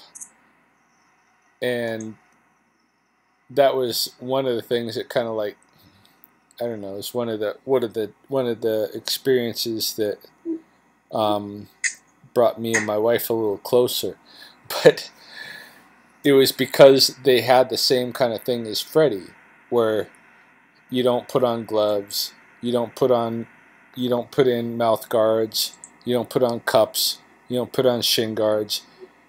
You're not going to get hit. If you do, it's an accident. Oh, I'm sorry. That's no good for sparring, for actually learning how to fight. That's no good. You have to be hit to learn how to fight. That's my own opinion. It's a learned opinion based on about 20 years of martial arts experience, that if you're not sparring where you're going to get hit at least with 50% pressure of a normal fight, then you're not actually going to learn to defend yourself. You can learn all the techniques, all the forms, all the whatever drills in the world that you want to learn, but if you're not sparring at least 50%, you're not going to learn to defend yourself. That's my opinion. Yeah, and I agree with that. So you're saying that, well, I mean, to put it simply, you're saying that if Freddy Lee had got rid of safe sparring, but instead spar for real, then he would be a martial artist. Am I right? Yep. Okay, so what is his rationale for not sparring for real then? He's afraid of injury. Sorry? He's afraid of injury. Are you serious? Yeah, he's worried about being hurt. He's afraid of getting hurt? Yep. Are you serious? Yep. That's his rationale.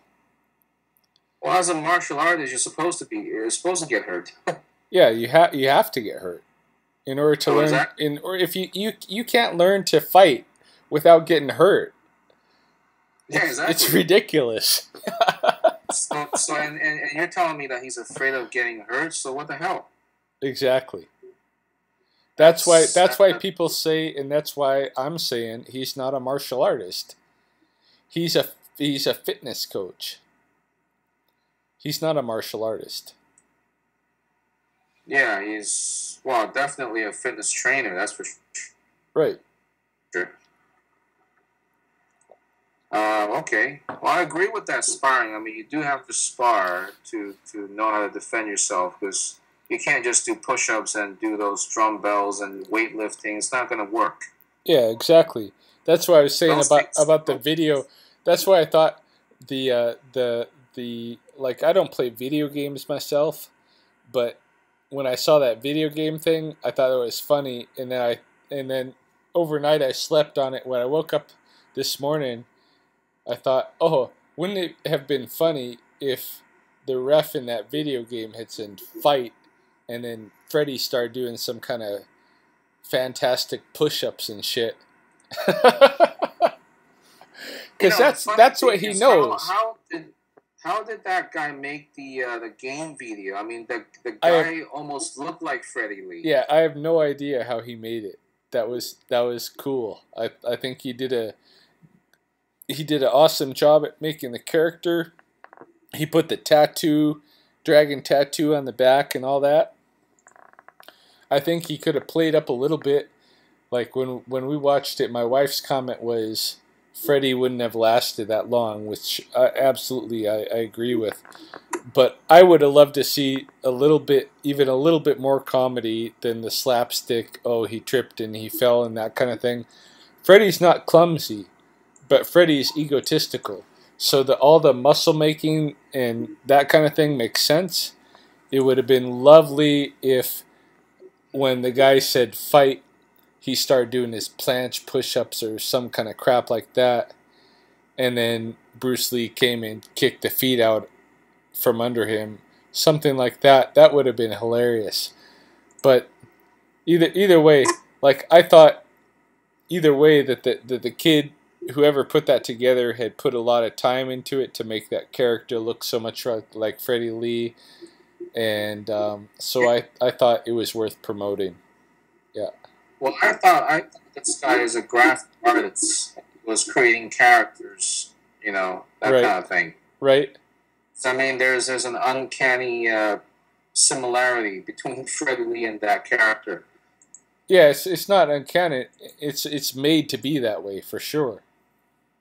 Well, I figured it was made to be Freddy Lee, so I figured that guy must be some 3D graphic designer or something like that. I don't know. Yeah, no, he has some skills for sure. Like, just not everybody can make a character look so much like Freddy Lee. But then that just goes to show how famous Freddy Lee really is, that somebody went through the trouble of actually making a character out of Freddy Lee. It's true.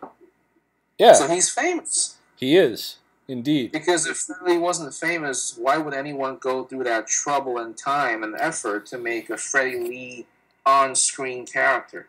Yeah. No, he is. It wouldn't make sense. He's famous, but he's famous in the Milli Vanilli kind of a way. In fact, I believe I even saw a poster, an advertising poster of Freddy Lee in Chicago. Oh yeah. There was a poster featuring his face. I'm not sure what it was for, but he was promoted in a billboard somewhere, and next to the bus stop, right outside of his coon. Oh yeah. In House, and he was right there. His face is showing right there. Yeah. That doesn't surprise me. He had when his channel got shut down, he had 27,000 plus subscribers. Yeah. Yeah. So That's a lot. I mean, that is a lot. I mean, I got like 250 subscribers, and I've been on YouTube for almost 3 years now. Well, I'm looking at your video collection, and you have a ton of videos. Right.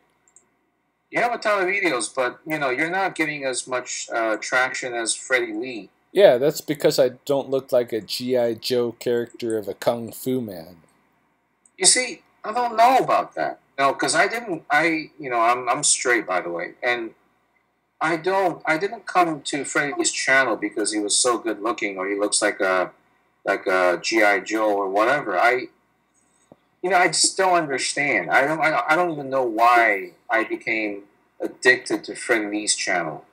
That would be something that would be good to like ponder for a little bit, and I'd love to hear your answer after you think about it. I will hear my own answers too, because I have no idea what hooked me up to Freddy. But Freddy at least his main channel was bloody addicting. Yeah. I checked because I know he has videos every single day, and I would just check, and I would know there's a video in 10 hours. I know there's a video coming up. Right. Yeah, that was kind of like my kind of like my TV show back in the day, back in the 90s. Yeah. When you tune in, you'll wait for a TV show to come up. Well, this is my TV show here, the Freddy Lee TV show.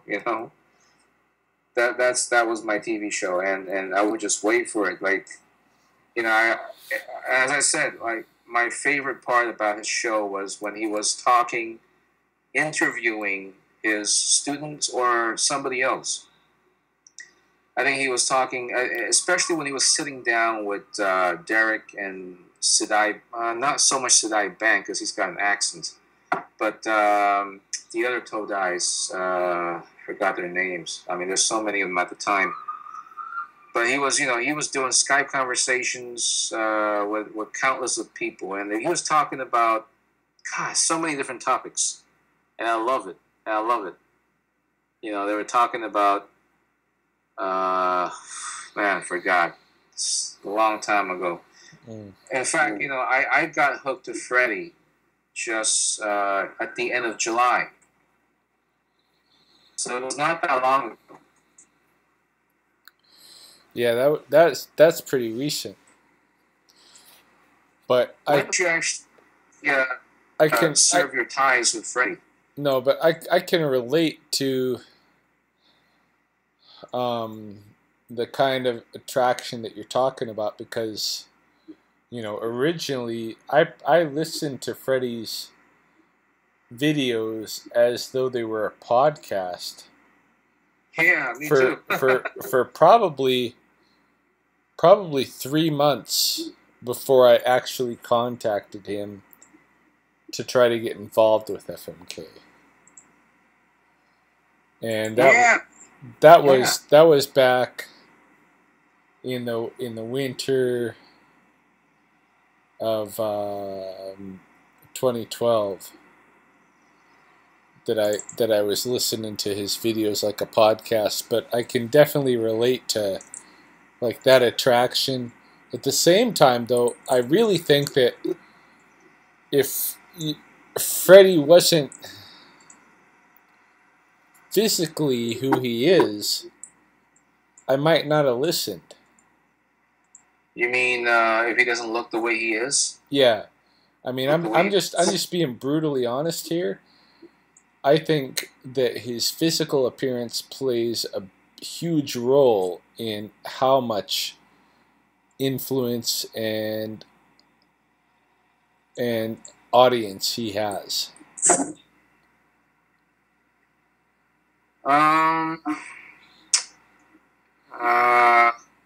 I don't know. For me, it wasn't about the looks.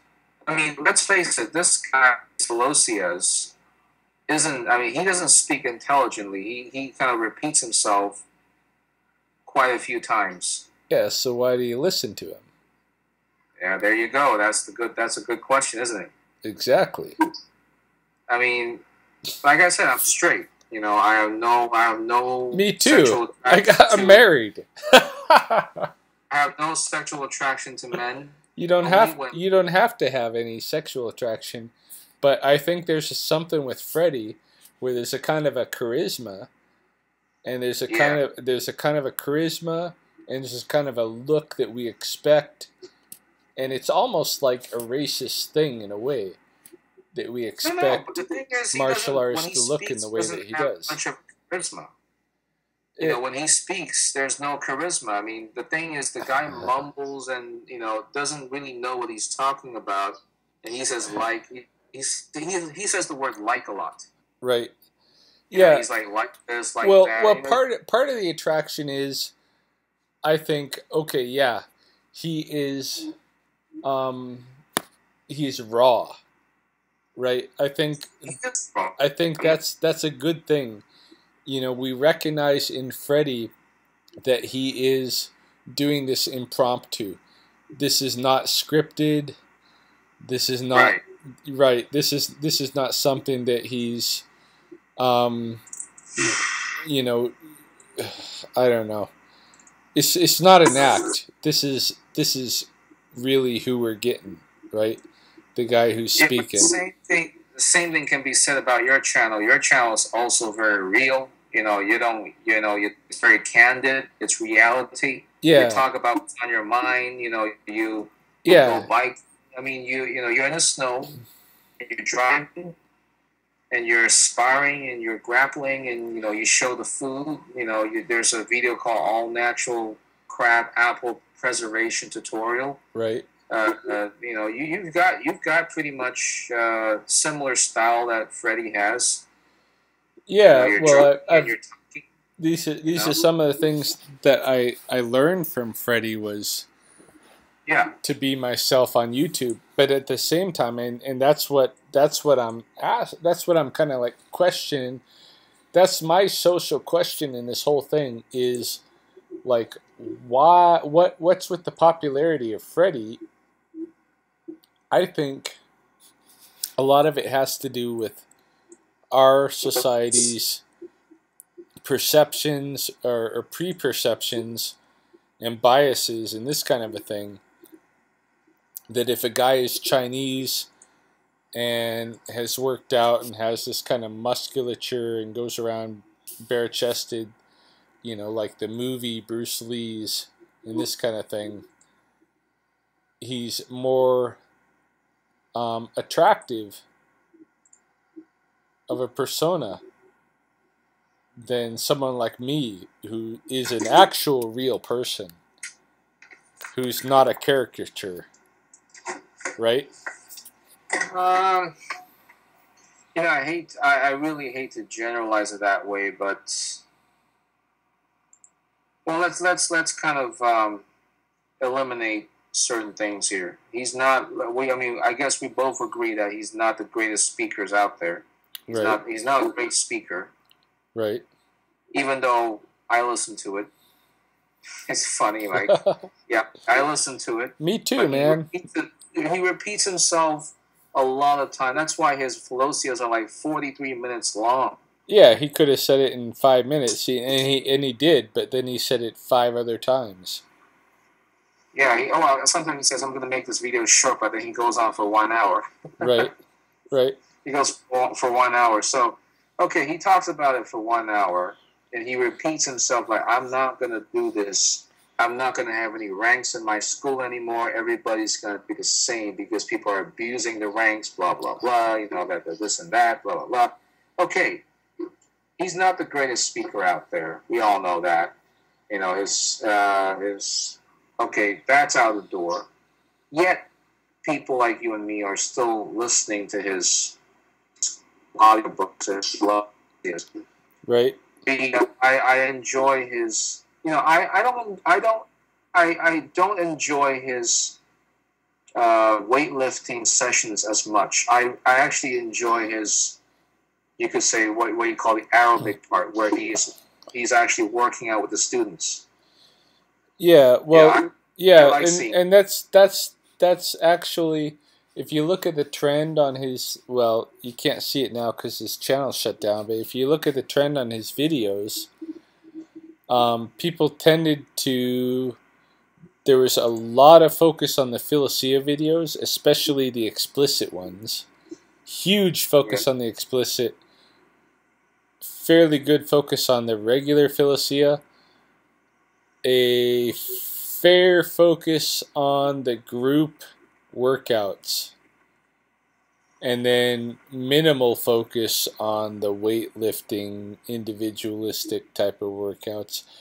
It's too bad it wasn't like it was when I came into FMK, where you had like a cohort of, like, when he was working out with a group, you knew all the Todai who were in there. You knew everybody that was in that workout group, and they were all part of that whole thing. It was kind of awesome. Like, you were following the development of all these people rather than just Freddie. It was pretty cool. Well, that's the one thing I like, is not just watching Freddie, but also watching the Todais and the is it Sedais? Yeah, Sedais. Yeah. As well. And the camaraderie between all of them at FMK, you know, it's amazing. There was one video where they were celebrating, is it Jenny's birthday? And they brought cake. They you know, Annette, Derek, and Freddie, and is it Eileen or something? But the other Eileen, the Chinese girl Eileen, they were actually secretly trying to bring the birthday cake to Jenny, I think. Surprising Jenny at Freddie's condo. I thought that was probably one of the best videos out there, because I really enjoyed the interactions and just the friendship that they had. Yeah, that was probably some of the stuff from the old days. No, that wasn't the old days. That was just recently, I think. Oh, okay. That was this year. Yeah. Okay. It was Derek, Annette, you know, and I forgot the other ones. Yeah, Derek and Annette. I think both of them are there. So and the other guy, I forgot. You know, they were gathering up, and you know, there was birthday cake. So my impression of FMK at the time was that it was a very peaceful coon, and where people got along. And right. he even had a video talking about ranking, saying that if you're there's different colors: a white shirt, the red shirt, the blue shirt, and then the black shirt. Right. And saying that if you know, as you reach higher ranks, you're closer to the FMK family. Right. So wow, this is so amazing. So you're saying that if I train there and get my fitness levels up, I could be closer to, you know, the family. And I thought that was like a really heartwarming thing. Like Freddie, and I thought really for the first time, I thought Freddy Lee is actually a very nice person. Like, this guy is lovable. You know, this guy is really cool. Right. Yeah. And after hearing, you know, your story, and after just seeing, like, you know, I didn't even know that there were people bullying him before all this. It came to me as a big shock that when I actually searched Freddy Lee on YouTube, there's a lot of bashers and haters. Travis Johnson, Keith, you. There's like others, so many of them. Like comments, there's gazillions of them, just talking, you know, blah about Freddy Lee. It's like shocking. Like, what do you mean this guy is fake? What do you mean this guy is this and that? He's one of the nicest guys in the world in FMK, you know. And you know, it didn't come. I just couldn't believe it that Freddy Lee is as corrupted as, you know, people like you say it to be. Yeah.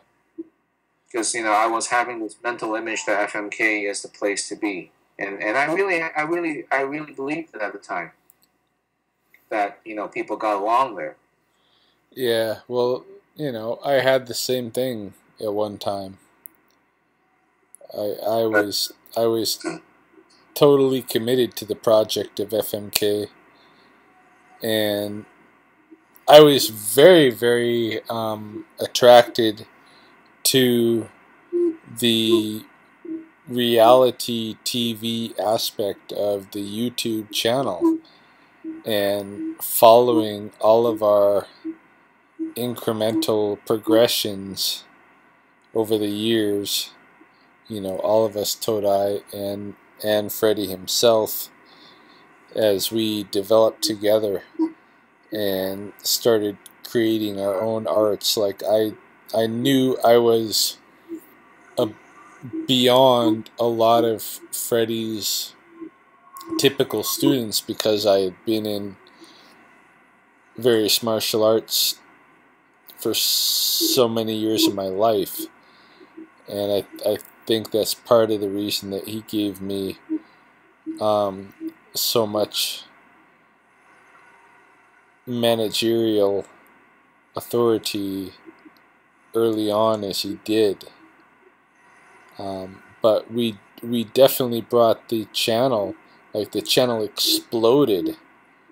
Yeah. After I was working with him and you know, gained thousands and thousands of followers to where we were. It wasn't like we had 1 million, but we were on the verge of getting like 30,000 followers. And some of those people, you know, you take 30,000 people, some of them are going to be these weird internet troll type haters. Some of them are going to be Travis, who's taken an ethical stance against some of the positions of Freddie. If I was younger, the last time I would have landed in Lethbridge at Alberta as a representative of FMK, I would have probably felt differently about who I was. But I think who I am now is not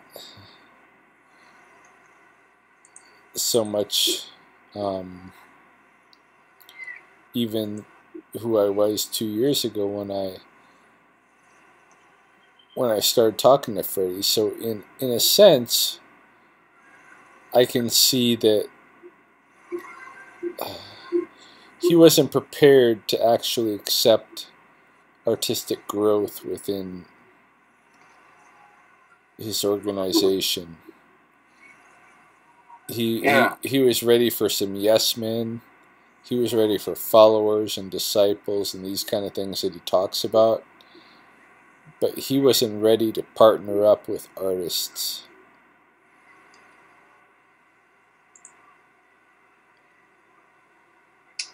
Well, I mean, now, you know, it's I think I figured out why I was so addicted to his channel in the first place, because he, you know, as I said, it's like a reality show. He's not just sitting there talking about kung fu or what he does at FMK. He's showing you the moves. He's showing you how he does it. He's showing the class to you. He's showing how he works out. And not only that, he's showing you his lunch, dinner. He's showing you his wife. Basically, he's letting you into his life. And so, how many YouTube channels out there do that? Not many. There's, I mean, most popular YouTube channels don't do that. There's just one guy or one girl talking about some random topic, and they're done with it. You don't get to see how they bike to work. You don't get to see what they're eating. You don't get to see, you know, their boyfriends or girlfriends or husbands and wives talking about some very intimate subjects. You know, you don't get to see that. Whereas with Freddie's channel, it was very open. Everything is open to discussion. There's nothing that's secret. And I think that's the initial attraction, for me at least, to his channel. And now now that his channel is shut down, it's just like there's no more entertainment. Yeah. You know, there's nothing. It's like, where can I find another channel? And even if I did find another channel, it'll be a different style anyways, because, you know, there's only one Freddy Lee. You know, there won't be another channel where even if the guy does the same thing, biking to work and all that, I probably wouldn't enjoy it as much as as watching Freddy Lee go about his life. Even though he's homophobic, even though he's sexist, and as you say, racist. I'm not sure about racism. He's Japanese or whatever. The guy, I mean, he's bashing MMA and bashing all the other fighting styles, and is so-called unwilling to accept a wide range of fighting styles. That's all fine with me. My point is, I missed out on his reality TV show, and that's the one thing I kind of regret in a way. And seeing people bashing him is just like, what's wrong with you, man? Like, what's wrong with you? But after you told me about this whole story with Freddie, it's like, I get it now. I get it why people like you hate him or dislike him or have resentment towards him.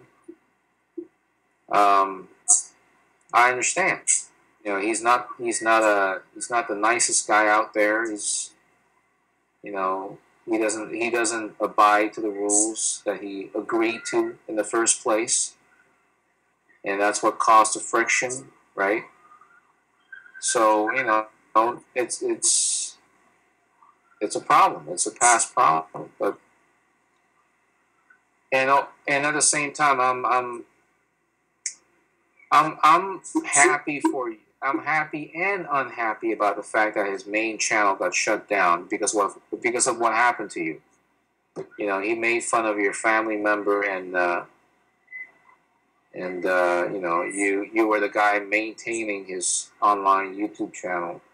So, well, I mean, who can he blame, really?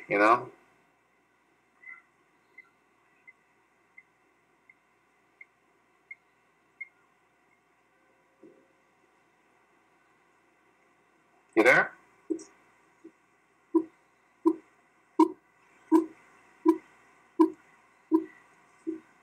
Hello?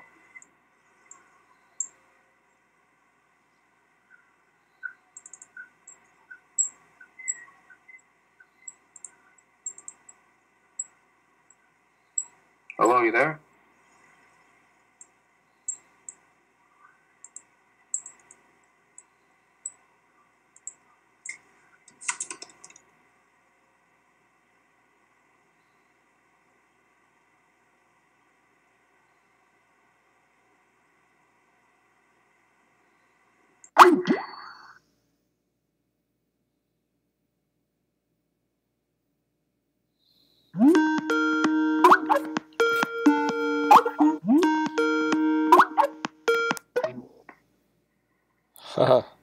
Hey, Steve.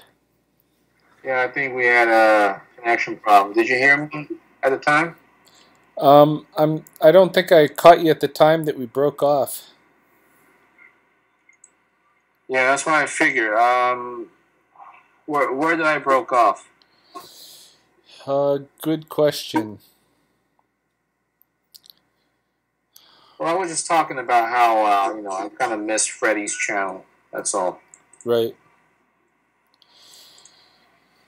Yeah, I mean, I've always been an advocate for the freedom of speech. I don't agree with the shutdowns of any of his channels. To be, even the one where he was the original, where he was very offensive to some of the groups that have been historically victimized in our society, including women and young people and minority races and this kind of a thing. Yeah. Even when he was doing that, I was willing to kind of like, well, this is part of his growth to go through this. But it was his decision to foul our relational agreement that has led me to call him out on some of the issues with the things that he has said or is saying. Yeah. Well, I'm just saying, like, there's only one Freddy Lee. You know, there's Right. only one. And I just kind of miss the guy, to be honest. Yeah. I just miss seeing him on Felocia's. I mean, I don't like the Osho quotes. I find the Osho quotes are fake, and that's not really who he is. I prefer him just to speak openly about things. And I agree with you. I don't like the fact that YouTube is censoring his YouTube channel just for the sake of it. Hmm. And I'm not sure what Google has against Freddie Lee. I mean, what's wrong with Google here? You know, it's. I mean, it seems to me like the bullying has gotten so bloody bad to the point where everybody, including Keith, including Travis, and all the other freaking bullies, they're just bullying him to the point where they're reporting his channels. Like, not only one, but thousands of people are clicking on the report button. And they're just saying, oh, Freddie Lee said this and said that. And they're pointing examples on his videos. And they're just mass reporting, basically, to YouTube. And YouTube, you know, because they want to keep their users, and there's a heck of a lot of complaints, they have no choice but to shut it down. Yeah. But what I don't understand is, why did they have to shut down his second channel? I mean, it was innocent. It was just Osho quotes. It was just training. It was nothing like the first one. It was innocent. It was totally innocent. There's nothing offensive in the second channel. And they shut that one down too. And he had a third one coming out. Freddie's Seafood Freddy Lee Kung Fu. You know, it came out and it was shut down again. And now it's Jet Li's Modern Kung Fu. So he can't even use Freddy Lee anymore. I mean, it's just sad. It's totally sad. Like, Google's now targeting this guy who may have said some stupid things in the past, but, you know, his videos were bloody entertaining, to say the least. I mean, funny thing that, you know, now I'm actually moving on to Jenny's Food Network to actually watch her channel, even though it's not nearly as entertaining.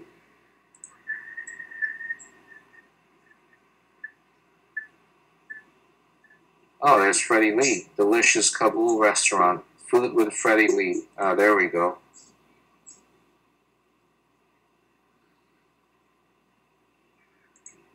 Hello.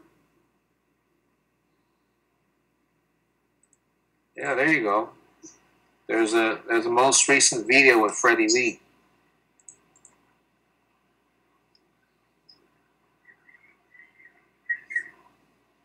You there?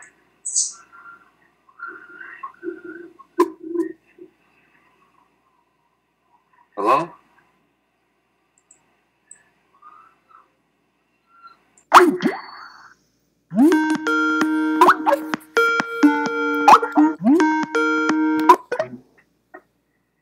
Hey.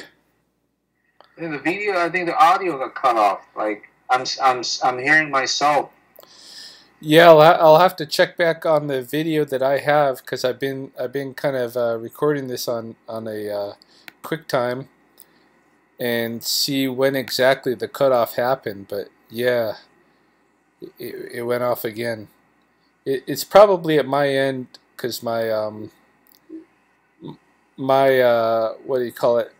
Not router, but shit. What do you call it? Anyway, the unit that I get my Wi-Fi off of, it's been kind of sporadic lately. It's, you know, sometimes very strong and sometimes very weak, and I have to do like hard resets on it once in a while and this kind of thing. Are you using Mac OS or Windows? Mac. All right. Yeah. Well, there's that recent video with Freddie.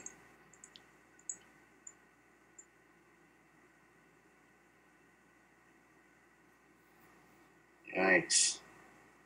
I haven't seen Fred. I haven't seen the real Freddy in a long time.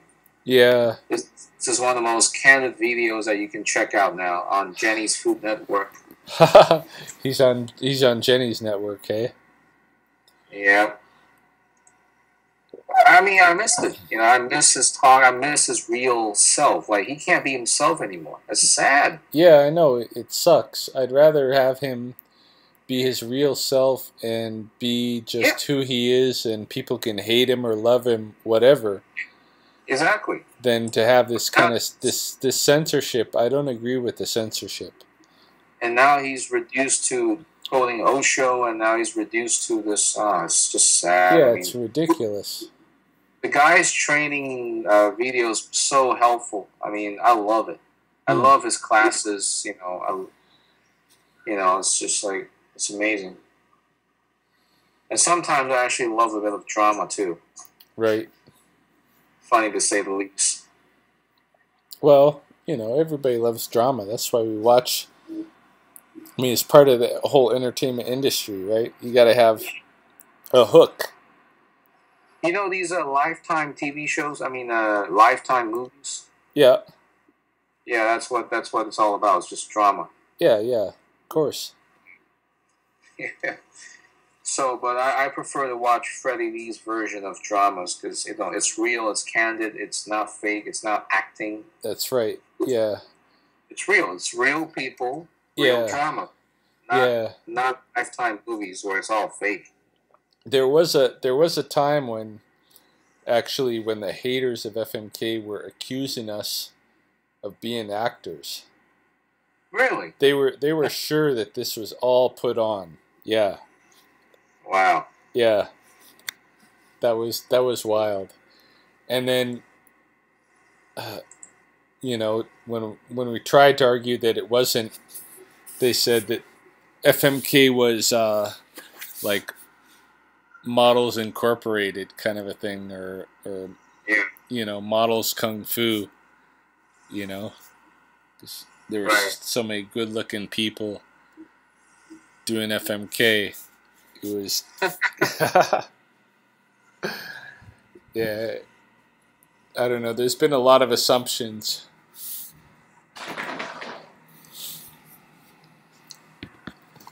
Well, if people assume it's acting, then perhaps it's so real that they don't believe it. Right. They can't believe it. Are you sure it's real? I don't believe it. It's so real. They can't believe it. So they think it's acting because they can't believe this is actually on YouTube. In fact, I remember 15 years ago, or is it 13 years ago? I remember there was a Sony before YouTube existed. Sony had this internet TV show where there's this girl, you know, doing this daily diary, like a vlog, basically. I was actually full into the fact that she's actually showing her real life. Right. It wasn't until the show's finale that I realized it was all fake. It was just all acting, was paid by Sony Pictures Entertainment. It was all financed by a major Hollywood studio. It's terrible. And I thought it is terrible. I thought it was all real. It was a diary of a young girl. Right. Right? On YouTube. I mean, I'm sorry, on Sony movies, right? Yeah. This was before YouTube. This was before Facebook. Before all these major networks. Even before Google. So I thought it was real, but it turned out to be fake, and I was so disappointed. And now, 13 years later, she's one of the major Hollywood stars. So, you know, I think it's reasonable for people to think that Freddy's channel's made up of actors. Could be. Right. But then you have to understand why these guys are so good looking, because they practice fitness. That's exactly right. Fitness, then you're just naturally good looking. That's just the way it is. That's just how the body works. Right. You know, you gotta have a rational thinking to understand that. Yeah, that's right. I miss watching Freddie. This is like a snippet of Freddie, and it's only 58 seconds. Yeah. You know, it's like, see more Freddie. I want to see what he has to say. You know, and he's just the food because he knows that YouTube's going to shut Jenny's channel if he starts talking on Jenny's channel. Yeah, he better leave Jenny's channel alone, or otherwise it will get shut down. Yeah, it's sad. I mean, just sad, really. Yeah. And you know, funny thing is, Jenny only has 178 subscribers. Yeah. Which is not surprising at all. Because Jenny is not talking anything. She's not doing anything. Well, and the funny thing is, yeah, go ahead. I mean, that's what I expect. I mean, that's an average. I mean, that's like a usual number to have. For Freddie to have 23,000. That's unusual. Yeah, I mean, what was going on there? Well, either the bulk of them were attracted because of his trash talk on MMA and that kind of thing, or the bulk of them were attracted because he looks the part, right? He looks... Well, I think it's a bit of both, too. Yeah, it probably is. Some are attracted to looks, some are attracted to the BS talks. Right. For me, it was more about the fact that I'm... You know, because the thing is, I was searching... Well, I wasn't searching, but, you know, it's nice to see somebody who's in great shape. And, you know, for most guys, the dream is to have a six-pack. Right. And so you want to know exactly how to get a six-pack. In fact, do you know that there's this YouTube channel called the Six-Pack Shortcuts? With what's his name, Mike Chang? Yeah, Mike Chang. So he's you see the thing, I have no interest in that guy at all. Yeah, but that guy's way more real in terms of the fitness world. I have no interest. Yeah, I know. It's a weird thing though, because he's not as charismatic. He actually has, I mean, he's way more successful than Freddie. But oh yeah, that's because of the advertising, man. Right. But when it comes before then, yeah. Yeah, when it comes right down to it, he's not as there's something not as attractive about him. There's something fake about Mike Chang, because when you watch Mike Chang's videos, it's almost as if like he's doing a pre-manufactured video, pre-infomercial about how to get a six-pack. Right, like it's scripted, and it's a big fucking... Exactly. It's a big... Exactly. Yeah, it's a big show, yeah. It's a big show, exactly. It's like a polished show where everything is edited. Right. In Adobe Premiere or Final Cut or whatever. Right. And put out nicely. And the thing with Freddie is I love his channel because of the fact that he does not edit anything out. Mm-hmm. You know, the moment he records it, that's it. I'm just putting that on YouTube. He doesn't go through Final Cut Pro, or he doesn't go through Premiere Pro. He just puts it out there. Yeah, that's right. It's totally real. Yeah, he does not touch anything. He does not add subtitles, does not add bullshit stuff in it, no graphics, except for some of his videos where he's actually promoting the coon. Mm-hmm. That's different, right? That's different. But in terms of his daily lifestyle and his reality show, he does not add like the FMK logo on it. No. Yeah, and those out there. Yeah. Yeah, and that's largely. I mean, it's part of it. Because that's not his interest. His interest is in the actual expression. Absolutely. But he's so uninterested in the business side of it that he is not even going to put the effort into that stuff. And that's great. He doesn't need to, because that's no, he doesn't. Yeah, I know, and there's a lot of people that like that stuff. I mean, I did. I don't. That's what I'm attracted to. Is the real. Yeah. Me too. I like the real raw stuff. Raw stuff. Right. Not the polished, edited, BS that Mike Chang puts out. Mike Chang is more like very scripted. I'm sure he wrote the script first, knows exactly what to say, has two females behind him, the workouts, and it's no surprising they happen to be attractive females too. Duh. Right. And Freddie has none of that. He doesn't employ two attractive females to do his shows. No. This guy is raw. Right. Yeah. He just shows it like he means it. There's no script at all. No script. That's right. And I love it. I love that about this guy, man. That's why he's charismatic in that sense. He's real.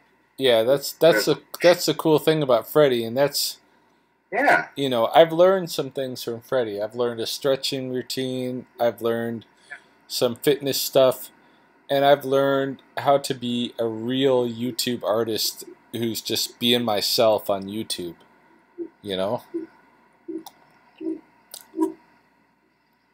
Yeah, but I mean, your channel is also very similar to his channel, except that, to be honest with you, and I'm not, no offense, but I'm not really interested in your videos too much, to be honest.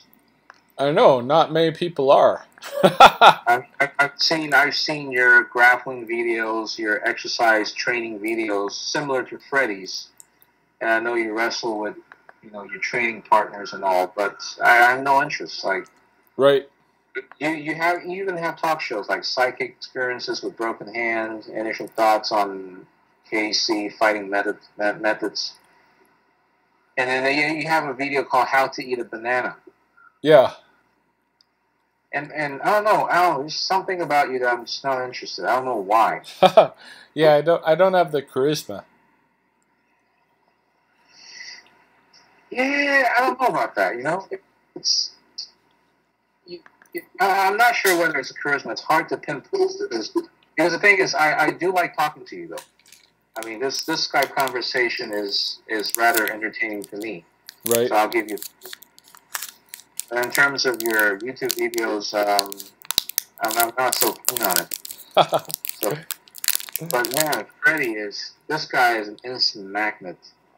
Yeah. Instant. Like, I would, the funny thing is, if he asked for donations, I would probably donate $5 just to watch, just to have his main channel back again. Right. Just to see what's going on with his toe dyes and sit eyes and, the old stuff. Man, the old stuff are the best. They were the best. I think it's appearance, man. Could be, but I don't really want to say that because there are other channels that I subscribe to, male subscribers, and they're not that good looking. Let me see if I have any. This guy called I don't know if you listen to guitar players. Not a lot. I did practice a little bit of flamenco stuff before, but I kind of dropped out of it. Okay, well, there's this guy called Abdul Muhammad. I love his channel. This guy's not good looking at all. This guy is overweight. This guy is definitely, compared to Freddy Lee, this guy is a joke in terms of looks department. Right. So I love his channel. He talks about business. He talks about business. He talks about how to succeed and all that. How to be independent, basically. Okay. And I love his channels. And he's got the charisma. But he's not physically good looking. I wouldn't say he's good looking. So I'm not sure whether it is the looks. I think it's hard to say, really, man. I don't know, man. Sometimes you just don't know why you like something. Right. You know, like I like his channels. He's not hot. He's not the typical GI Joe type of body type. Right. He's overweight. You know, he's got a round face. But is You he? know, Is he? He's not promoting himself as a martial artist, though, right? absolutely not, man. No way. Yeah, because if you're promoting yourself as a martial artist, you can't look like that. Well, yeah, but he's promoting himself as a financial guru, basically. Right. And it's Yeah. fine to look like a. It's fine to look, to be all out of shape and stuff if you're a financial guru. Yeah. So in that case, my point is, it's not all about looks. I don't think, and even in Freddie's case, I don't think it's about looks. I do. Because I can't explain how other martial artists who are so much more adept than Freddie are passed up on YouTube Yeah. while Freddie gets attention. Okay, let me give an example. You know this guy Keith Berger? He's an MMA pro fighter. Right. He's a martial artist. He's an MMA pro fighter. I would say he's skinny. Somewhat good looking.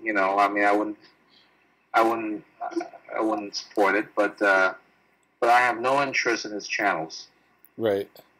I have zero interest in his videos. So I'm just saying, like, this guy is promoting himself as, I'm the best MMA pro fighter in Florida and all that stuff. But I have zero interest. Right. And he's only got like a few hundred subscribers. Let me just double check. Let's see.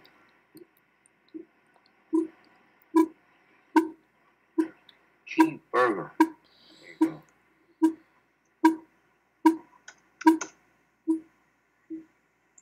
Okay. Okay, he's got 63 videos.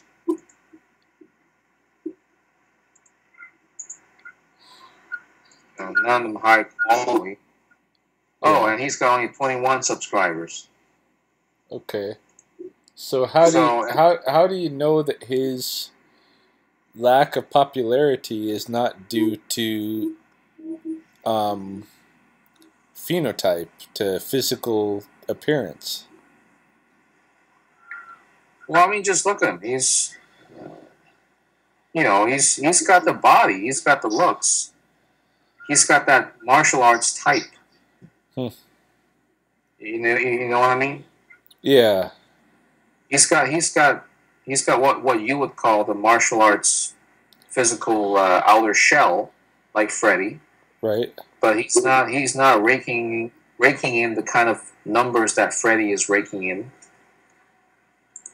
So I don't know. I don't think it's always about looks. Yeah, I suppose not. But it's such a weird thing, man. It's so weird. It is weird. Yeah. Well, I also think that maybe this might sound a little bit racist, but maybe the fact that he is promoting himself as a Chinese kung fu martial artist, and the fact that he looks Chinese, makes people kind of curious, I guess. Yeah. Well, that's part of what I'm saying. Yeah. A white guy who looks like a martial artist is not the same. Yeah. In terms of, it's not going to evoke the same kind of response as somebody that's Chinese by phenotype. Even though he might be a fucking idiot and know nothing about being Chinese. Yeah. Anyway. Or might be homophobic, He could be homophobic and knows nothing about Chinese culture, but, he looks the type. He fits into the stereotype of a kung fu master, right? Exactly. And that's what counts. As long as he looks the type and that's what people buy into, and that's why people are interested. Yeah. Could That's what I'm saying. I'm saying it's a lot about looks. I'll tell you, man. Part of the reason that I think that I'm aware, I'm kind of like hyper aware of this stuff in a way, is because I grew up like the ugly duckling. I'm still not good looking or anything, but there was a transition point when I was 16 going into 17 where I took off glasses and got contact lenses. I got my first like real haircuts from a barber. I got my first store-bought clothes. Before that, my mom made all my clothes. And I went from being like totally ignored to, and I got a car. I went from being totally ignored to having dates every weekend. And it wasn't because I as a person changed. It was because my physical appearance transformed. Yeah. Could be, yeah. And when I see the popularity of Freddy Lee, you know, I hate to admit it to myself, but I think I was attracted a lot because of his appearance. And yeah, I don't want to project that on everybody else, but I'm just putting it out there as a hypothesis that this is why he has been so popular. I mean, 30,000 subscribers. Come on, man. It's huge. That's the kind of numbers most people would dream about. Yeah, $1,000 a month. $1,000 a month for being Chinese and playing Bruce Lee. And having a guy like you helping behind the scenes, eh? Right. For free. Right. Not only for free, but you're actually paying a good-looking guy. Yeah, I'm paying him and working for free. Well, let me ask you, how long did you pay him $100? Did you pay him for 2 months or 3 months? I paid him for 2 years. You're serious? 2 years? I thought you said you live in Canada. Yep. How did you pay him for 2 years? Oh, you mean from Skype training? Yeah, I paid him via the PayPal. When I started, he actually was building online curriculum that could only be accessed via subscription.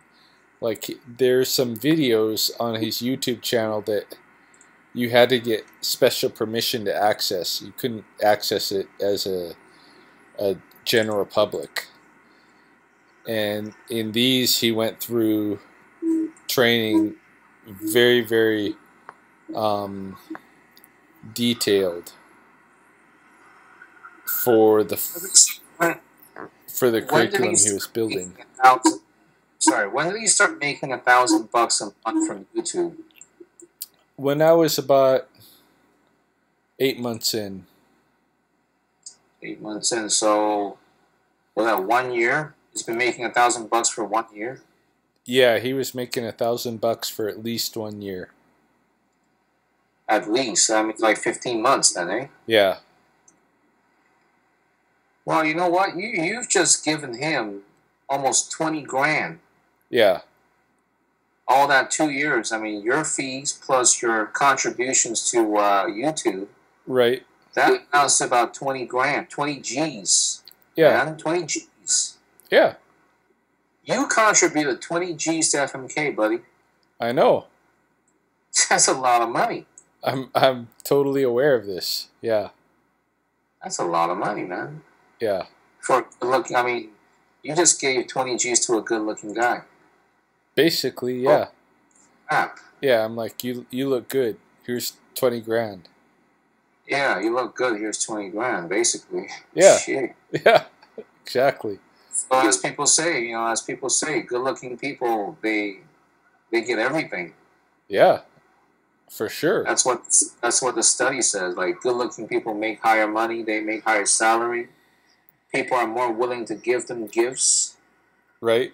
And more people are more willing to help them out when they're in need. Well, that sounds like Freddie to me. Yeah, that is Freddie. Brat. Yeah. It's a bloody spoiled brat. Yeah, exactly. He's floating through life. If Well, how much do you make from? if I'm if sorry. How much do you make from your YouTube channel? I have just earned, actually this last week, my first payment of $105. But is that per month or is it accumulation? That was for the last 2 years. I Oh finally man, serious? they'll only pay you when you go over $100, and so this Yeah. last month has been the first time in over 2 years that I have accumulated enough to be paid, and I was paid $105. So that means you're making about $4 a month, Yeah, pretty much. yeah. Man. And yet you gave all that 20 G's away to a good-looking guy in Chicago. Yep. Well, no wonder you feel bitter. I mean, I can totally understand your point of view now of why you keep making fun of bashing his balls and breaking his balls and all that, because Somebody needs to bring him down. He's getting a totally free ride, man. And if it's well, if it's not me being the sucker, it's somebody else. well, he did get a free ride for 20 G's, but he didn't appreciate it. Yeah. He took it for granted Right. because he thought he was so bloody good looking that people should work for him. Yeah. Exactly. You know, for okay, free. well, I'm the supermodel here, so you work for me. I don't have to appreciate your efforts. Yeah, that's right. You. Yeah. That's do this for me for free. Yeah. I'm used to having my mom and dad float everything, but because you adore me, you'll do it for free. I'll take it from you, and when you start getting on my nerves, go away. I'll go back to my mom and dad. That's Freddy Lee. Well, I mean, at least it's good looking, because I don't know what he would do if he wasn't. I mean, Jesus. Even with that mindset, if he wasn't good looking, he's fucked. Yeah, exactly. With that phobic, with that racism and sexism attitude, man. Thank God he's good looking. At least people want to help him. Yeah. If he wasn't, I don't think there would be any sort of FMK. Yeah, I don't think so. I don't think there'd be any reason for people to go to him when there's... I mean, think of how many martial arts schools there are in Chicago. I don't know. How many of them? There's a lot, Tons? man. There's a lot. Even just walking from my hotel where I was staying in Evanston over to Freddie's Coon, I passed a couple of them. I'm also on YouTube linked to a couple other Chicago schools. I mean, the school that Freddie was originally training in, that family is famous. Okay. And So what's your... and they're in Chicago. If I was living in Chicago, my first choice would not be Freddie's Modern Kung Fu. Okay, so why did you make FMK your choice? Because what I was looking for was something very different. Like I've been in martial arts all my life. I'm used to having to deal with the whole martial arts teacher messiah complex, because it's you know, the kind of thing that Freddie is stuck in is really typical in a way of martial arts, traditional martial arts instructors in particular, where they want to be, it's almost like a religion. They want to be worshipped. They want to be like the cult leader and this kind of a thing. What drew me to FMK was, here's a guy who was, first of all, putting out videos like you're saying, they're very raw. Yeah. He's showing reality.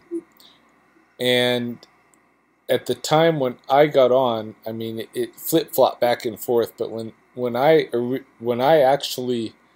I mean, I listened to him for months before I finally contacted him. But when I did contact him, the main prompt was he put out a video that said that he was no longer going to have a system, he was no longer going to have ranks, he was no longer going to have any of this stuff. He was just promoting being an artist and being having joy in the training itself, and that was it. And that attracted me because, I mean, I've already got rank in several other systems, and I know that the rank means nothing, and I didn't want to enter into another relationship where I'm trying to earn rank. I just wanted to be able to explore and engage in my own kind of creative project of being a martial artist. And yeah, you can just go and do that on your own without paying anybody, without any help or anything like that. But it's nice to have a community of cohorts who are engaged in that process together. And so I saw myself and my financial contributions to FMK more as a contribution toward the hosting of a collaborative project that would involve myself, Freddie, and many others. I didn't see it so much as tuition for what Freddie's going to teach me, because Freddie didn't have anything to teach me, really. I've been in martial arts, like I said, since I was like 12 years old. I've been around the block, and Freddie doesn't have anything new to me. And what he does have to teach is very, very novice and actually not effective combatives, in my opinion, in terms of the martial arts. He has to teach, and I gain from him a really good stretching routine and a dedication to doing training every day. And he does it in a kind of more holistic way even than I've been able to get done, where he does a little bit of martial arts, a little bit of fitness, a little bit of stretching every day. Myself, I tend to be like today I ran a half marathon and I did some stretching, but I did no martial arts. Tomorrow I'll probably do martial arts and some stretching, but no cardio, no fitness, you know. I have a hard time fitting them all in. He fits them all in. He does it very holistically, but you know, in a way, he skimps on it. Like anybody who's a real fitness guy will say his fitness routine is bullshit. But you look at his body, he's fit. So he does enough that actually he is fit. And he does enough martial arts that actually, you know, you look at his technique is pretty.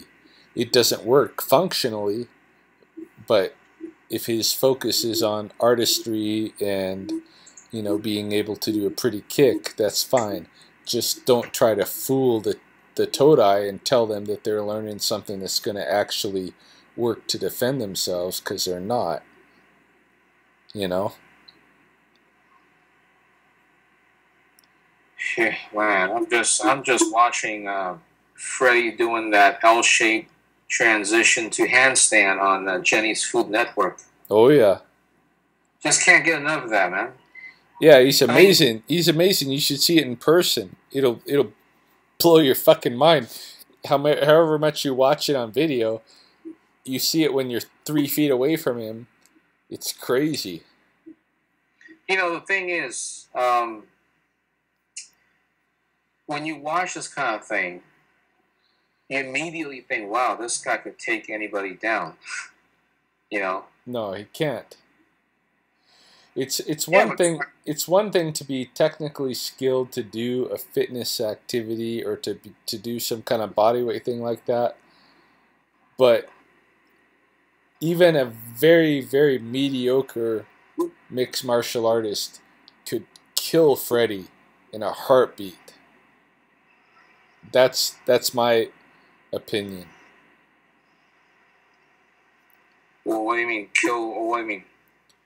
He would destroy Freddie. Anybody that's trained, even just barely, even just to like a blue belt level in jiu-jitsu, or just anybody that's had maybe 3 months of training in mixed martial arts could destroy Freddy Lee. Just 3 months. That's my opinion. Yes, absolutely. Really? Yes, So you're saying even you can destroy him? I think I could. Yeah, for sure. Oh, yeah. Well, but the difference between you and him is that he's got. Well, he used to have 30,000 subscribers. Well, he does. I mean, he does. He does have this entertainment value. That's the only thing I see in him. Right. Nothing else. You know, in terms of real combative techniques, I'll leave that up to you because you know what you're capable of. If you go on the inside with Freddy, he doesn't know what to do. I mean, I guess he knows to pull his gun. That's what you see. The thing is, that's what other people are saying. All the other MMA bullies are saying that he knows how to pull a gun. Right. In fact, there's even a video of him in the bathroom showing his gun. Right. Talking about, you know what? You may think you all MMA people are strong, but I got a gun. Right. That's what he said. Yeah, exactly. That came after a 16-year-old showed up at the Chicago Coon wanting to spar with him. A 16-year-old? Yeah, a 16-year-old boy showed up at the Chicago Coon saying, I want to spar with you. And Freddie told him to go away. And then that evening did the video in his bathroom with his gun, brandishing his gun, waving it around. Anybody that wants to challenge me, this is what you're going to get. Okay, who's that 16-year-old? Is that one of the YouTube bullies? No, it's just some kid from Chicago that heard him bad-mouthing MMA and thought, well, I'll go over there and see what he has. Oh, you serious? So he was on YouTube and he saw this whole altercation with MMA. Right. So he actually came to Freddy's Coon. Yeah, and he wanted to challenge Freddie. Man, that's crazy. Yeah. So there's actually people threatening him already, huh? Well, yeah, there's been plenty of people threatening him, but that was the only kid that actually came to the Coon and said, all right, let's spar. I want to see what you can actually do. And Freddie said, go away, which was fine. He could have just said, I don't accept challenges, and that's it. But instead of doing that, he fucking waved a gun around and said, this is real martial arts. Anybody wants to challenge me and hurt me, they're going to get shot, right? So, okay, I mean, well, that's uncalled for. Yeah, it is. It's not only uncalled for, it's just for a martial arts teacher. I don't know. Well, for a martial arts teacher, that you're just telling the world that I can't fight. I'm a coward. Right. That's right. Exactly. So that's how I kind of feel, because it takes your credibility as a martial arts teacher all the way down. Right. Yeah, exactly. Have you said you lived in New York, right? Yeah, I lived in the Bronx and City Island for a little bit. Oh, brother, have you trained there at all? Have you visited any martial arts school in New York? Not in New York. I did. I grew up in Western Oregon, and I did 6 years there, from 12 to 18, um, in a kind of a street combat style that was pretty much Jeet Kune Do influence, but the teacher was a competition fighter, Bill Holmstrom, and he had black belts in Kempo and Taekwondo. And then he had been recruited by Dan Inosanto, and he did a year in the Insano Institute, and then opened up his own school. So I worked with him for 6 years, and that was brutal stuff. That was the most brutal stuff I've had in my life. Um, and then I went into the U.S. military. I was in military intelligence for 3 years, and while I was in the military, I really didn't do any martial arts training. When I got out, I moved to Boston, and then I did Aikido for 2 years. Then I did Aikido under William Gleason in Boston, and then I did Aikido or Taekwondo for 2 years under J.H. Kim, and who's kind of like, I don't know, he's kind of like a sports Taekwondo trainer, like Joe Rogan trained under him, and he trains some of the Olympic Taekwondo athletes, but I didn't really like get into the atmosphere. Like, it was too commercial at J.H. Kim. So I did a couple of years of Aikido, a couple of years of Taekwondo. Then I got married, was back in Oregon for a couple of years, and then moved to Alberta with my wife, where she's from. Then I started Gohakukai, which is a mixture of Goju-Ryu and Tomarite, under Taka Kinjo here in Lethbridge, Alberta. And I did that for about 3.5 years, then went into my master's, my graduate studies, and it kind of led me, like, I focused on the academics and took a leave from martial arts, went back in afterwards, worked my way up to a brown belt, and then started messing around with Freddy Lee. Well, how did so you're actually American, because I thought you're Canadian. I've got dual citizenship. Oh, okay, through marriage, I suppose. Yeah. I'm a American by birth, Yeah. and I've got citizenship here in Canada. Yeah. So you're a naturalized Canadian then. I'm Well, not, that's good. So then you're really a North American. right. Yeah. So have you been overseas? Have you been to Asia, China? I've been to Australia, and I've been to the UK, Scotland, France, but I've never been to Asia. Well, because I figure somebody who's so into martial arts probably have traveled to Japan or China. Yeah, it's something I'm interested in for sure. Right. Right. So how's Canada? I mean, must be really cold there right now. Not really. I mean, I got acclimatized to it, so probably, wherever you're from. Where are you from? You sound like you got a East Coast accent. Yeah, well, I lived in New York Yeah. for almost a decade, but I'm not from New York. Yeah. I'm currently living in Indonesia right now. Oh yeah. Yeah. So I'm like pretty much halfway around the globe from you. So you're in like, where are you, like Java? Yeah, Java. Yeah. How do you know Yeah. that? I don't know. I'm an anthropologist, so I don't know. I know the world. Yeah. Mm. Jakarta? No, no, no. I'm in Surabaya. Oh yeah.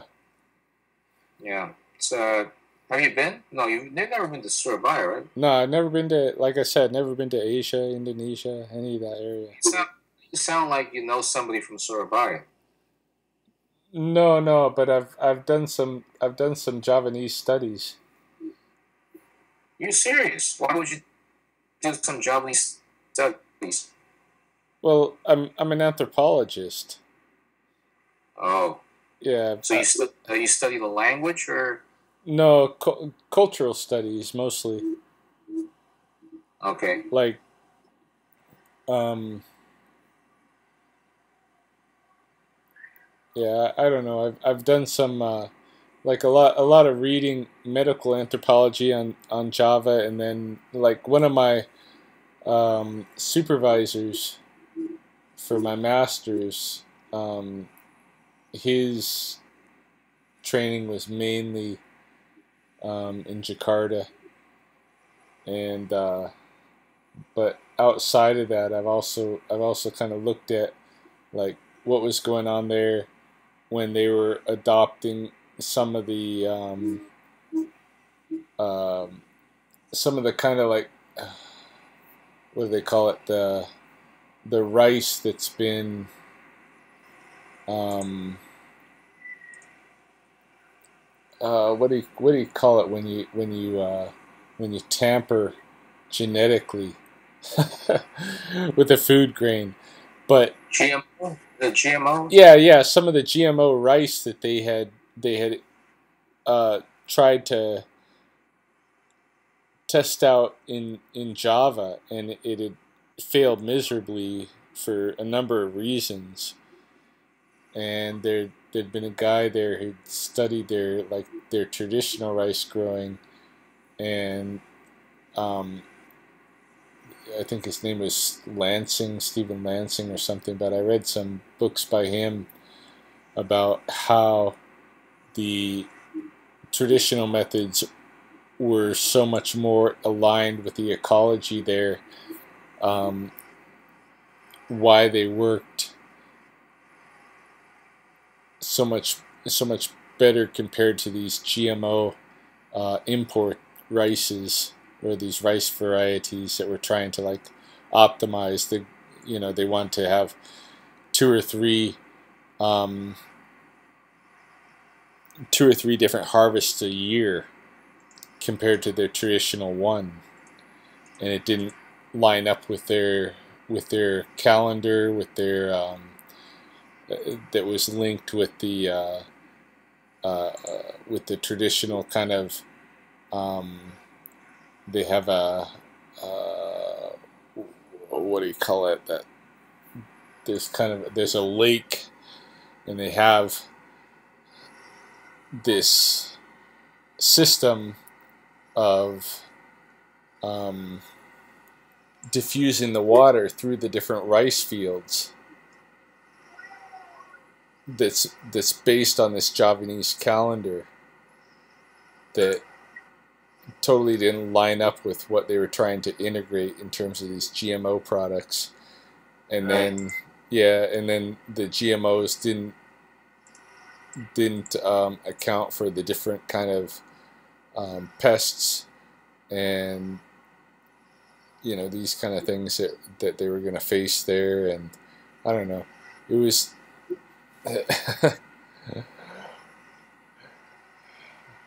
a bunch of crazy stuff, but basically at the heart of it, what I got from it was that their indigenous agricultural practices were more successful when they switched back away from these GMOs.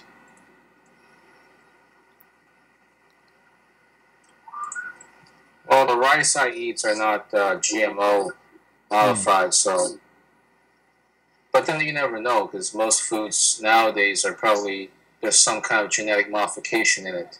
You just Right. don't know whether they have it or not. Right. Some people say that when you buy fruits, you can always tell if they're GMO modified or not by looking at the numbers. If there's 4 digits on it and it's GMO modified, they spray some, I don't know, pesticides or medicine or whatever. Right. If you want organic food, then make sure there's 5 digits on it. That certifies that the fruit is organic.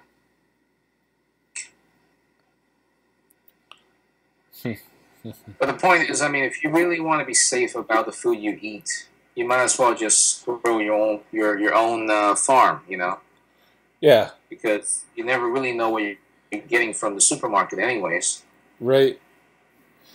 You know, you just buy whatever is available out there. I'm not too picky on food because I know that if I'm going to be picky about my food, then I know I'm going to have a tough life because you know I don't own any farms. I don't own any vegetation or plantation, or you know I don't have people helping me out and grabbing food for me or whatever. So I just grab whatever I can eat and be happy about it.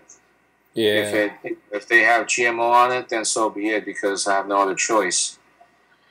Like I said, you know, cancer is inevitable. You know, eventually you're gonna get it. Yeah. Well, that's what they used to call old age, right? Yeah, well, not just old age. I mean, there's women and men in their 20s who have cancer. Right.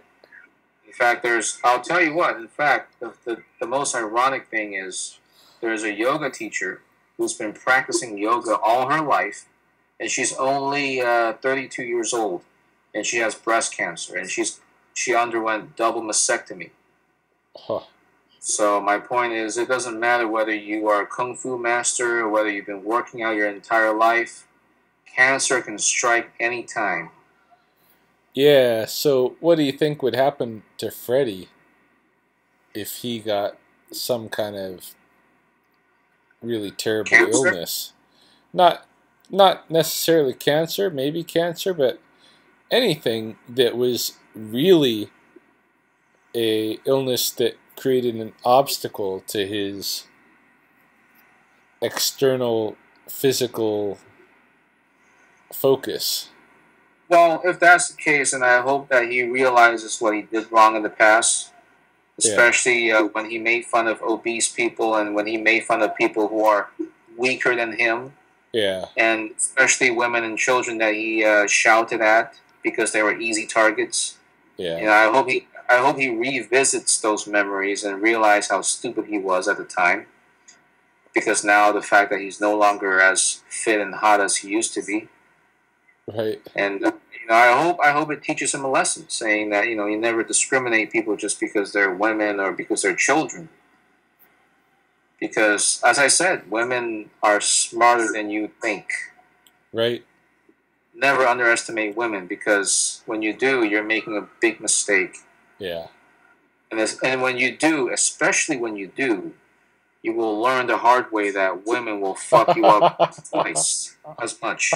And I'm Yeah. not saying this just to have a laugh at it. I'm saying this for real. No, I recognize it. Yeah.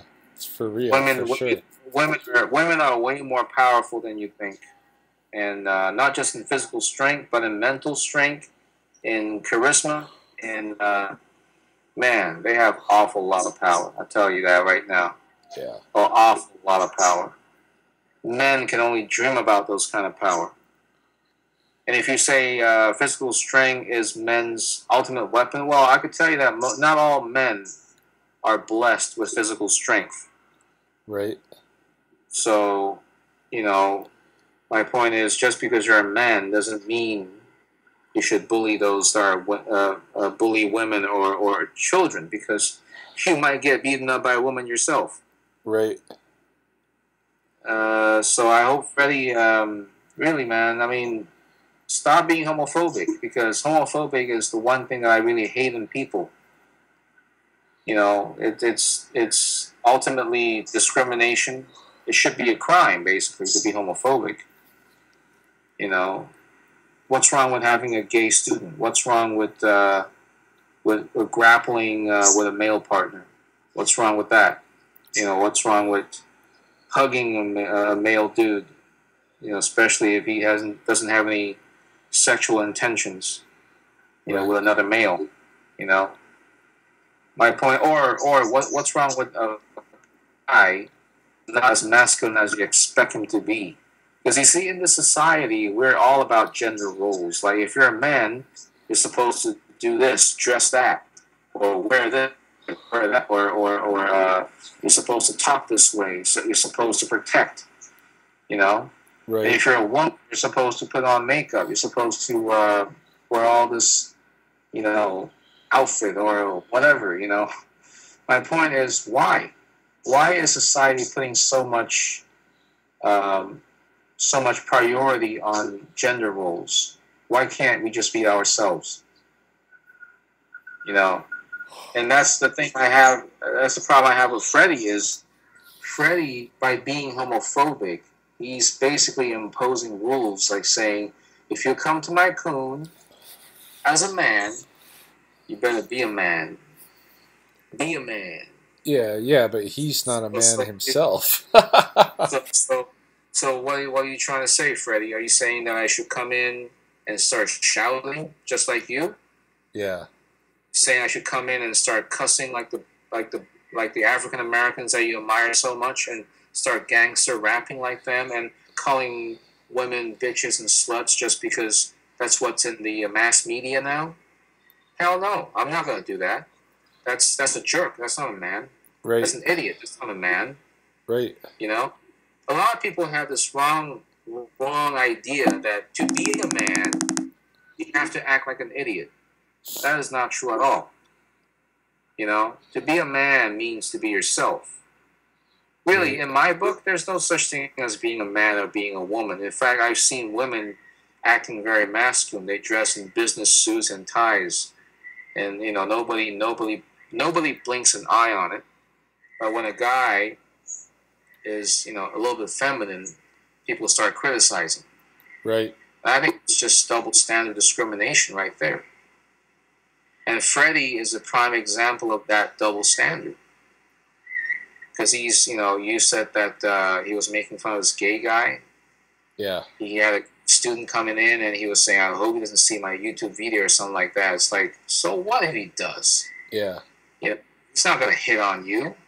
He's probably got plenty of other gay guys that he can hit on. You know, it's like, I mean, relax. And again, you're not the only good-looking guy in town. Yeah, no, you know? I think he was saying that because he didn't want the gay guy to realize that he was anti-gay. He didn't want the guy to see the videos and realize that this was a homophobic guy that he was training under. Well, you see, that's one point. That's another bigger problem I have. Is the fact that Freddy Lee is anti-gay. Yeah. He lives in America. America is, you know, gay marriage is legal. So my point is, if he's anti-gay, he should really move somewhere else. Yeah. Because, as I said, American law permits. In fact, I think the latest Constitution, the American Constitution, says that gay marriage is now legal. Yeah. If you do the immigration law, you can bring your same-sex partner with you, and the immigration department will recognize that as a marriage or union. You know, they recognize it. It's protected by law. So the fact that he's anti-gay is, well, what are you saying? You think you're still in Asia, where everything's close-minded? He's never been to Asia, so I don't know how he could think he was still there. But well, my point is this: because most Asian countries are very close-minded, right? As you know, they have weird laws saying that no gay sex, no gay this, no gay that. They have weird laws compared to American law. Is very sane. It's reasonable, right? You know, whereas Asian laws can be very hectic and and some of the laws can be very deadly. So Freddie's way of thinking is very much like an Asian way of thinking. Is like anti-gay. Right. What are you saying? I mean, you live in America, man. If you live in America, you are supporting the American Constitution. You know, so I don't know what the heck he's talking about, because there's nothing worse for me than a guy that says I'm anti-gay. And I'm not saying you have to kiss a gay guy. I'm not saying you have to make love to a gay guy. Right. I'm just saying accept the fact that they're gay, and accept the fact that they like males. They like men. Doesn't mean they like you, right? But they men. Because right. most guys, most straight guys think that if they see a gay guy, that that gay guy likes me. Like, please give me a break.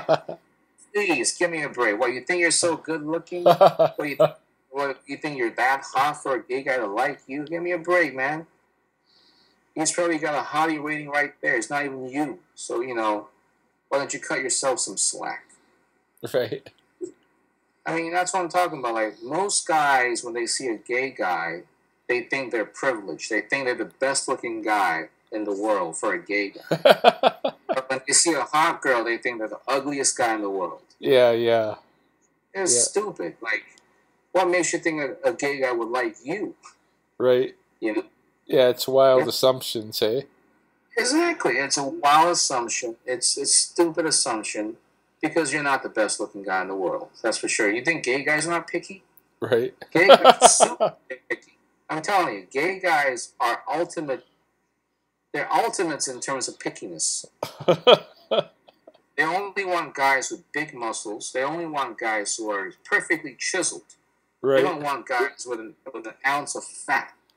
And they want guys who are young, like in their 20s. Freddy Lee is fucking old to these gay guys. I'll tell you that right now.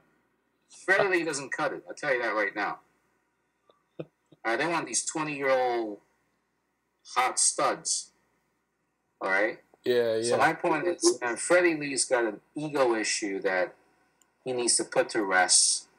And the only way you can put this kind of guy to rest is when he loses the way he looks, either through injury or through some kind of disease or through some kind of whatever, some kind of a sad physical transformation. That's when he's going to realize that, oh shit, my egos wasn't in check. Right. And I need to check my ego right the hell now, because I'm losing my body. So that's my point. My point is, this guy needs a reality check into who he really is, and stop discriminating people just because they're gay or women or children or whatever. If you don't like them, that's fine, but you don't have to express your anger towards them or bully them. Right. You know what I'm saying? It's not right. Especially, don't ever bully the women. That's for sure. Don't ever bully the women. You think women are small time? Hell no. I'll tell you, women are big time. In fact, I'll tell you what. This world is not a man's world. No. This is a woman's world. Yeah, I agree with you on that one. Yeah, this is a woman's world. I'm telling you. It's all facts. I'm not even kidding with you. It's a woman's world. They rule the world. Yeah. You got CEOs on top. Well, guess who's controlling the CEO? The neck. Right. You ever heard this expression? The man's the head, the woman's the neck. Right. Who controls the head? The neck. There you go. The woman's the neck. So don't go around sticking your head in different places, because you know what? That neck is going to control your head. So I'm just saying, women, you fuck with women, they can be very dangerous creatures, and they'll screw you right back. So, I just think that Freddie's really lucky at this point that nobody actually has tried to screw with him yet. Yeah. And if he keeps on his attitude and he keeps on his sexism and his homophobic attitude, I'm not sure if that's gonna sustain. Yeah, that's right. I'm not sure if that's gonna sustain. I mean, especially if what you tell me is true about this homophobic and sexist attitude, which I find it really hard to believe because his videos show me a different side. Yeah, you haven't seen all his videos, obviously. No, I haven't. I mean, come on. There's 10,000 videos. I don't have my whole life to go through all the 10,000 videos. Yeah, you wouldn't have had to look too hard to find homophobia in his videos, though. That's for sure. Well, I mean, he did talk about wearing tights. I mean, when he was biking to work, because he does his bike training. I'm sure you know this, and he was saying that I don't wear tights. I only wear tights because they're comfortable when I bike ride. Right. And then Jenny was bullying Freddie, saying, "Don't you ever wear tights because you look kind of gay." And then Freddie was saying, "Well, no, I never wear tights." I'm like saying, dude, if you want to wear tights, just go ahead. Yeah. Who cares what people say? I mean, who cares about what Jenny says? Seriously, this guy obviously has gender role issues. He thinks a man is never supposed to wear tights. He thinks a man's never supposed to act soft, talk soft. Right. Things that a man is supposed to shout, act tough, and talk tough. That's an asshole. That's an asshole attitude. Yeah, if you saw any of his videos about BJJ or jiu-jitsu in general, ground grappling, I think you'd be shocked. He goes on and on about how all we're doing is like sniffing each other's nut sacks and this kind of thing. It's sickening. Like it's. Well, I just want to make one thing clear: is that it's okay for Freddie to have his own opinion about BJJ or MMA or Gracie's or the Gracies are the founders of BJJ. Am I right? Right. So, I mean, it's okay to have your own opinion. You don't have to agree to everything. This is the beauty of America, freedom of speech. Right. Freddie is American, so, he has the right to say all these things. And I totally support his different points of views. That's okay. You can talk smack about MMAs and how violent they are and how deadly they are. Look at War Machine. I'm sure you heard about War Machine and the fact that he beat up his girlfriend. Right. Star, right. Christy Mack. Yeah, Freddie would use that to generalize and say that everybody in MMA is like that, Yeah. My point is, it's okay for Freddie to have his own opinion, but his homophobic issues has got to go away, man.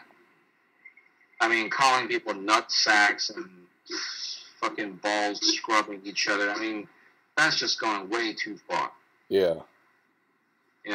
Especially when he was making fun of you grappling with a male partner. That was just going way too far, man. Yeah. That was uncalled for, especially for a dear friend like you who was making him blind money. Was making tons of money. Tons of fucking money. Yeah. You gave him 20 G's in 2 bloody years. Yeah, exactly. G's given away to this smack dude that does not appreciate an ounce of your effort. Yeah, exactly. So, you know what? To that I say, Freddy Lee, you need to learn how to respect people. You need to learn how to just grow up, man. And appreciate people's efforts to help you and your life, because Jenny is fucking your business up by being jealous and insecure because she's turning away female clients, and I'm sure you don't want that. That's between him and his wife. Seriously, they have to figure that one out. Yeah. But I mean, aside, Jesus Christ, Freddie's attitude needs to change. Now, I'm not sure if he has changed, because it seems to me like he has changed a little bit. Otherwise, I'm sure Derek and the other Sidais and Todais wouldn't stick around. Oh, I wouldn't necessarily say that.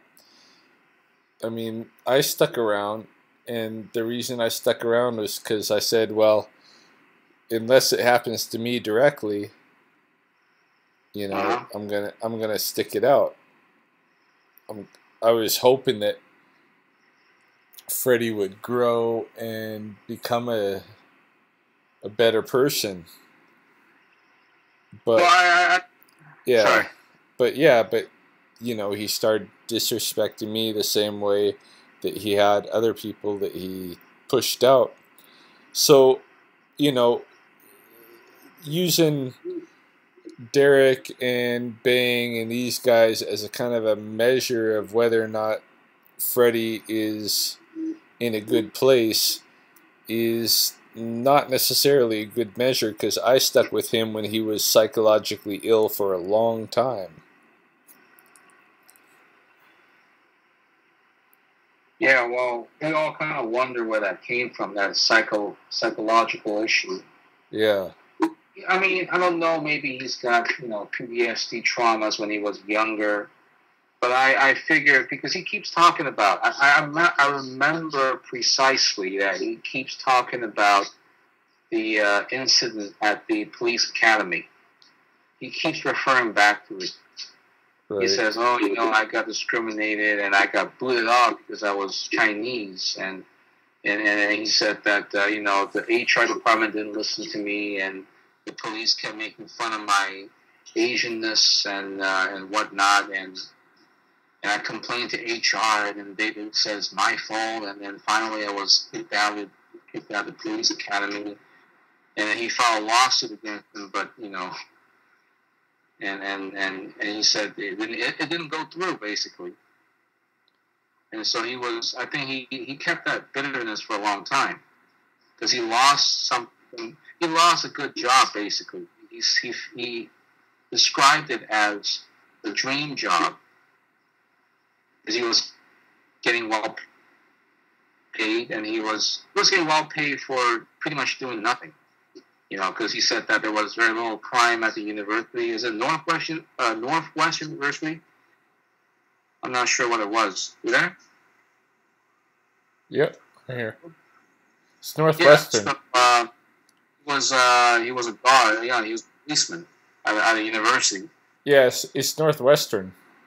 Yeah, Northwestern University, and he said it was an easy job, and it was a well-paid job as well. So he was very disappointed that he was let go, even though he claimed that it wasn't his fault. It was due to racism and all that. Right. So he said the reason, and that's the reason why he started his own coon, so he could sustain and support himself. And so I don't know. Maybe that contributed to his psychological issues and how he treats his todais and sedais, his closest friends and comrades, basically. Yeah, I'm sure it's a part of it. But I think he's been spoiled for a long time. Could be. Yeah. I mean, that's another side too, because when you are used to getting everything fed to you, when you don't have to pick up a spoon to eat, right, you feel privileged. You feel like, well, I don't have to do this. This is your job, Right. And then soon, that's the thing. Like, as a parent, you should never let your kids. You should never feed everything to your kids. You should always let your kids. You should teach your kids to know that everything has value, and that you need to earn that value to get what you want. Right. Otherwise, you're going to have grown-up spoiled kids. That's what happened with Freddie. Yeah. Yeah. People were doing things for him. You were basically earning him $1,000. You did not keep an ounce of it, did you? No. Exactly. You didn't even have a share. You didn't have a 50% share on it, even though you contributed to it. No, I didn't have zero. I didn't have zero. He never made a deal like, if the YouTube money picks up like so much, then you can waive your tuition. None of that crap. It was just I'm managing the YouTube channel. I am the instructor for the online Todai, and I pay him $1,000 or $100 a month myself, as well as whatever we earn in those other realms. I just think the respectable thing to do at that point is say, you know what, Ryan, you don't have to pay me anything anymore. Right. You've done the YouTube channel, and I'm grateful for it. Yeah, that would be appropriate. And when I came into some financial hardship and I couldn't make my tuition payments, I mean, I would have had to give up with some other bill to make it, right? I thought, well, okay, he's going to give me some leniency. Yeah. And he did for about 6 weeks. But then he started getting, Getting pissed. Yeah, then he started getting upset, right? He's not getting paid from me, my regular tuition. Then he started bringing up this other stuff that had obviously been bothering him for a while, including my jiu-jitsu practice and this and that, Yeah. So that's when he pushed me away.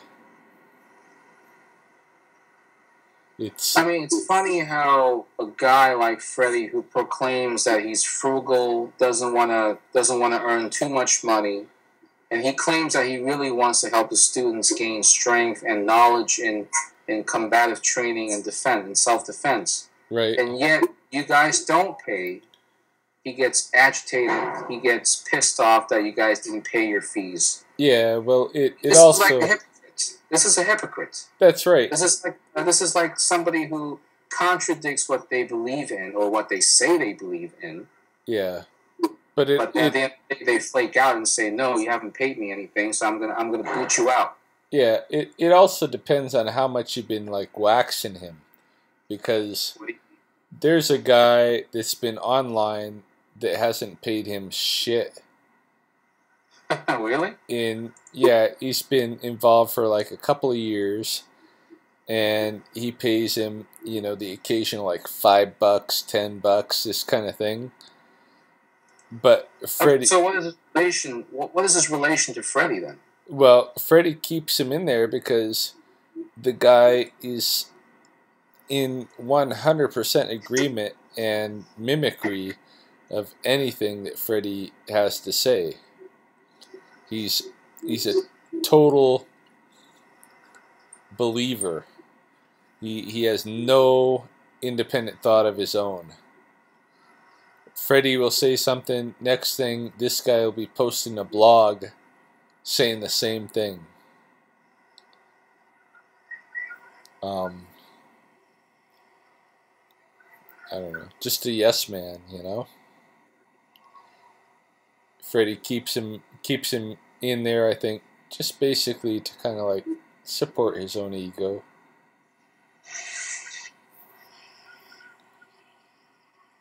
Okay, so who is this guy? I mean, have I seen him on videos before?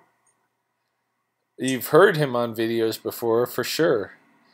You might not have seen him. He's not in Chicago. He's in New York. But who I'm talking about is King. The guy is called King. His real name is Carl. And this is a kid who's been just completely a Freddie yes man for so long. And he doesn't pay shit. Okay, so he doesn't pay shit because he's a yes man and he agrees to whatever Freddie says, and that's it. Yep. Well, if you're really in love with Freddie and you really want to learn from him, wouldn't it be smart to just agree to whatever he says and not pay a dime? Yeah, it probably would be. I mean, that's pretty, man. That, you know what? I feel like there's corruption within FMK. There is, for sure. Definitely corruption, man. I mean, this is high level of corruption. Yeah. Because I mean, man, it's like, so a guy who's a yes man doesn't have to pay shit, but yet someone like you who contributed $1,000 a month, right, still has to pay $100 a month, right. and just because you're not exactly a yes man. Am I right? Yeah, well, I'm not a yes man, and I'm not really like, a showpiece for him either. Like, I'm sure it got on his nerves all the years that I posted my videos to the FMK channel, and I'm not a fucking male model, you know. Yeah. So, he suffered through me posting on his YouTube channel all that time. That's what he paid for his $1,000+ a month. Okay, so do you have any idea how much does he rent that place or did he bought the place? The condo, he Yeah, owns it. not the condo, the school. The school. Oh, the school, he rents it. Yeah, that space he rents. But the condo he owns, right? He owns a condo, and now recently he owns a house.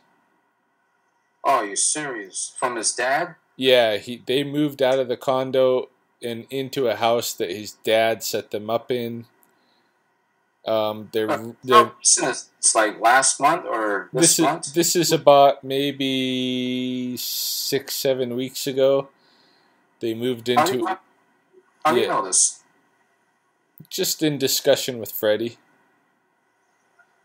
But I thought you said you are not talking to Freddie anymore. Yeah, well, recently I'm not, but when I only recently left FMK. It hasn't been very long, man. Really? No. I thought you left like last. Like when? I thought you left FMK like last year. No. No, it's been like maybe a couple of months. Okay, you left. Well, how many months ago exactly? Let's look on my channel.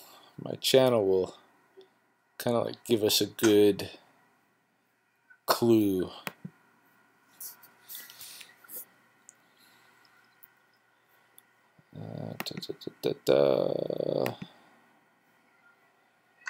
It hasn't been all that long. Yeah, because my impression was left FMK a long time ago, a year ago. Oh, no, not at all, man. I'm not hanging on that long. No, there's a video that I did that I was asking, is there still a place for me in FMK? That's when I was getting ready to leave. And let me just check it out. Ryan Heavy. Why'd you call yourself Heavy Heart? I mean Heavy Head. That's my name. That's my actual name. You mean your surname? Yep. Heavy Head? Yep. I mean, like in terms of your passport, it says Ryan Heavy Head. It does. Yeah, that's a name. Yeah, it's a Blackfoot name. Interesting. So, what should I call you, Mr. Head or Mr. Heavy? Heavy Head. Mr. Heavy Head. Yeah. Okay. It's funny because I know an American guy when I was living in Singapore called Steel. Oh yeah. So I will call him Mr. Steel. Steel in terms of STEEL. Right. So there you go. Really hard. Okay, so the 25th of August was when I was asking, is there still a role for me in FMK? That's when I was getting ready to leave. That's maybe the day after he confronted me about whether I'm still motivated to be in FMK or not. What? So he's still asking you about it? That was the 25th of August was when he confronted me. Him and Bang sat down and had a session with me and were like, how can we motivate you to get more into FMK again like you used to be, because you seem to be, heading more in this way of jiu-jitsu and this kind of thing. And And so, I mean, they made it really clear to me that I wasn't going to be allowed to exercise my same creative license to be a martial artist. I would have to follow whatever Freddie wanted. And Yeah. so then I put out this video, is there still a role for me in FMK? And basically answered my own question, which is, I don't think there is, right? And after that is when the internet fighting between us began, because it was during that week of the 25th of August, between then and maybe the 1st of September, sometime in there, that like I had talked to Freddie and said, let's get together and do a video, and we'll go our own separate ways and that kind of thing, and just end it amicably. And that's when he started putting out the videos about, you know, a college professor can't be a martial artist, and all these obese women shouldn't be training in jiu-jitsu because they're not going to be raped anyway because they're ugly. And it got really sick. So yeah, it was, you know, in that time, end of August, so we're at what, end of October now, so less than 2 months since this whole thing has unraveled. I haven't been hanging on to this for a year. Okay, so sorry.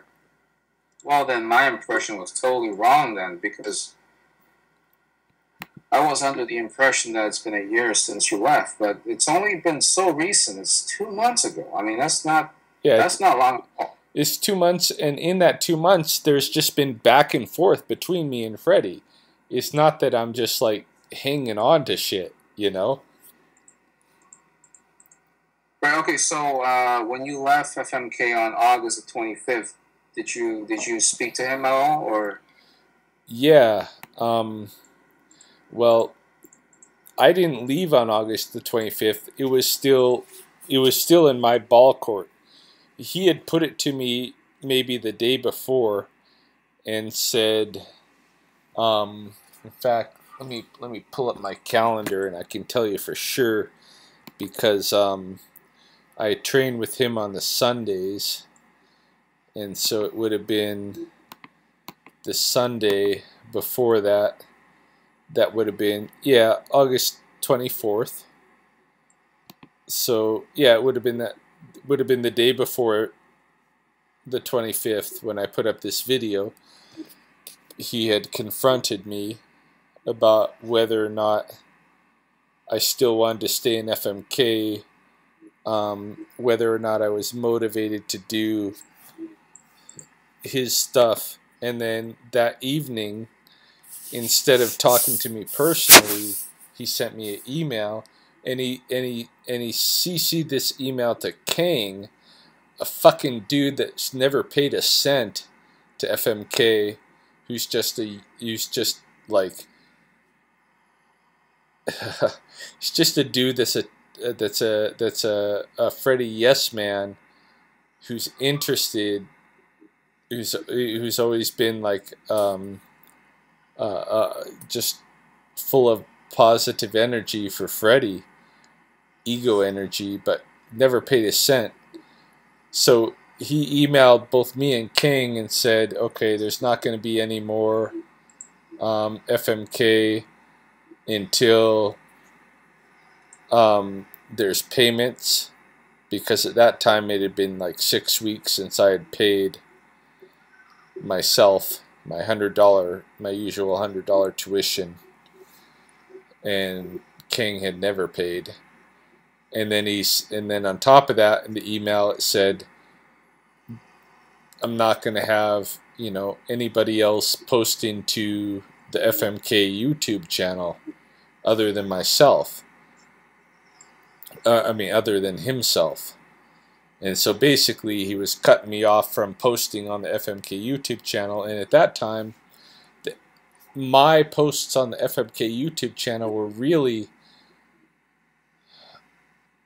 the only thing that I had a lot of motivation from in terms of participating with FMK was being able to post my stuff on the FMK YouTube channel to get publicity for my own channel and to claim that this was a face of FMK, what I was doing, right?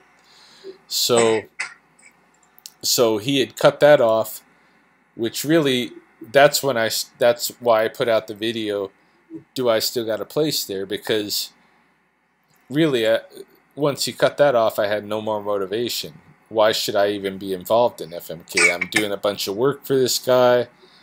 I can't post my videos. I can't be a representative of FMK in the public, you know. And he doesn't have anything to teach me in terms of actual martial arts. So what the fuck am I doing here? You know? Well, wouldn't it be just, I mean, wouldn't it be just, why did you pay him $100 a month? I mean, since you know everything there is to know. I don't know everything there is to know, but Freddie doesn't know martial arts. He doesn't know martial arts. People think that he does because he's able to do a couple of fancy kicks from watching movies. Yeah, I know that, but I'm just saying, you said that there's nothing that Freddie could teach you about combative sports, right? Or martial arts. No, about martial arts. I don't give a shit about combative sports. I give a shit about being able to use what I'm learning to actually defend myself. Freddie doesn't know that area at all, because he's never trained in it. He's never trained in it. I understand that, but why did you pay $100 a month then? To be involved in the project. I was basically paying him because my contributions, I felt, were like his dad's contributions in a way.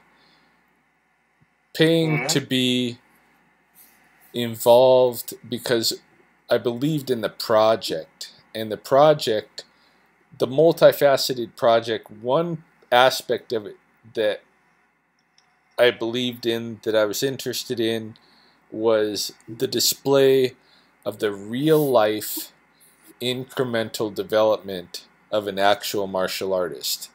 You know, you don't jump like in the 1980s movies through the training montage for 10 minutes and go from 0 to 100, right? It takes you years and years to incrementally develop as a martial artist.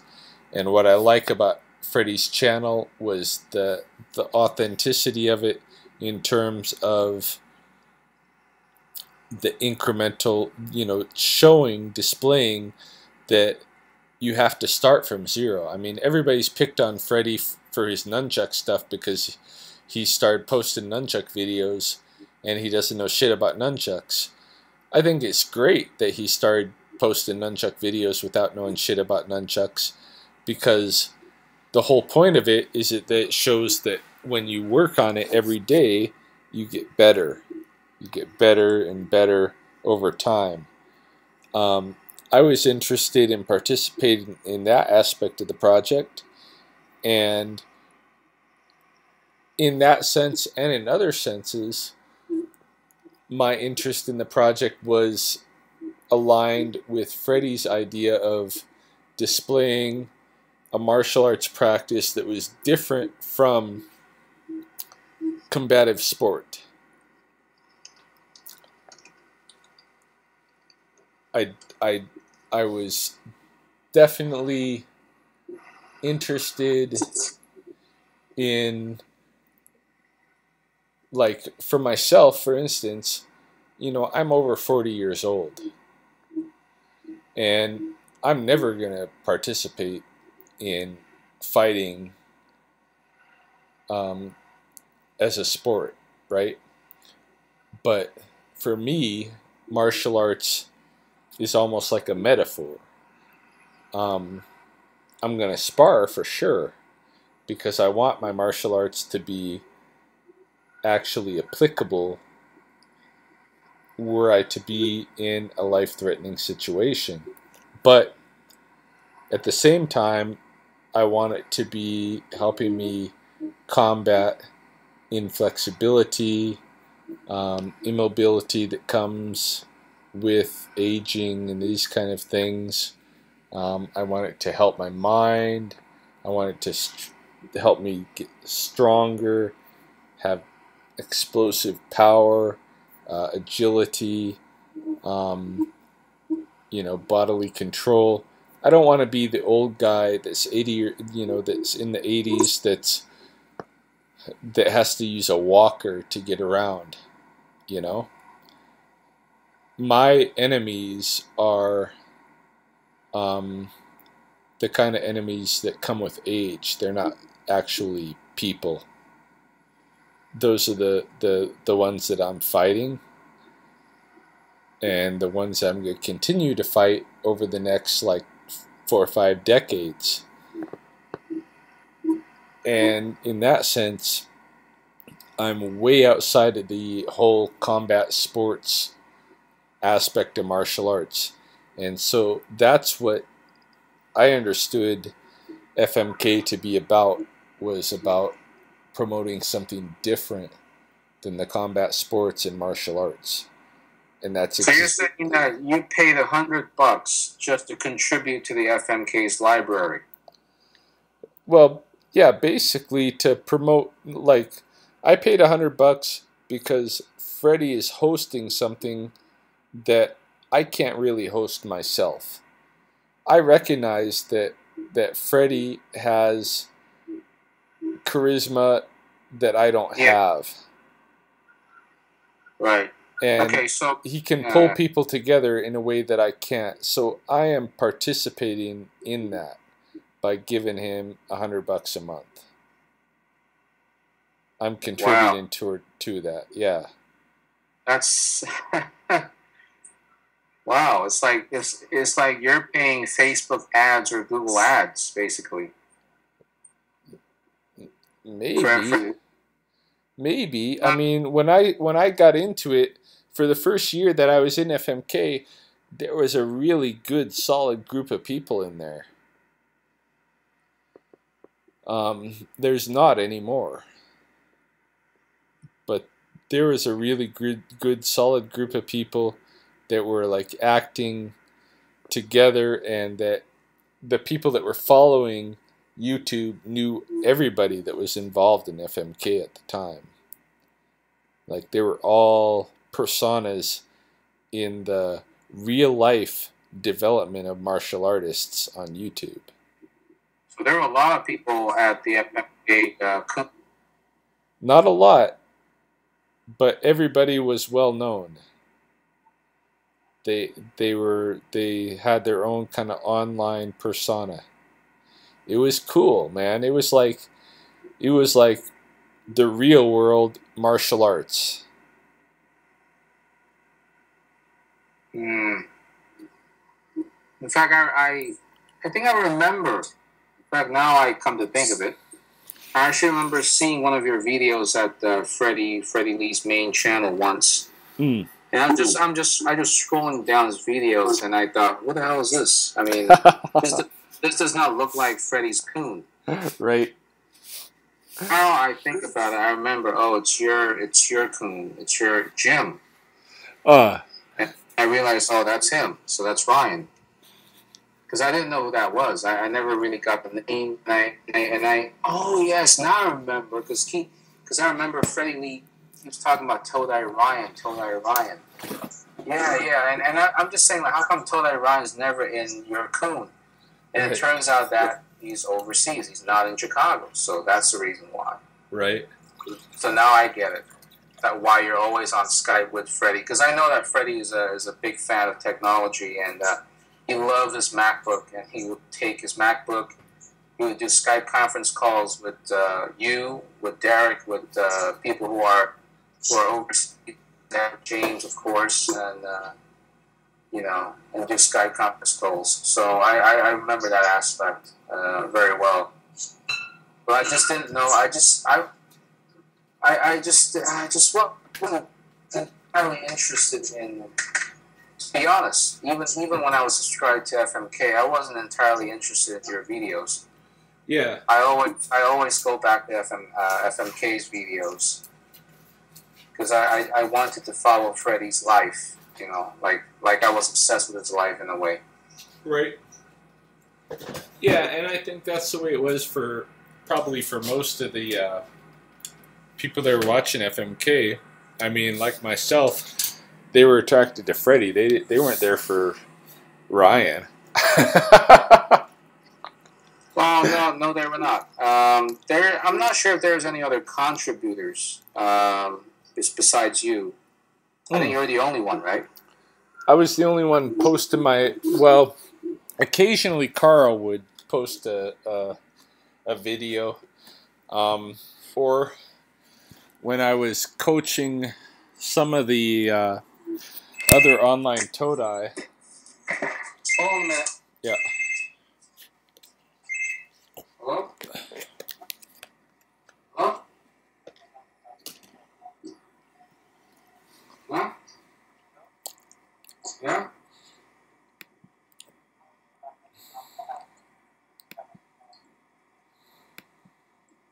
Nanti aja. No. Nanti aja ya.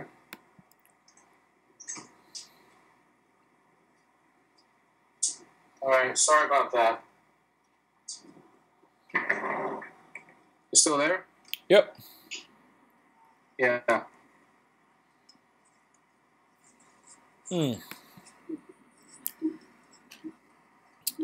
Yeah, I think I was just saying, you know, for the most part, other than Freddie's videos, mine were the only ones showing up on his channel, except for the very occasional, probably way before your time, from other online Todai when he was still doing the. At one time, he had a curriculum he was building for people that wanted to study FMK at a distance. He had a video collection that he was building to give them real thorough tutorials on forms that he was putting together. And he did a good job on the Charlie Futt inspired forum, you know, his main forum that he has everybody learn, and then he did kind of a half as good a job at the Taekwondo forum, which is the second forum he wanted everybody to learn. But that forum was so complex, like people were injuring themselves, getting tendons torn and shit trying to learn it. And he had several other forums, which I do have the videos downloaded on my computer for, but he backed off of those, and it was really only myself who was an actual distant learner of FMK after the whole incident with the Jackie Chan incident, when Eileen and Walid and all their friends left. The online Todai left with them, except for myself and Kang, who's not really an online Todai because he doesn't pay. But yeah.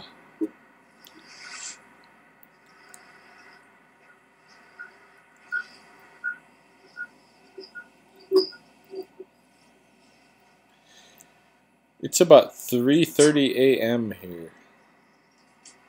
Yeah. You know, that's one of the great things about independent interviews because I was yesterday or the day before I was watching a spiritual exposed video about some spiritual cult leader because these girls were exposing a cult leader, and the whole interview was, lasted for over 6 hours. Right. I can tell you that kind of interview, a 6 hour interview, can only happen on YouTube with current technology. It would never happen on CNN. No, for sure. Yeah. So that's the beauty of Skype and YouTube. So, we should all appreciate, what we have today because I tell you what, I would love to watch a 6 hour interview with Michael Jackson. But they don't exist because when Michael Jackson was alive, YouTube, when he was popular, I should say, YouTube did not exist. Right. But now we can talk about Freddy Lee for 6 hours because we have technology to talk about it, and no producer says, "Okay, time out. We have to move on to the next show now." Yeah, that's right. People take it for granted all the time. People take YouTube for granted, but man, just think about literally just a few years ago, 10 years ago, which is not that long ago, by the way. You would never be able to do a 6 hour interview and upload it to YouTube for the whole world to see. No, stuff is dynamically changing, and that was something that was attractive to me with FMK too, because I saw that Freddy Lee was doing something so different in terms of martial arts online. I wanted to be a part of that. I wanted to be engaged with wherever it went because I recognized him as a crazy idealist, and I wanted to link on and go wherever it went for as long as I could anyway. It might be good, really good fodder for some kind of study of this new era that we're moving into socially and technologically,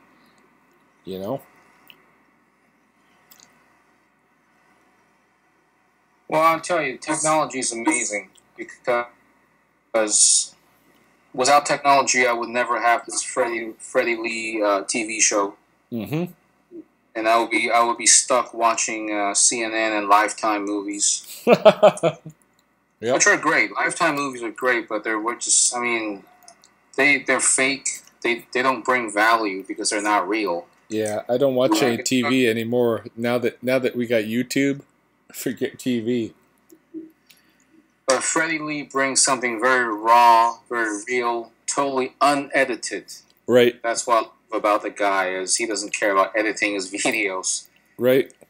I'm not sure. I think he has a Sony cam, or is it Panasonic cam? He has Sony Handycams. Yeah. Yes, he had cams, and that's it. He just takes it out from his SD card, put it into his MacBook, and onto YouTube it goes. Yep. That's it. No editing, nothing. Mm-hmm. That's what I love about his channel. So yeah, aside from that, I just kind of hope that he would realize what he's done wrong, and all the psychological issues he's got. He's got a lot. Having 5 kids. I've never had 5 kids, so I don't know what it's like to have 5 kids. Mm. But I would imagine having 5 kids is definitely super stressful. Right. Just imagine. I'm not sure how big the condo is. I'm not sure how big the house is. Yeah, you said his dad is rich, right? His dad is wealthy. No. He's not wealthy. His dad is a real working class guy, and he's just put a savings aside and he's helping his kids out.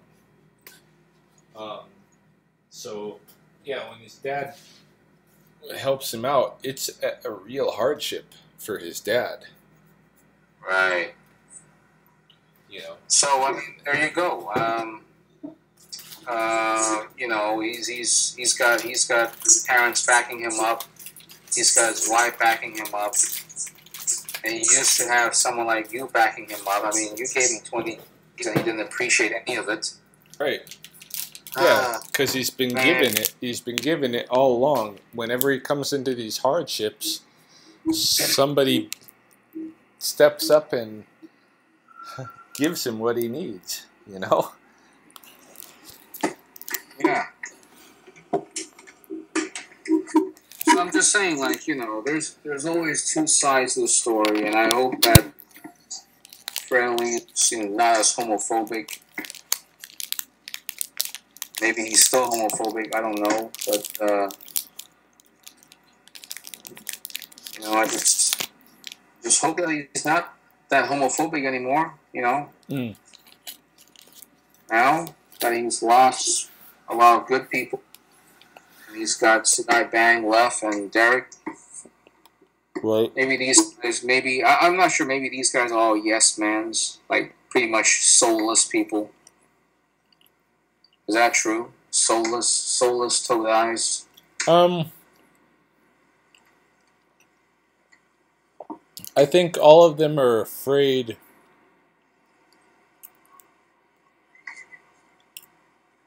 They're kind of in the position that I once was, where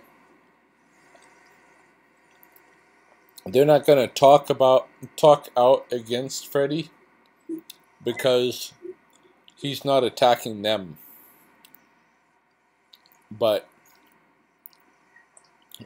every single one of them has talked to me privately, has contacted me privately to say that they have issues with some of the perspectives that Freddie has put out there publicly. Yeah, I'm not surprised that they have issues because, you know, me, just by watching his videos, I can forgive whatever he says because I believe in freedom of speech. That's the American Constitution. But, you know, the contradictions can be irritating over time. Right. And, you know, especially when he waves a gun in the bathroom and refused to spar with a 16-year-old who requested to spar, that, I don't know. I mean, maybe he's just saying he doesn't want to fight. That's fine if you don't want to fight, but then you didn't have to wave a gun and threaten everybody on YouTube saying, if you come at me with that thing, this is what happens to you. It's like, what, are you a gangster now? I thought you were a respectable martial arts master, and now I thought you're Sifu. Yeah, to me, that shows he's not a Sifu. He's not he's not qualified to be calling himself a Sifu. You know, I have right here in Lethbridge. There's Taka Kinjo, who is a Gohakukai master. I think he's a 8th degree black belt in the Gohakukai, which is a mixture of Gojiraya and Tomarite. But I was there one day about 10 years ago in the dojo, and this guy who was a MMA, a young MMA guy, maybe like 20, 21 years old, came in and was watching the session and was talking to Taka, and he said, you know, this stuff doesn't actually work for fighting. And Taka said, oh really? Well, you know, do you want to try it? You know, see if it works again. You know, do you want to fight with me? And you know, to me, this is a real martial arts Sifu who like stands behind what he's doing and says, "Oh, you want to challenge me? You want to challenge what I'm doing? All right, let's take the challenge, right?" So this guy went up with Taka, and he was trying to hurt Taka, and Taka was just doing everything he could to not hurt this kid. And so he would stay out of range, and every time his kid got into range, Taka would close the gap, put the kid on the floor, lock him up. He'd put him on the floor pretty hard, you know, just to kind of like wear him down. Then, all right, bam, lock him up. Okay, back off. The kid gets up, still wants to fight. All right, close the distance. Bam, lock him up. And, you know, after a few times of falling on the hardwood floor, the kid was like, all right, I've had enough. And at no time was there any risk, like serious risk of any injury, because of Taka being a professional martial artist, knowing what he needed to do to keep the kids safe while the challenge was in place and being undertaken. And yet he was able to take on the challenge and, you know, meet it successfully, not going the next, you know, that evening in his bathroom and waving a gun and, you know, crying about if anybody comes over, I'm going to have to shoot him and this kind of thing. Freddy Lee is a ridiculous. He's a fitness guy. He's not a martial artist.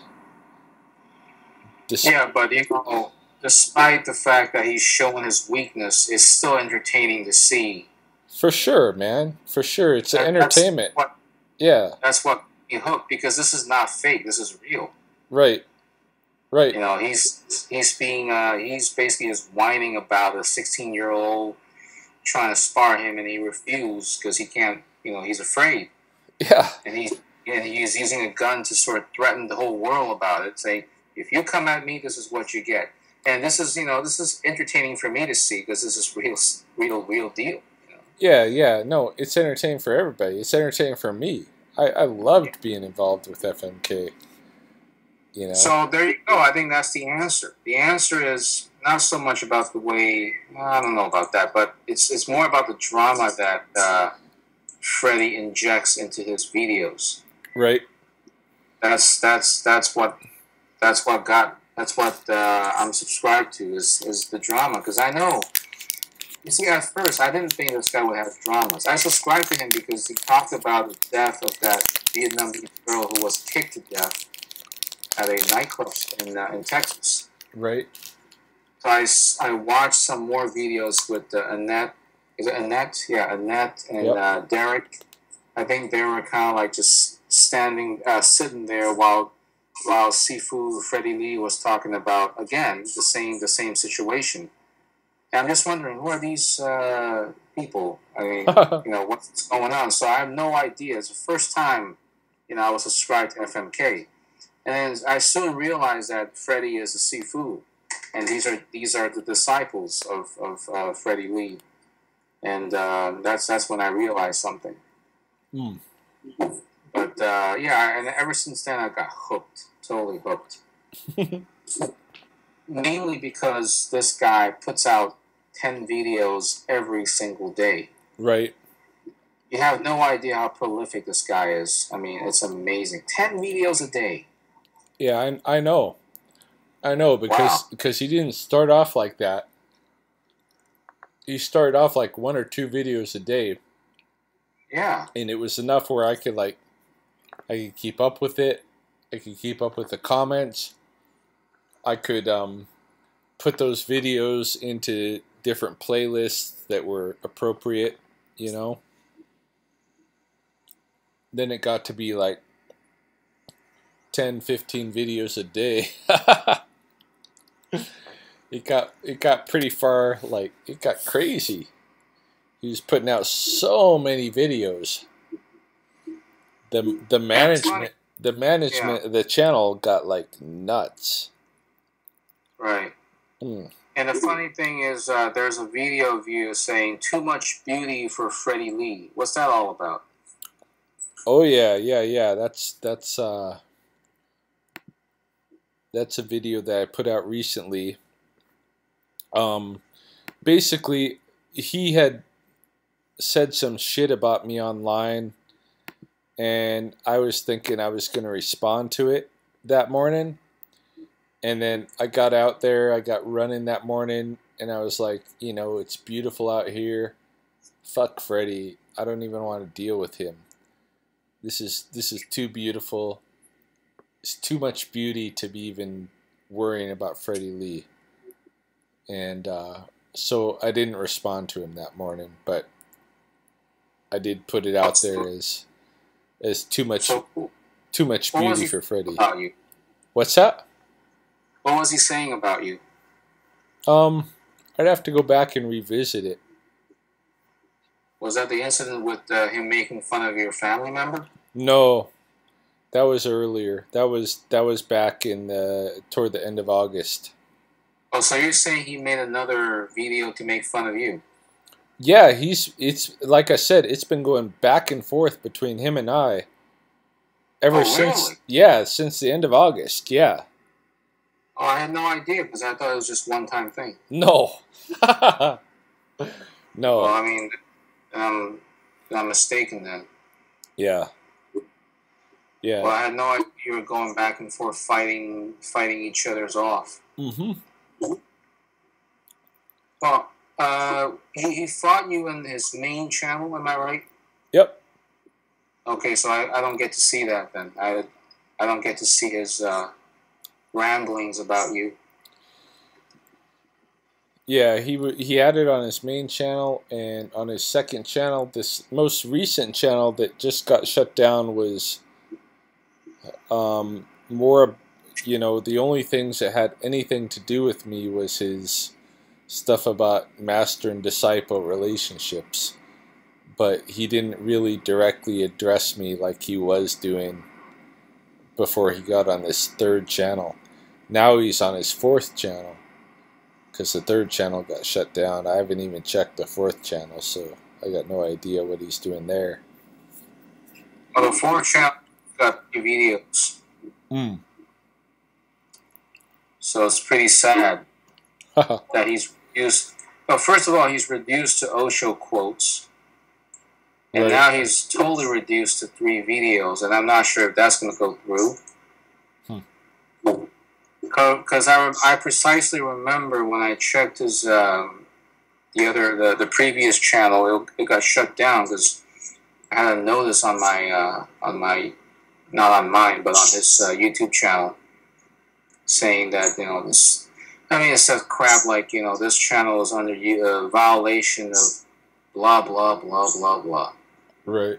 And I'm like, what? What are you talking about? Violation of what? I have a feeling that somebody at Google is specifically targeting Freddie.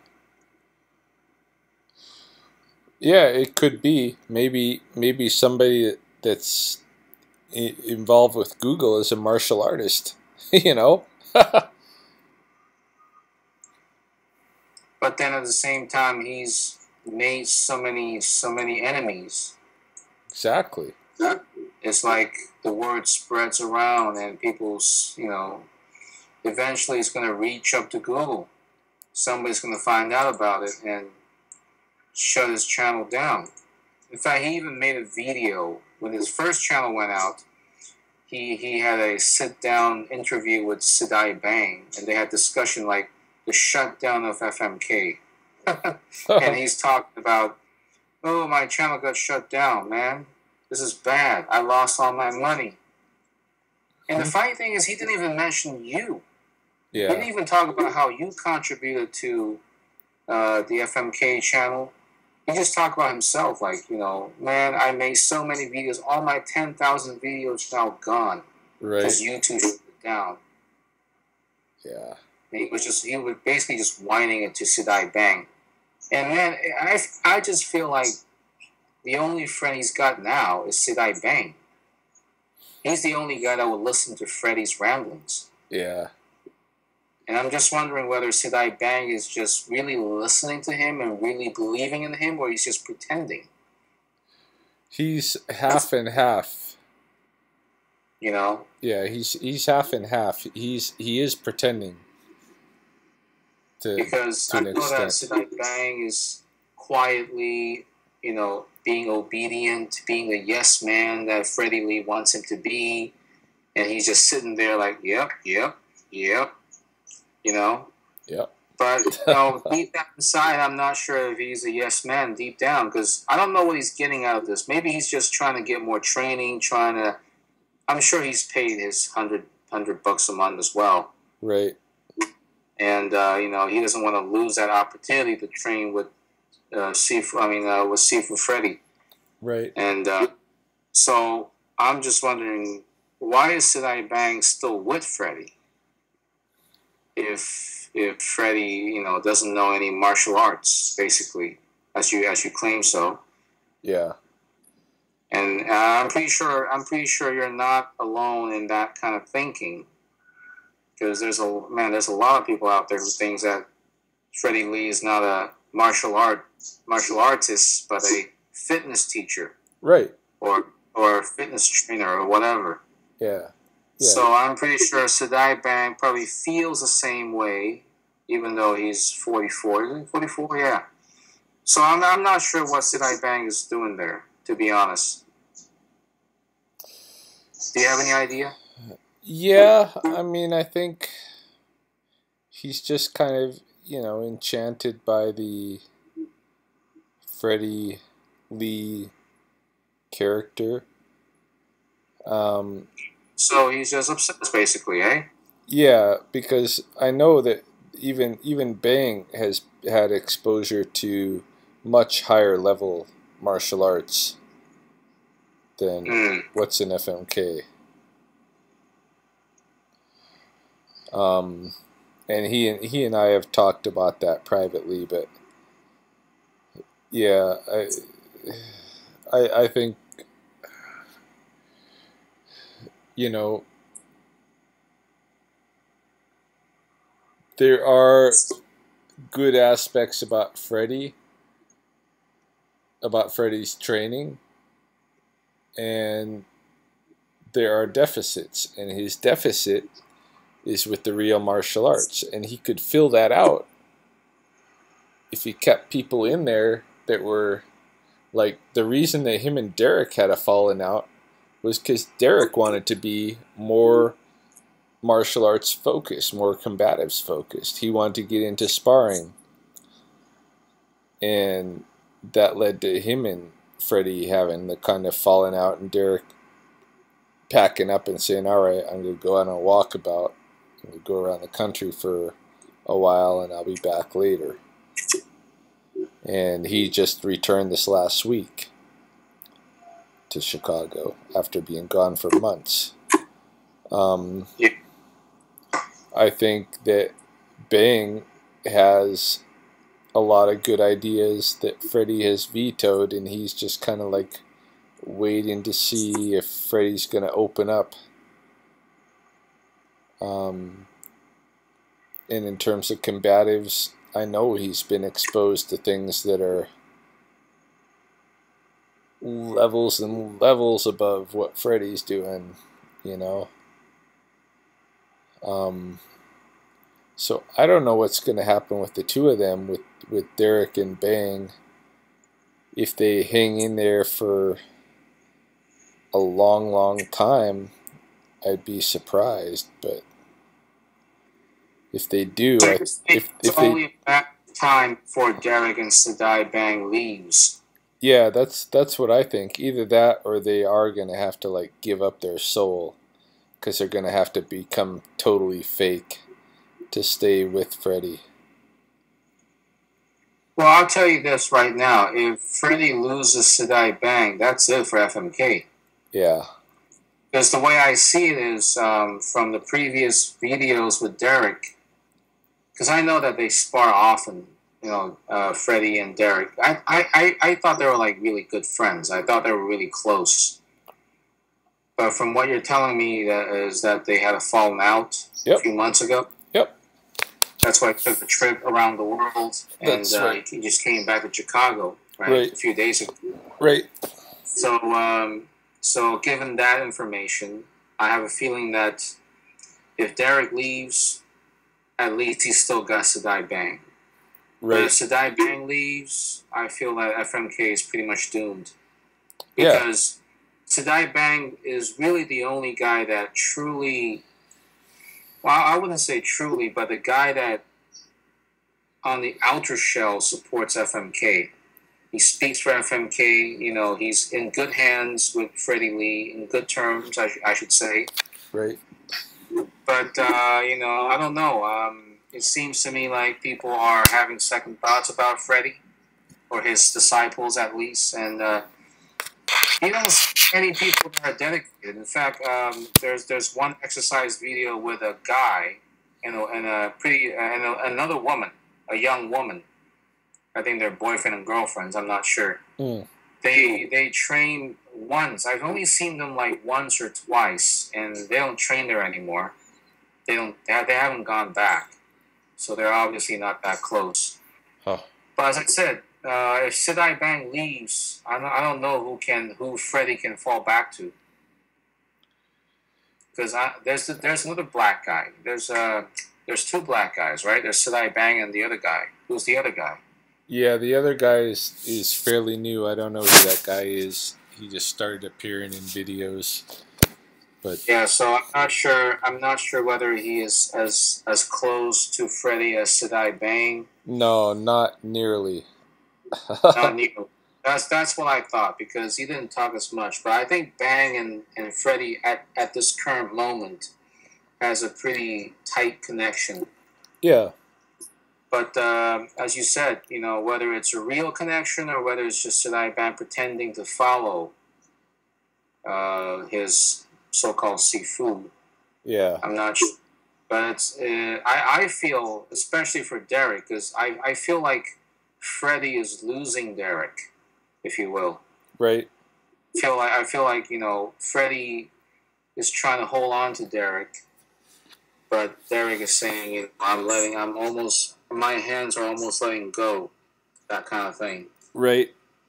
And I feel like it's only a matter of time, 1 month, 2 months max, before Derek says, you know, I'm leaving for good. Yeah. And who knows? Maybe you know, Freddy will make another mocking video of Dalmain or Annette, Right. saying, you know, that bee, you know, she's this and that. Oh, whoa, whoa, whoa. Right. Just like how you made fun of your family member. Yeah. Make a video making fun of, God forbid, he'll make a video about Derek and Derek's grandpa. Right. Who's 92 years. Yeah, so.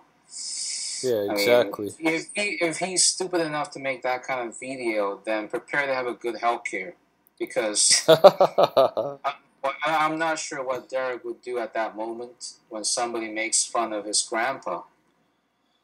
You know. Yeah, I'd be surprised if Derek got violent, but I think Derek would be leaving FMK for sure. Yeah, for sure, but you never know. I mean, Derek could be violent. You never know. Yeah. Yeah, it's true. So I'm just saying, like, he doesn't have a lot of people left, the way I see it in his previous second or third channel. You know, he's mainly been conversing with Sadai Bang. Sadai Bang is kind of like his sidekick for now. Right. But I kind of feel sorry for Freddy, because, you know, he had a good start. People seem to like him in the beginning, but his ego got in the way, and Jenny's jealousy got in the way in terms of business, and now he's pretty much almost all alone. Except, you know, now if you look at his videos, he's mostly training with Shigun and Wayne and his kids. That's it.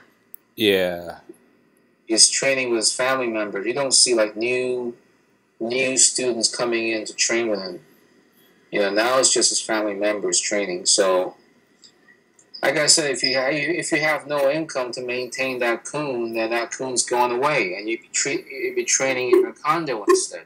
Yeah, yeah, it's gonna go back to his basement where it was to begin with. Yeah, go back to his condo or the house that his father just bought him. That's right.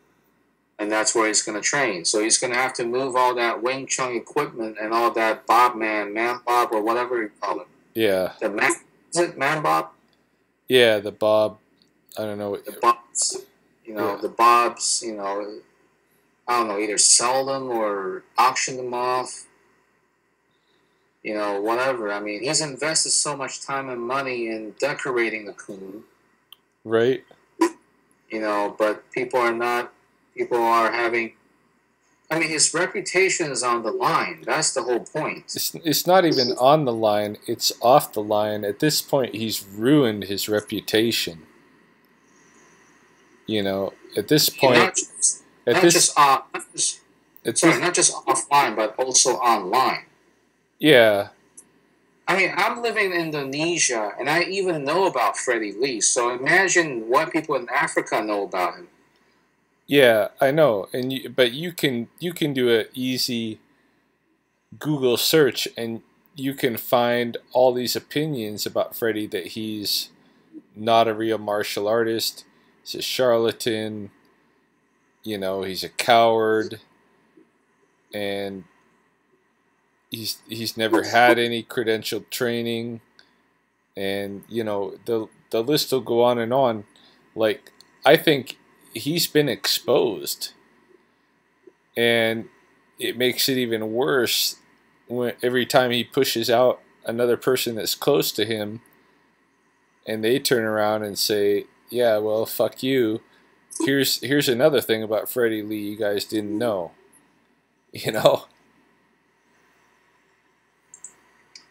Well, I kind of feel sorry for the guy, to be honest. I mean, I don't feel an ounce of anger.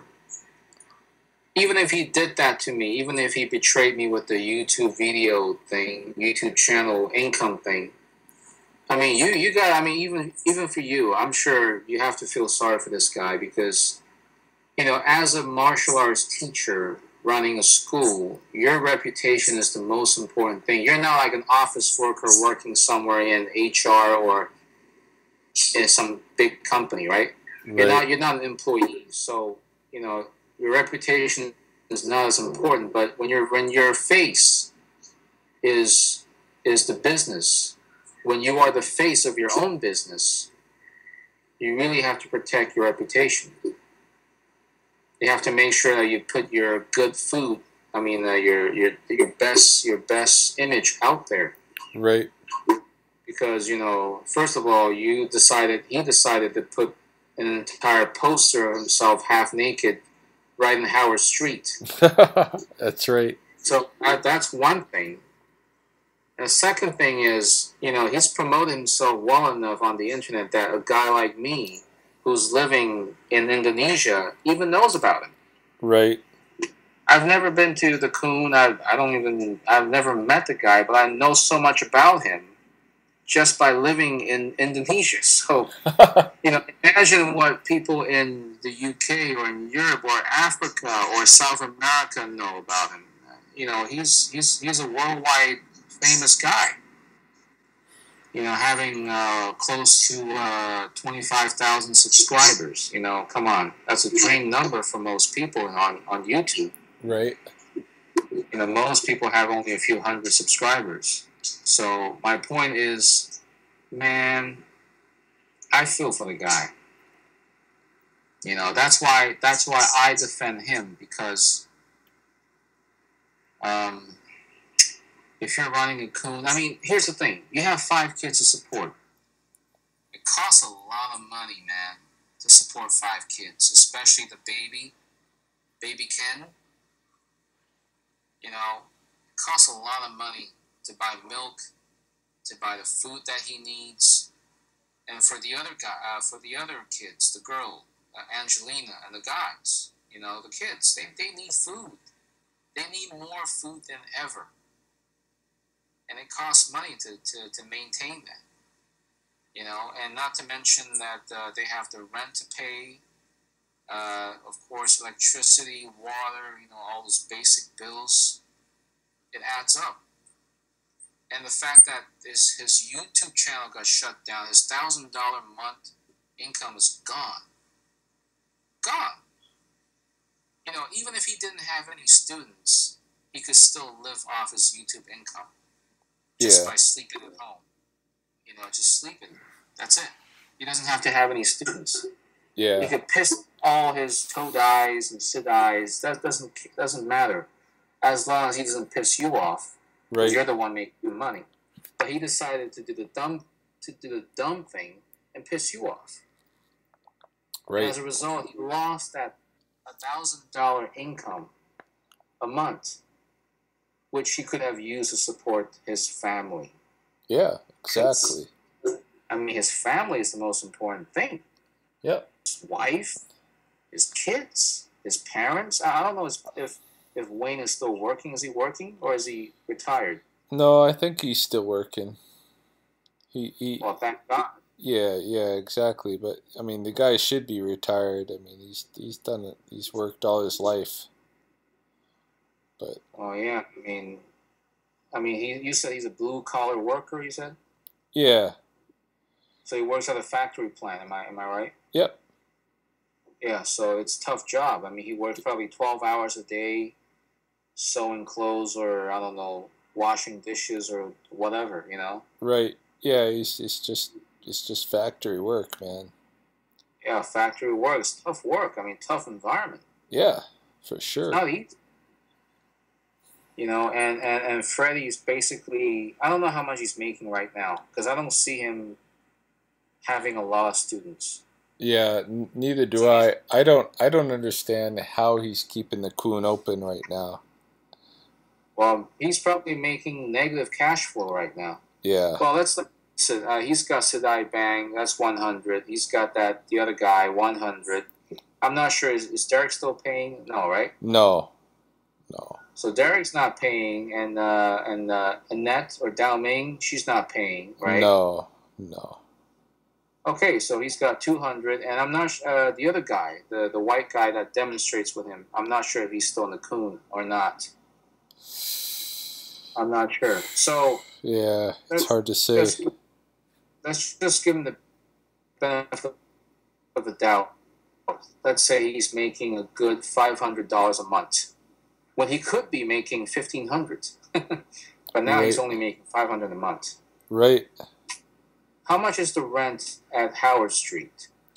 So that's probably eats it all up right there. If it's not even more, yeah. $3,000 a month? No, I would think maybe $1,500 to $2,000 a month at the place that they're at. For the entire thing? Yeah. That's not too bad. So $2,000 a month eats it all up. He's got no income. Right. Exactly. So he's got let's say 5 students, $500 a month, $2,000 gone. So he's running a negative of $1,500. Right.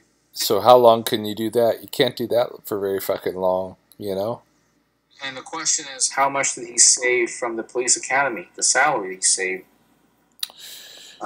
Yeah. Well, there's that and the bankruptcy, because he purposely went bankrupt too. Purposefully? Why would he do that? Because he saw his sister do it. He saw his sister build up a bunch of credit cards and rack them all up with stuff, and then shirk out of them with the bankruptcy, and so he got kind of jealous, actually. And he talked to me about it, and he thought, he said, "Oh, I'm thinking about doing this strategy where, I just load up the Coon with all the training equipment we can handle here, and then go bankrupt, and Okay, so what's the benefit of going bankrupt? Is there any benefit? Well, he was looking at it as like an Etch-a-Sketch, like, all right, here's your credit record. Let's shake it up and it's gone. You've got. That's it? Yeah. So you start from zero. Yeah. So all your negative checks balance out, and you start from zero. That's convenient. Yeah, I don't think it actually works that way, but I think that's how he saw it, you know. I think that stigma of the bankruptcy sticks with you a long time. Um, but you do, you know, in the short run, you get to opt out of your debts, right? But in the long run, I think that debt sticks with you on the record. It looks bad for a long time. Okay, so what about Jenny? Is she working at all? Nope, not that I know of.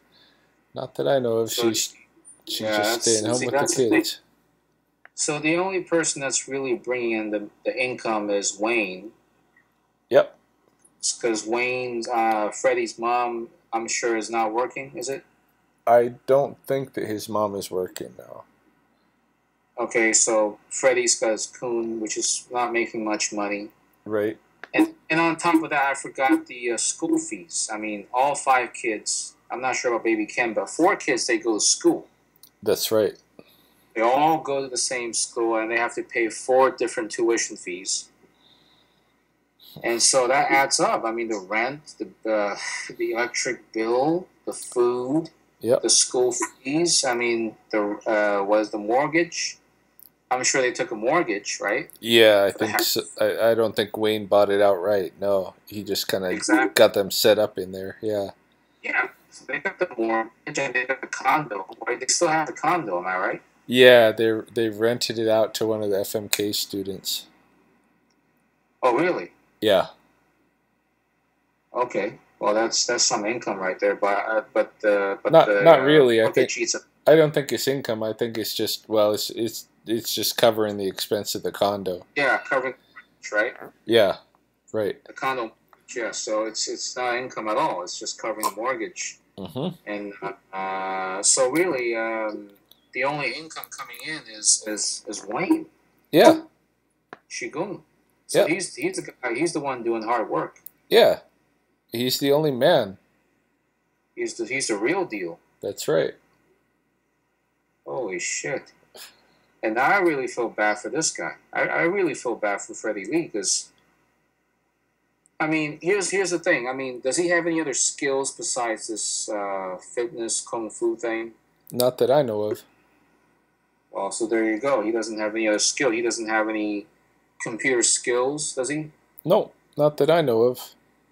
Yeah, no computer skills, no engineering skills, no language skills, no nothing. Yeah. No marketable skills except for his fitness body and all that. That's right. Well, the way I see it is he could be a male model, but he's too short to be a model. Yeah, and he's got too crappy of a reputation. If I was a company, I wouldn't hire him because I'd look him up on the internet and I'd be like, you know, this guy's. Well, yeah, that's the one thing. Fucking joke. That's the one thing why you don't want to fuck with the internet is once you fuck with the internet, it's a permanent record. That's right. You're a joke. It's like your criminal record. Yeah. So Freddy Lee has got a permanent criminal record on the internet. Yeah, he does. He is the Milli Vanilli of martial arts. So he's fucked. He is. I think so. Yeah. Well, I mean, fuck. I mean, that's bad. I Yeah. mean, I feel for the guy. I mean, that's bad. I mean, Jesus Christ. Yeah. Well, he put himself there. He didn't have to be there. He could have been famous in a really good way. He could have been, but like I said, people make mistakes, man. He's human after all, dude. Yeah. Well, I'm sure you made your mistakes in the past. For sure, but I didn't. Don't tell me you're perfect, Ryan. No. But I didn't. When I was making my mistakes, I didn't hang them out there for the whole, universe to see. Well, that's a smart thing to do. At least you didn't put yourself a permanent record on the internet.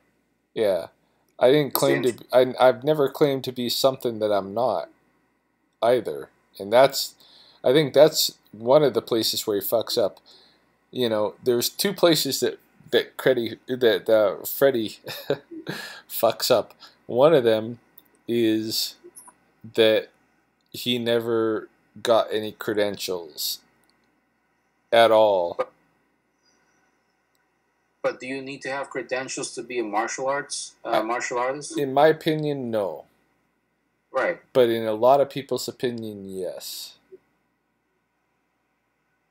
So this is one of the points of attack. They probably would never attack if it weren't for the fact that he didn't go online and make really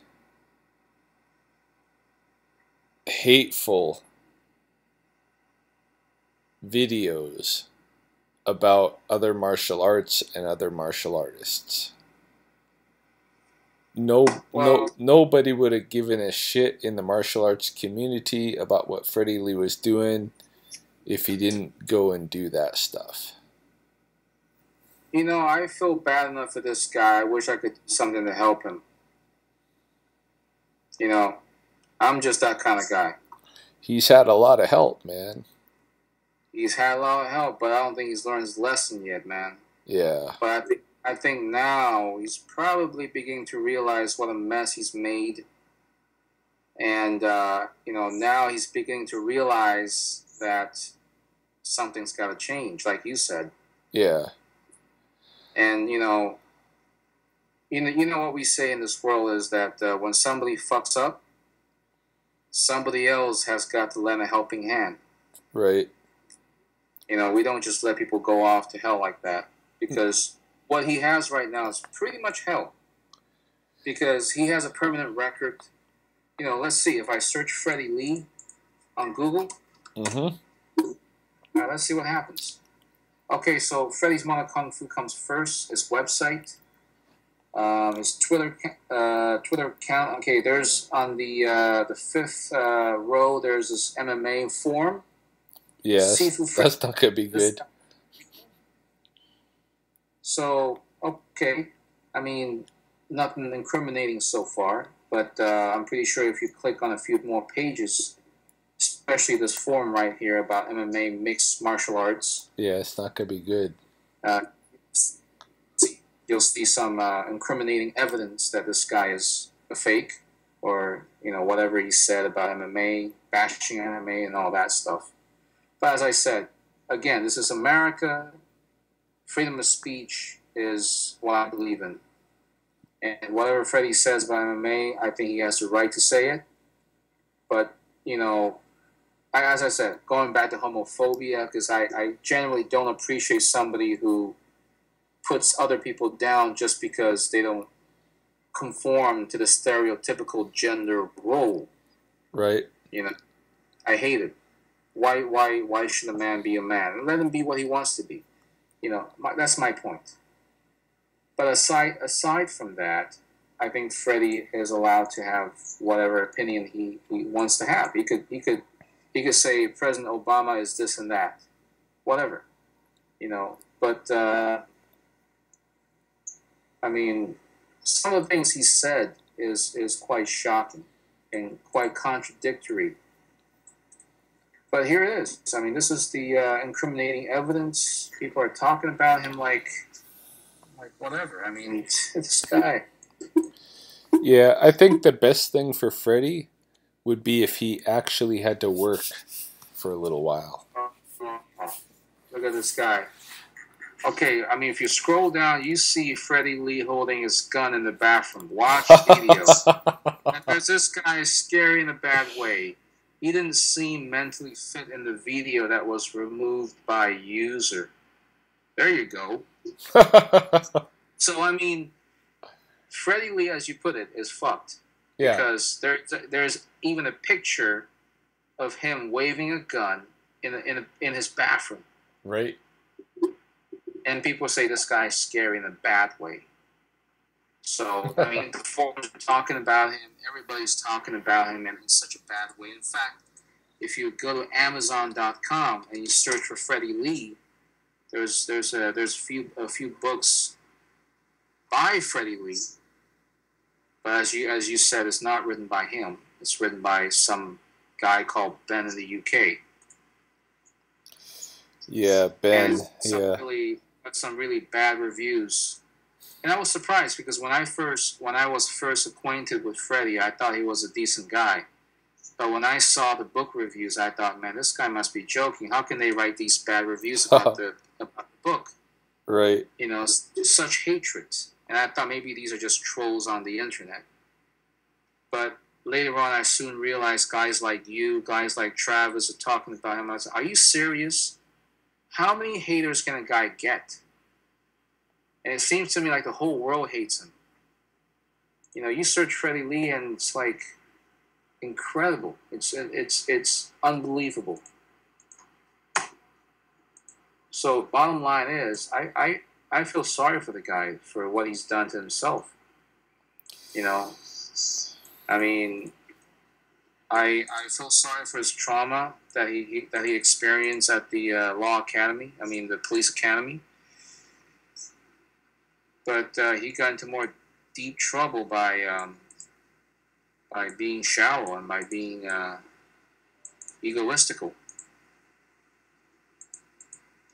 All right, so you go to Amazon.com. You know, you type in Freddy Lee's name on it. This is why, again, as I said, you never fuck with the internet, because the internet can haunt you for years, for decades to come. You know, this is what's scary about the internet. It could leave a permanent mark, and you'll never be able to delete whatever you wrote, whatever you say, whatever you do. You know, it's the internet is a scary place.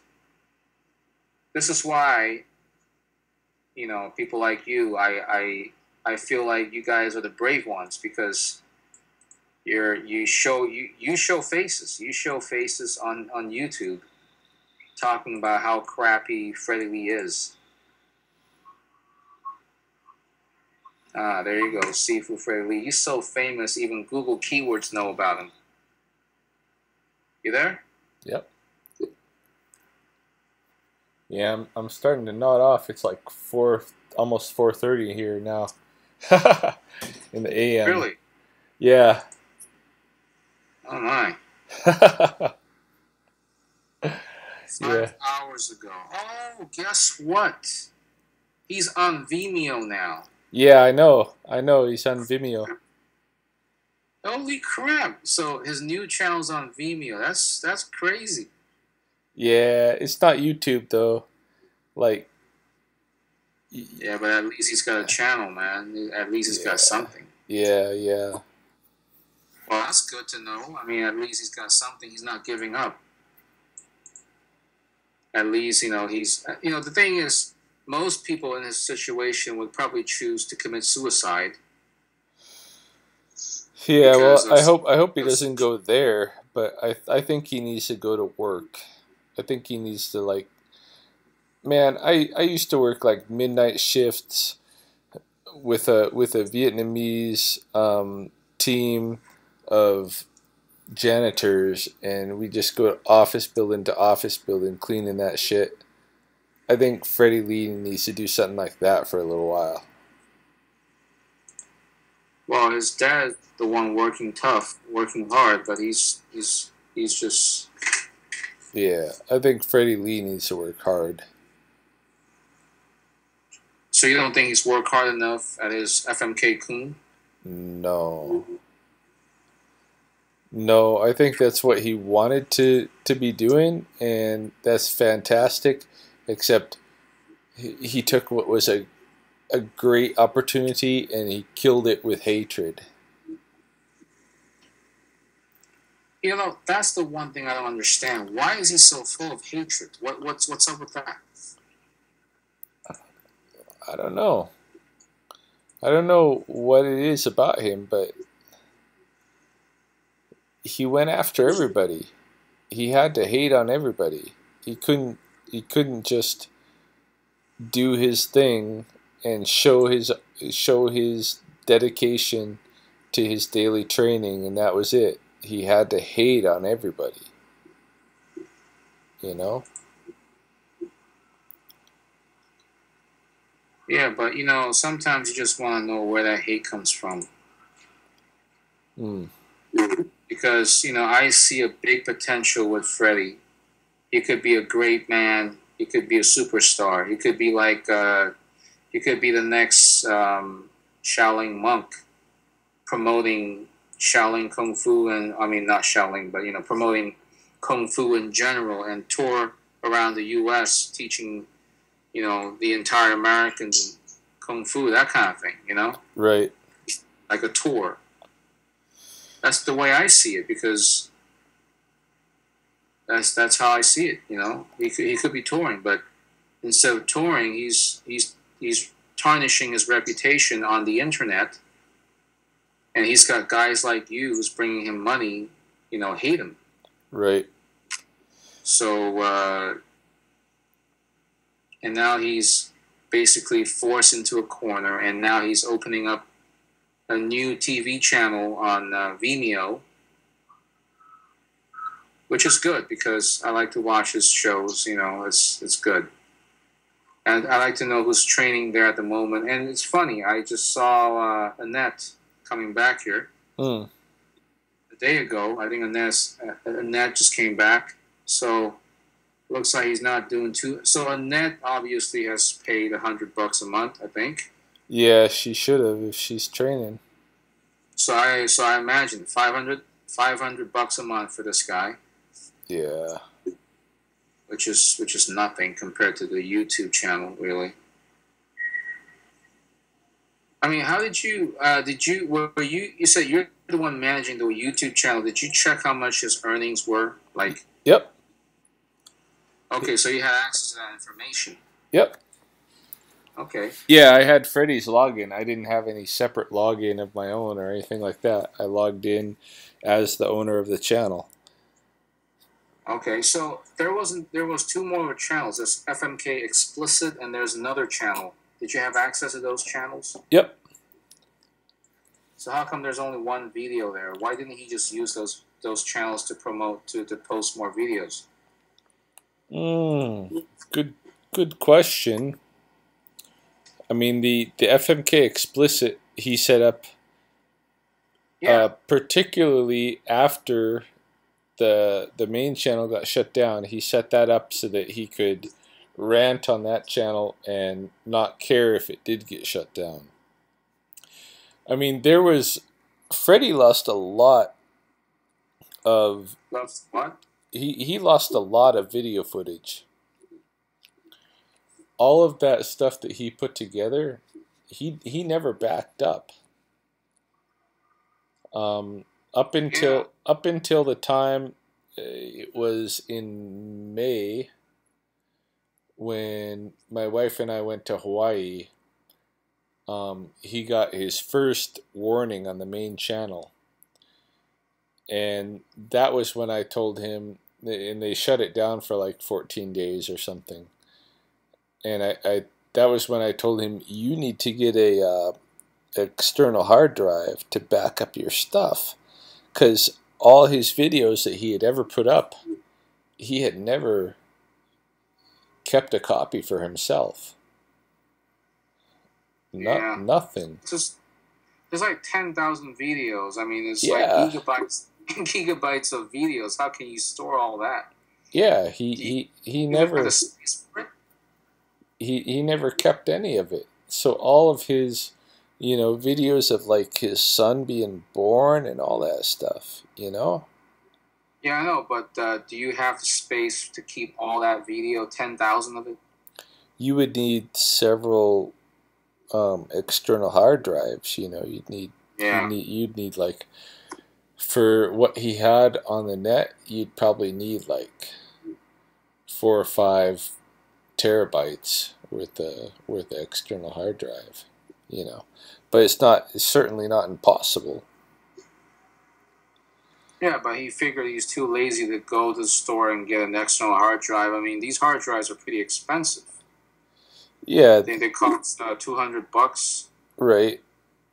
$200 just to get a 4 terabyte hard drive, 5 terabyte, I should say. Right. Well, they have 5 terabytes now, so Yeah. you know they cost a decent size amount of money, and he's only making $500 from his students. So for Yeah. him, it's probably not a priority to back up all his videos at that point. Yeah. Well, he didn't, and now they're gone. Now they're like, Yeah, they're gone poof. forever. I mean, all his Yeah. best memories. I mean, memories of him. You know, especially the old videos. Those are the classic ones of him sparring with Davin James. That's you right. know, Yeah. Those videos will never exist anymore. That's right. Jesus Christ, they're gone forever. Yeah, it's wild, hey. It is wild because I should have saved a copy for you guys. Yeah, the only videos of his that I saved were the forums. I've got his different forms that he created himself. Forms? What do you mean? Yeah, like Kata. Like Kata? Yeah, what else would you call it? But in the martial arts, there are like patterned movements, almost like a dance that you can learn. And okay. He would create these forms that were inspired by different systems. So he has a Choi Li Fut inspired form, a Taekwondo inspired form, a boxing inspired form, a Thai boxing inspired form, a Wing Chun inspired form. All of these I have videos for. These were gonna be the official curriculum of FMK, but he got to the second form with people and they couldn't learn how to kick the way he did, and he got frustrated and said, well, we're not going to have any more forms. Well, it's funny because I have a video of the Chinatown safe spar Todai Diaoming versus Todai Changpu. I still have that if anybody wants it. Yeah, that stuff would be good too. My favorite is Sifu Lee gets jumped by 2 bullies. And these are real 2 bullies as Todais.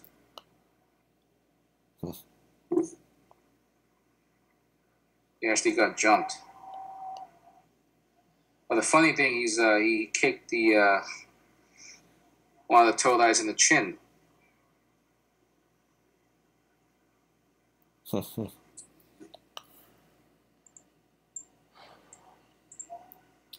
So all in all, I got about 29 videos of Freddy Lee,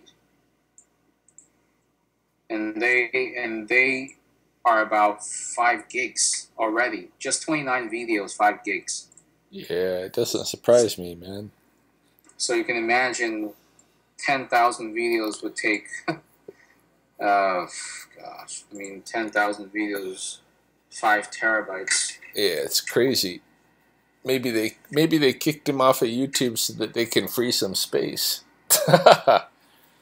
That's possible, but you know, Google, they've got some massive storage space, so I don't think 5 terabytes is worth for them to save. Because why only save 5 terabytes when they can save 1,000 terabytes? Right. You know, it's Google, so I don't think they kick them out just to save space. I think they kicked them out because they have like millions of complaints about Freddy's channel, and they felt that it was legit, and they decided to kick him off.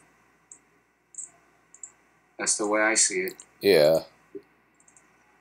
Yeah. That's what happens when you piss 1 million people off. That's right, man. And you know, when there's a saying that there's a strength in numbers. So, I mean, I don't know. Well, it looks like Freddy Lee is back on Vimeo, so you can interact with him there. Yeah. I'm not sure who's actually managing the channel. I'm not sure if he's actually making any money from Vimeo. Not even sure if Vimeo even has a revenue sharing program.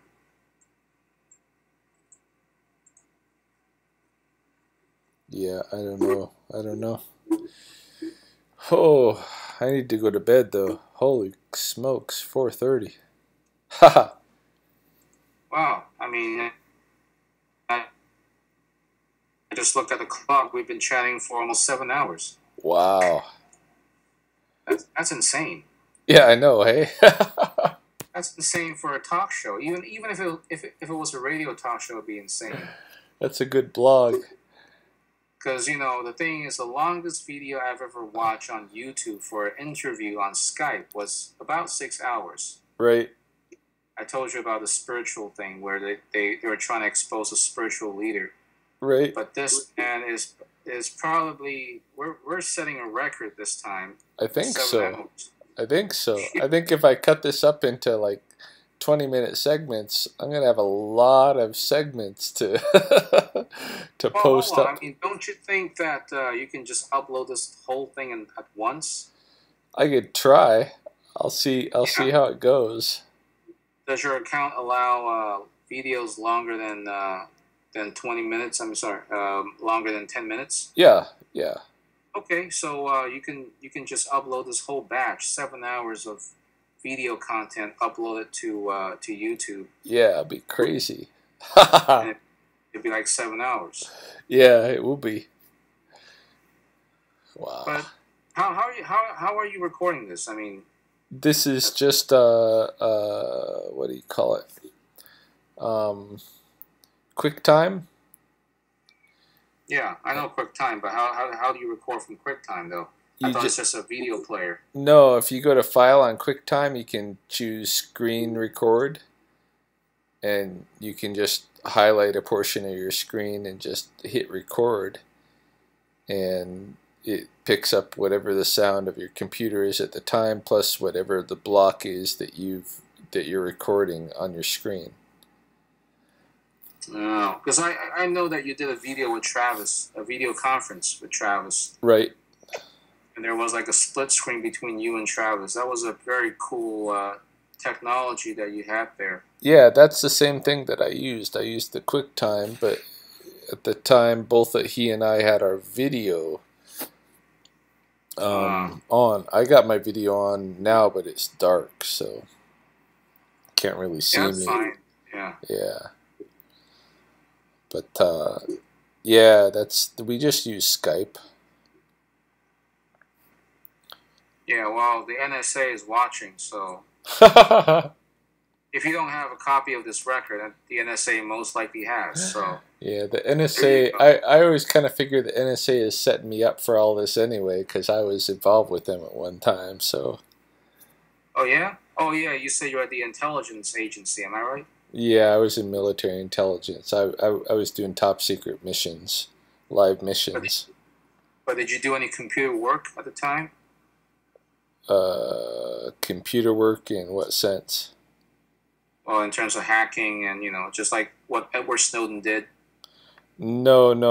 What I did was we would intercept radio signals from a certain group that we were spying on, and we would translate those, and if there was anything of importance, we would send it on to the NSA and that kind of thing. And then once every couple of months, there'd be a general that came around, and we'd have to give him kind of a briefing on what had been happening in the area that we were spying on, I assume this was like 20, 30 years ago, is it?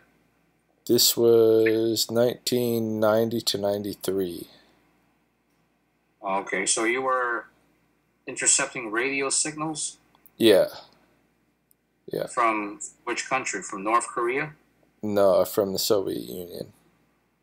Ah, I see. Yeah. So, but did you guys use a computer, or was it some kind of a primitive machine? No, we had computers and all that. We had the collection station.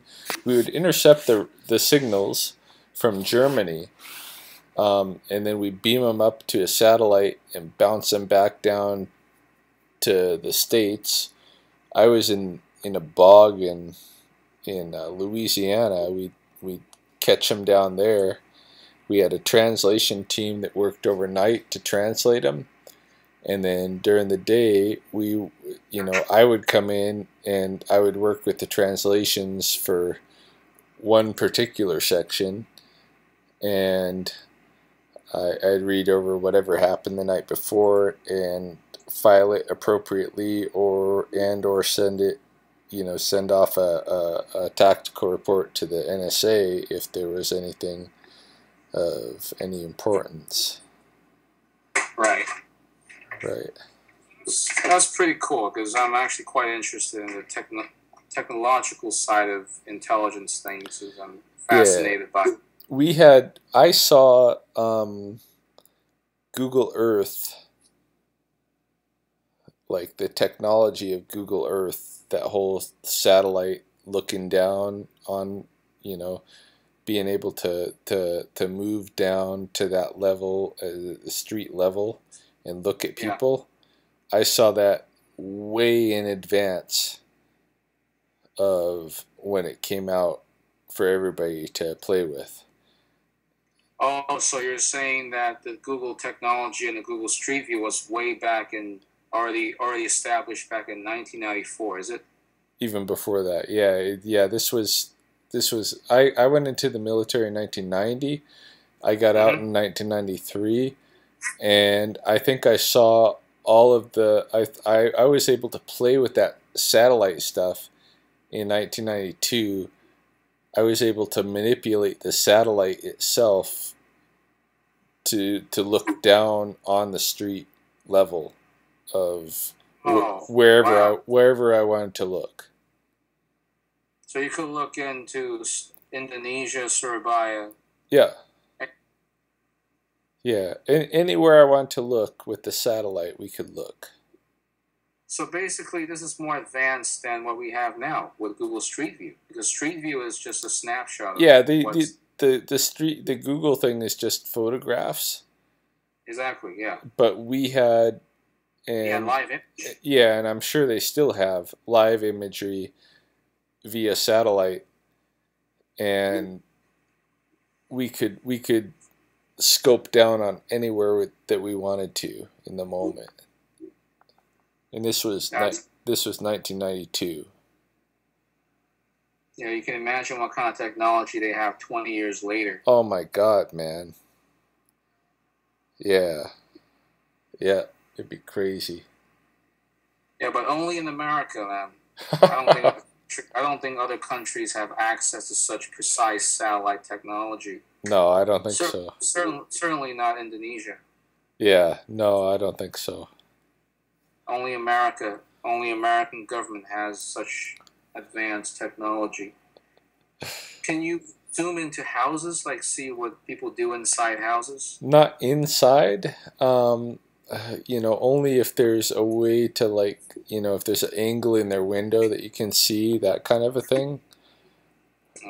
But you couldn't actually, at least at that time, you couldn't actually get through any solid surfaces. You could just go down to, whatever level you could see when you run into that wall of that solid surface, right? What was the resolution? I mean, how close can you see it when you zoom down to the street? It was like, I don't know exactly the pixels, but it reminded me of Google Earth. When I first started to, But do you see people's faces? Yeah, you could see people's faces. So you're telling me that you can use a satellite on top to identify individual people using that satellite zoomed down to Earth? Yeah, if they were out on the street, yeah, for sure. How would you do that? Because you would just get their head, not their face. There seemed to be most of the time a little bit of an angle to it. I mean, it was like I said, it's like Google Earth. I mean, you zoom down, you're not getting like a 90-degree, right down on top of their head kind of an angle. You're getting them yeah. even then, Google Earth does not have the kind of resolution to identify people's faces. You can only see buildings and cars, and that's about it, but not people's faces. Oh, I don't know about that. No, not on Google Earth. No, I don't think so. I think so. Really? Yeah. Maybe in certain cities, but not in not outside of the U.S. though. And any place that they've driven their to get a street view. Oh yeah. Street view is different. I mean, if you do street view, you can definitely see people's faces, but then they blur it out. Yeah. They blur out the car license plates and people's faces anyway, so you can't see people's faces. Yeah. Which is really a pity, because if you want to track down predators and criminals, you can't do it. Right. You gotta do it on a government level. Right. Yeah. What we were using was not. It seemed to never be 90 degrees from the target. That's great. That's awesome. But so you could see. You could get in resolution wise enough to identify people for sure. That is scary. Yeah. That is totally scary. But the thing is, that's not the scariest part. The scariest part is the government reading email messages and checking out your Facebook messages. Yeah, checking out your SMS, your WhatsApp messages, and your phone messages. That's scary, right there. Yeah, see, that's what I think I probably would have been into if I was stuck with my job. I quit signals intelligence, but I was in that job, and we were capturing radio signals, but I'm sure today we'd be dealing with internet. So you were a computer specialist, or are you a computer specialist? No, I was a signals intelligence analyst, which basically meant that I took whatever we captured for signals, which was radio at the time, but it would have been internet now.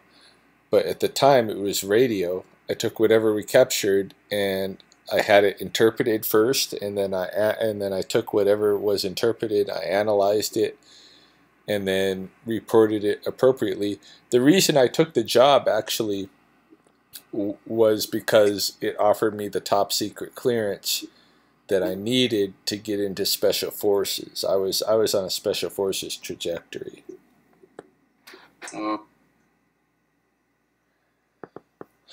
But yeah, I would. If I was in that job today, I would be the guy that was looking at all the dudes jacking off on their laptop or whatever. Why would you say that? Because they are now spying on civilians through their laptops. Well, I know that, but they're spying pretty much on everything. Not just laptops, but cell phones, cell phone records, your text messages. Right. Even incriminating messages. Right. I'm not sure if they're actually Edward Snowden said they're just recording the metadata. Yeah. Of your Skype calls, but I'm not sure if they're actually recording the Skype calls. It's hard to say, man, because what we were doing at the time, we were recording everything that we could capture. So, and you're recording to an 8-track or some kind of digital form, MP3s?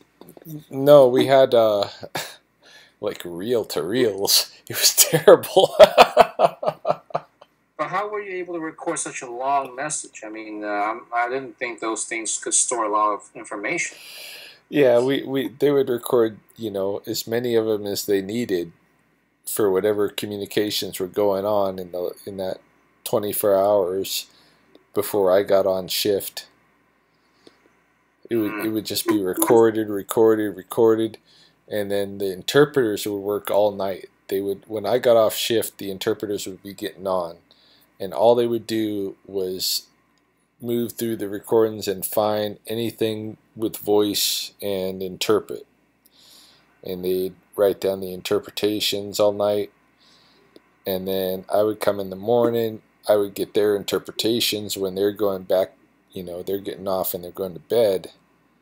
I get their interpretations and read through them and figure out how to report the stuff and how to file it, you know, whether it needs to go to NSA or whether it's just something that we can note ourselves in the tactical unit that I was at and file it away there. That is crazy because, I mean, the technology you were talking about is far more advanced than Google Maps and Google Street View that we have now. Right. So it took about almost 20 years for civilians like you and me. Well, I'm not sure about you because you were in the military. But for guys like me, civilians, we only had this technology a few years ago. When you guys had this technology over 20 years ago. Right. So it just goes to show that there's a lot more things that the American government are not telling us about what sort of technologies they have. You know, for all I know, they probably have crazy time machines right now that they're concealing from us, and or some kind of a time warp spaceship or starship, I should say, that they're concealing from us. Yeah. You know, and only to be revealed in 100 years. You know, to Yeah. civilians. Yeah.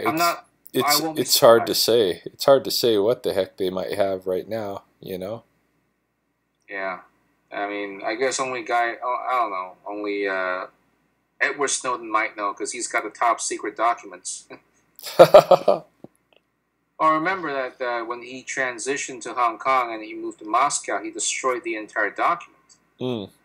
So only he knows what's up with. Only he knows what's going on at the U.S. government levels, top secret.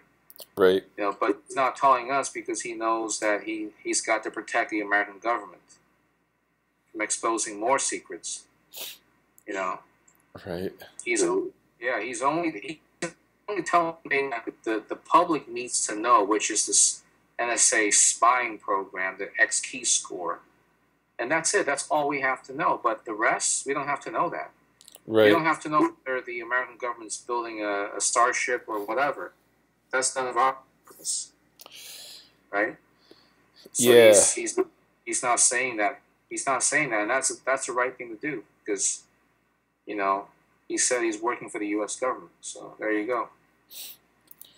Yeah, there was stuff that they exposed us to in intelligence school, which I never knew whether it was for real or whether it was stuff that they were just kind of like testing us to see if we would call home and tell people about, you know. But yeah, so it's pretty interesting. I mean, you have an intelligence background and a martial arts background. Right. Yeah. I mean, you're a pretty talented guy in that sense. Yeah, I've got also a really good indigenous knowledge background. That's my actual speciality. So what's that about?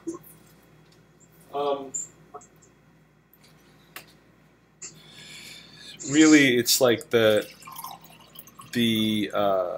knowledge of how to live in North America before colonization, really. Yeah. You spoke about the Blackfoot. Is that something that's related to it? Yep. So what's the activity? I teach at a tribal college. I actually coordinate a post-secondary program called Ghana Studies. And operating in the dark here.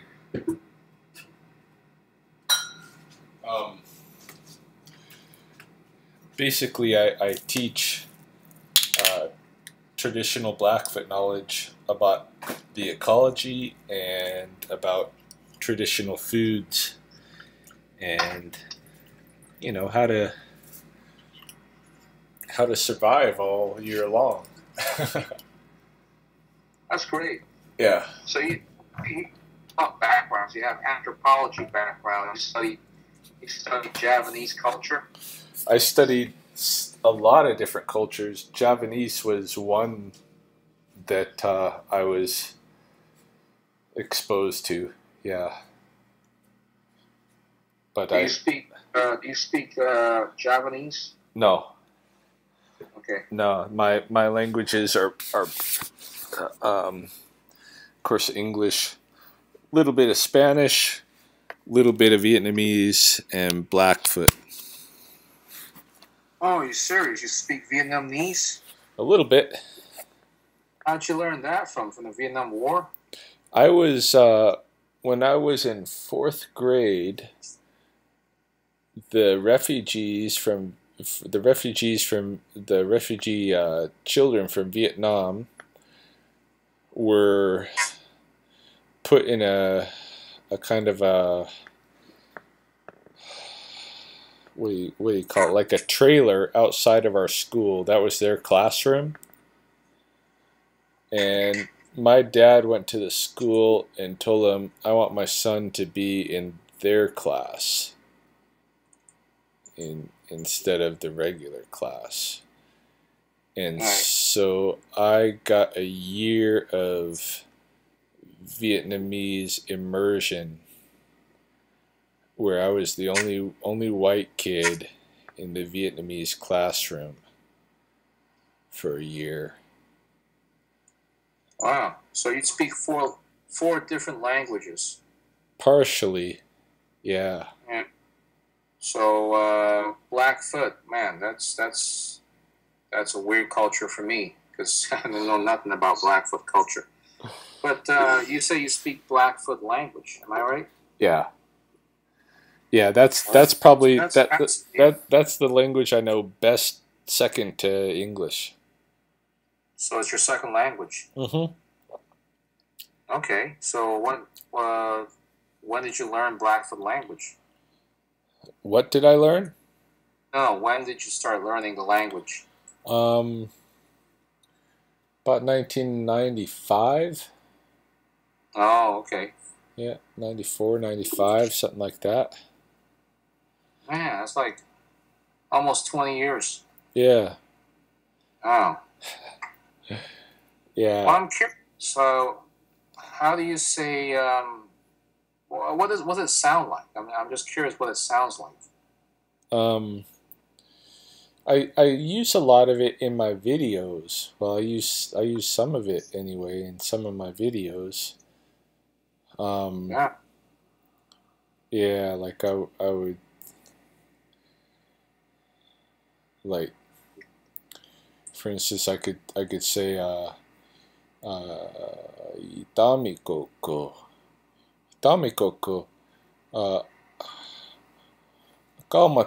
akamata po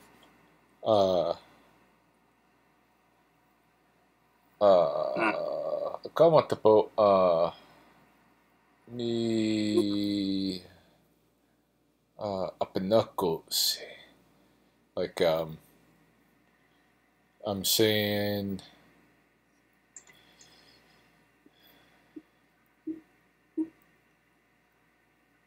it's good darkness right now, but we're almost to the time when the sun rises. Something like that. You know, funny.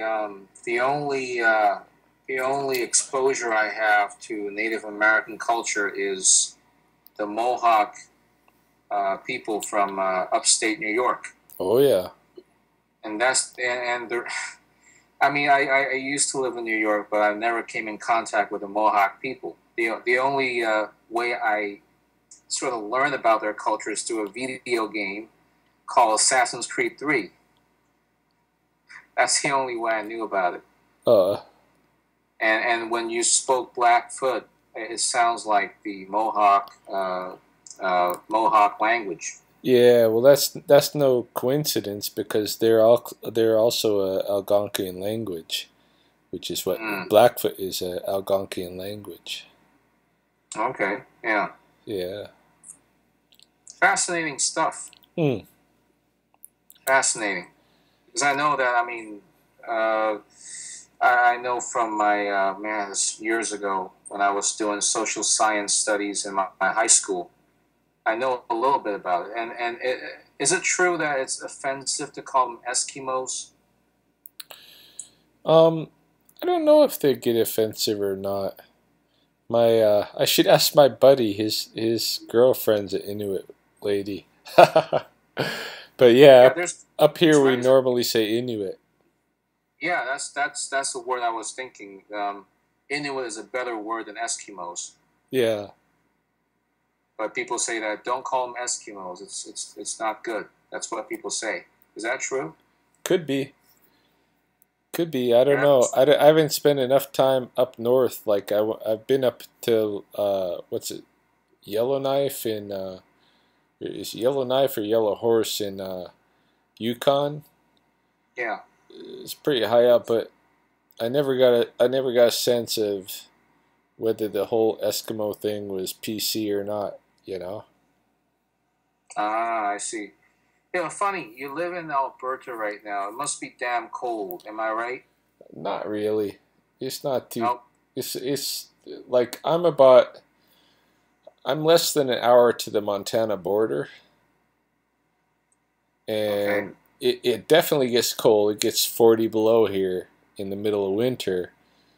But right now it's not freezing. I'm still running barefoot in the morning. So Wow. Have you heard of this town called Slave Lake? yep.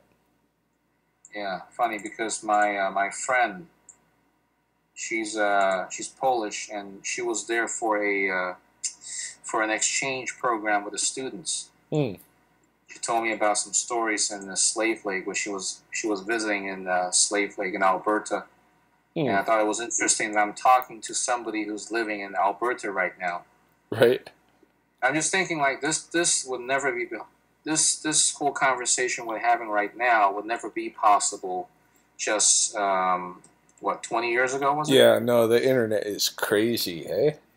It would never be possible. I mean, I'm sitting right here in the tropics of Indonesia, right? And you're Right. all the way there in the other side of the world on the top, in Alberta. And Right. yet we're having this clear conversation. I can hear you perfectly fine, and I assume that you can hear me perfectly fine.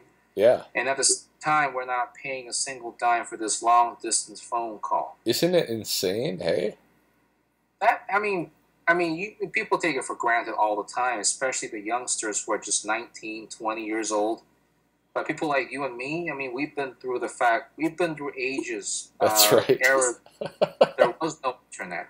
We had to pay to do international calls. That's I right. remember that. So when you've been through that kind of thing, you appreciate this kind of technology. Yeah, it's crazy. The young kids don't care about it. They say, "Well, that's the way it's supposed to be. That's the way it should be." Yeah. But I'm telling them that this is not the way it used to be. No. This is not the way it's supposed to be before. It's only because of technology that we get to have this kind of seamless voice and video, if we choose so, Right. communication so seamlessly smooth. I'm here in Indonesia. The internet's not great here. I'll tell you that right now. I'm sure the internet on your side is super fast because you're in Canada. Yeah, it's pretty good. Yeah, but yet I can hear you just fine because I do have a, high speed. Well, Indonesia high speed. High speed here means 1 megabit per second. Right. High speed in Canada probably means 1 gigabit per second. I don't know. Or fiber optic connection. Yeah, So, it's something crazy. but it's still amazing that, that we can hear each other just fine because this would never, ever happen just 10, maybe even 15 years ago? No way this would happen. Right. Just 15 years ago. No way. Skype did not exist until, in fact, Skype was launched in 2003. So that was about 11 years ago, before Microsoft bought it a few years ago. You know. So really, I mean, Skype's great. But then, of course, you can always use Google Hangout. You can always use other software, right? To chat. But Skype is the best at its class because, you know, it just works seamlessly fine. The fact that you and I can chat, this is long distance. We're covering like over 10,000 miles. Yeah, we're half a world apart for sure. Yeah, half a world apart, and you can hear me just fine. I can hear you just fine. Youngsters don't understand how much this means. They think that this is supposed to happen for them. If they take the young guys, 20-year-olds, they take technology for granted. You know. Yeah. They have iPhones. They got their Skype on it. They call their friends over in Africa or New York, and they're here in Indonesia, and they just say, "Well, it's supposed to happen that way. Why shouldn't I talk to my friend in New York, you know, or talk to my friend in Bali, whatever, you know?" Right. So I'm just saying, you know, people like Freddy Lee shouldn't take you for granted. Yeah. Just like well, people like you and people like the youngsters shouldn't take technology for granted. Yeah, I mean that's where he messes up. I mean he recently put out a video. I know his channel's gone now, so the video's probably gone too. But he put out a video about whether or not you can train online, and I did make a response video about that. But you know, his thesis was that if you're not on site, you know, then it's not going to work. And that's what he said. Yeah, basically. I mean, well, just to summarize, yeah, if you're not on site, it's not going to work. But the reality is, given our technologies today, there are martial arts schools making distance education work awesomely. Yeah. Yeah.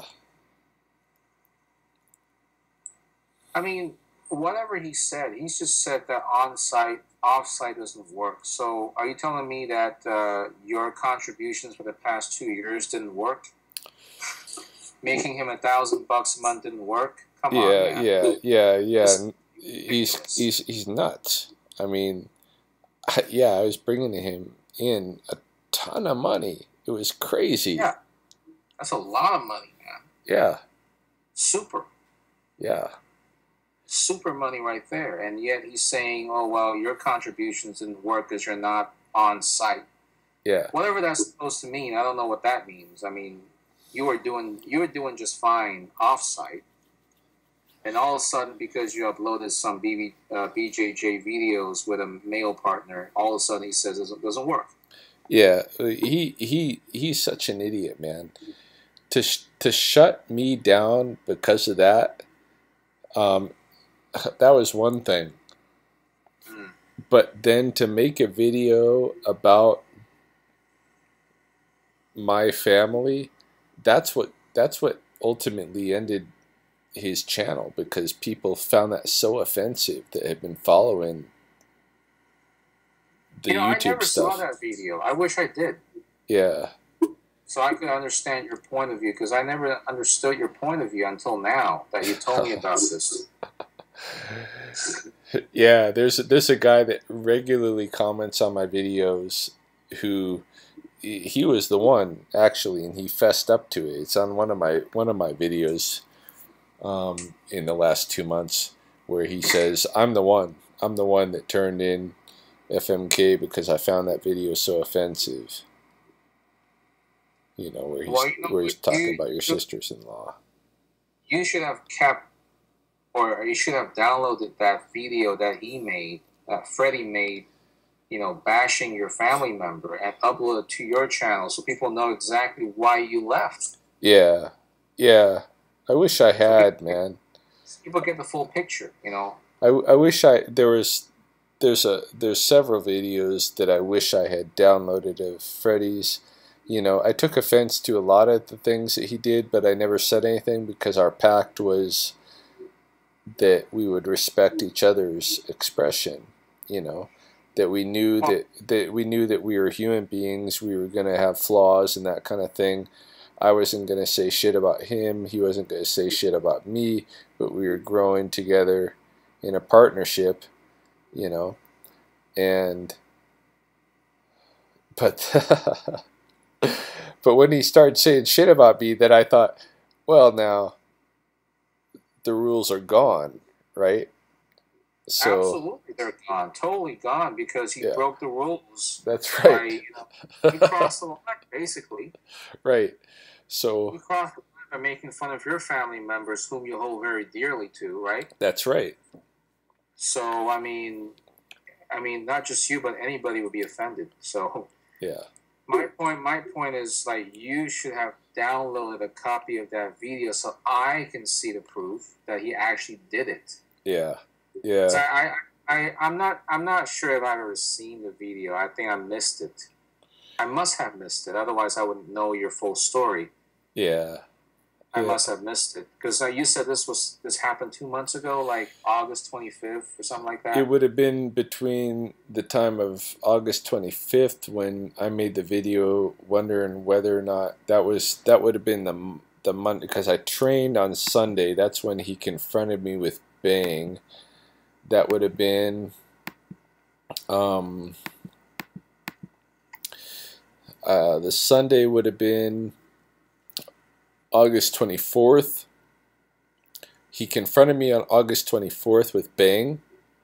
On August 25th, I made a video and put it up questioning whether or not there was going to be like anything left for me in FMK. I bet by August 27th was when I probably contacted him and said, let's make a reconciliatory video this weekend. That would be Wednesday the 27th. And I was like, let's make a reconciliatory video this weekend. If we're going in different directions, it's not a problem. If you don't want me on FMK anymore, it's not a problem. Let's make a video so we can both, you know, look like we're putting this behind us, we're going different ways, and we're cool with that. And then that's when he met your family member. Yeah, so then the 28th or 29th is when he decided to start posting videos that were shitty asshole videos. Yeah. No, funny, because I started following FMK on July, or mid of July. So I'm not sure why I missed that video of him talking crap about your family member. I don't know why I missed it. Yeah, probably just because he puts so much up every day, you know?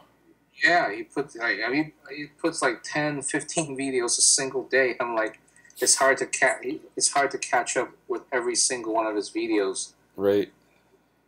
All the time. And but I mean, anyways, whatever he did, that was uncalled for, and you know, he didn't even. He never. I mean, that's the thing. I mean, you made it sound like you were an employee of FMK. Because you were asking, like, is there any role left for me at FMK? I'm like, dude, you don't have to ask that question. You know, you're the one. You're the client. You're not an employee, so you should. You know, you don't have to contribute. You don't have to.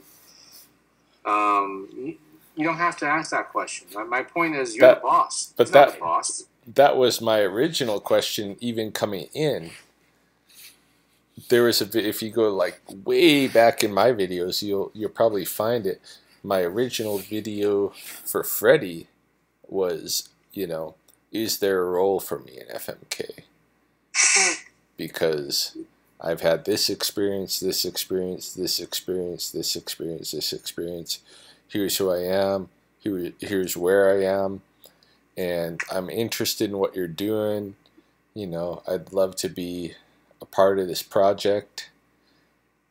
And is there a role for me? It wasn't like I want to be your disciple. Yeah, but he took it. He took it as if he wanted to be his disciple, right? Oops.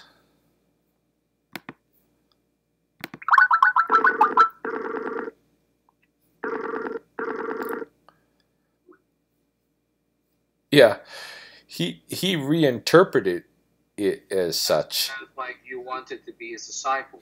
That's how he reinterpreted it way after the fact. Way after the fact. Because that's way after the fact. Yeah, originally he knew exactly what I was up to, which is why he assigned me to be the instructor for the online students. Yeah. And, to monitor his channel. He recognized in the very first video response that he ever made to me, he basically called me like the Itman of FMK. What's Itman? What's that? Itman was Bruce Lee's teacher. Itman? Is that Chinese or what kind of language is that? Yeah, it's Chinese.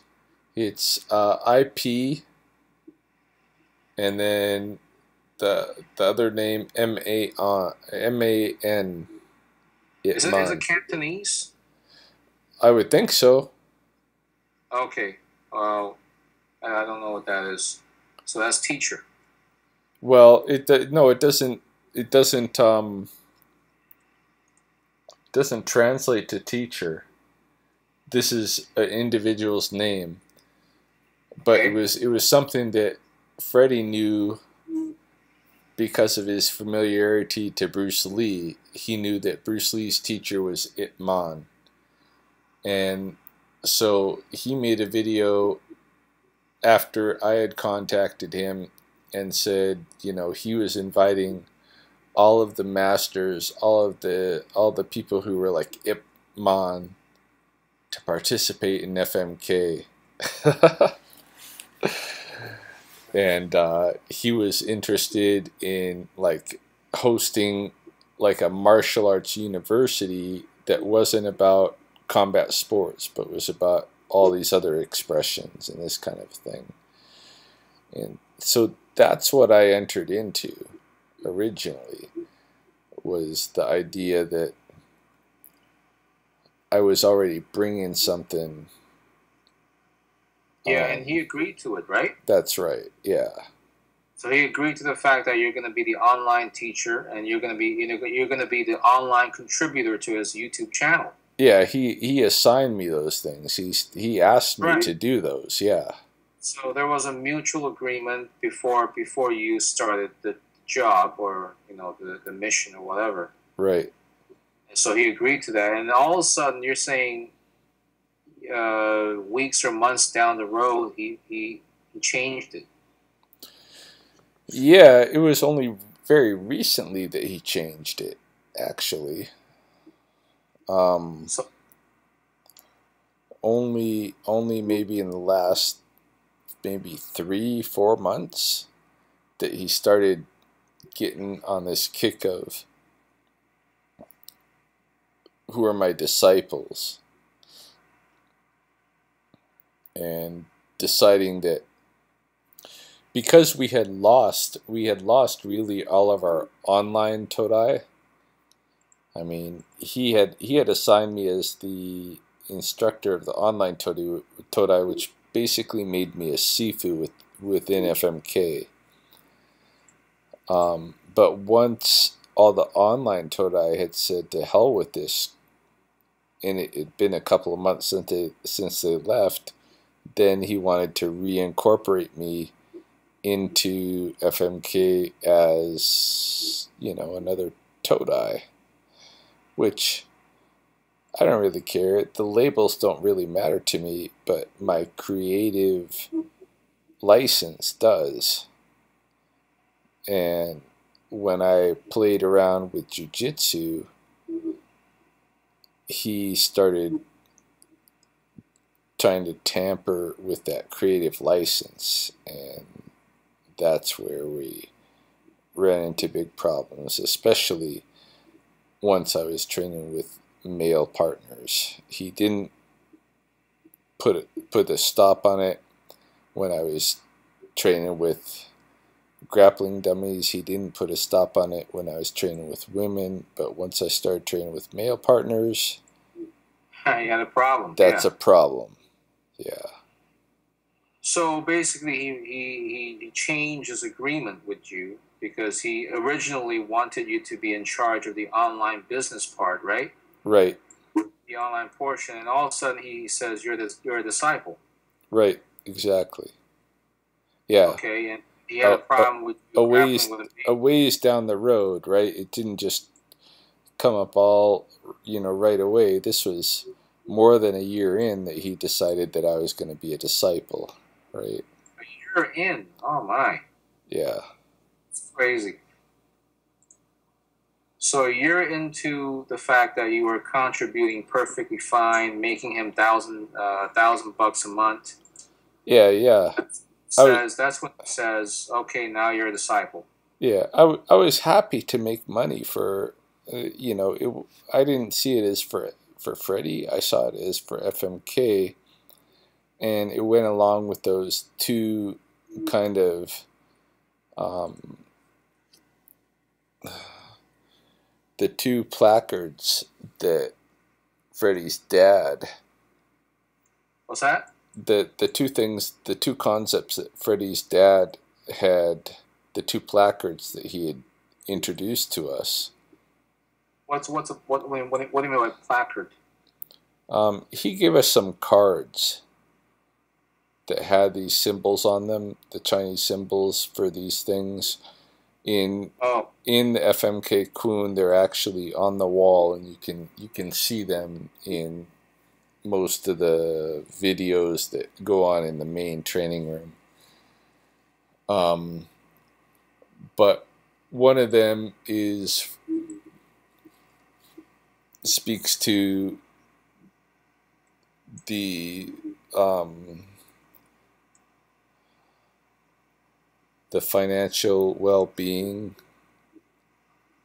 the good luck and fortune of the people that are involved in this place. And the other one speaks to the health and physical well-being of the people that are involved in that place. So whenever I was contributing to FMK, it was always with the idea that I was adding, it was like making an investment in the financial well-being of the whole, with the notion that in the end we'd all benefit. Everybody that was involved with FMK would benefit.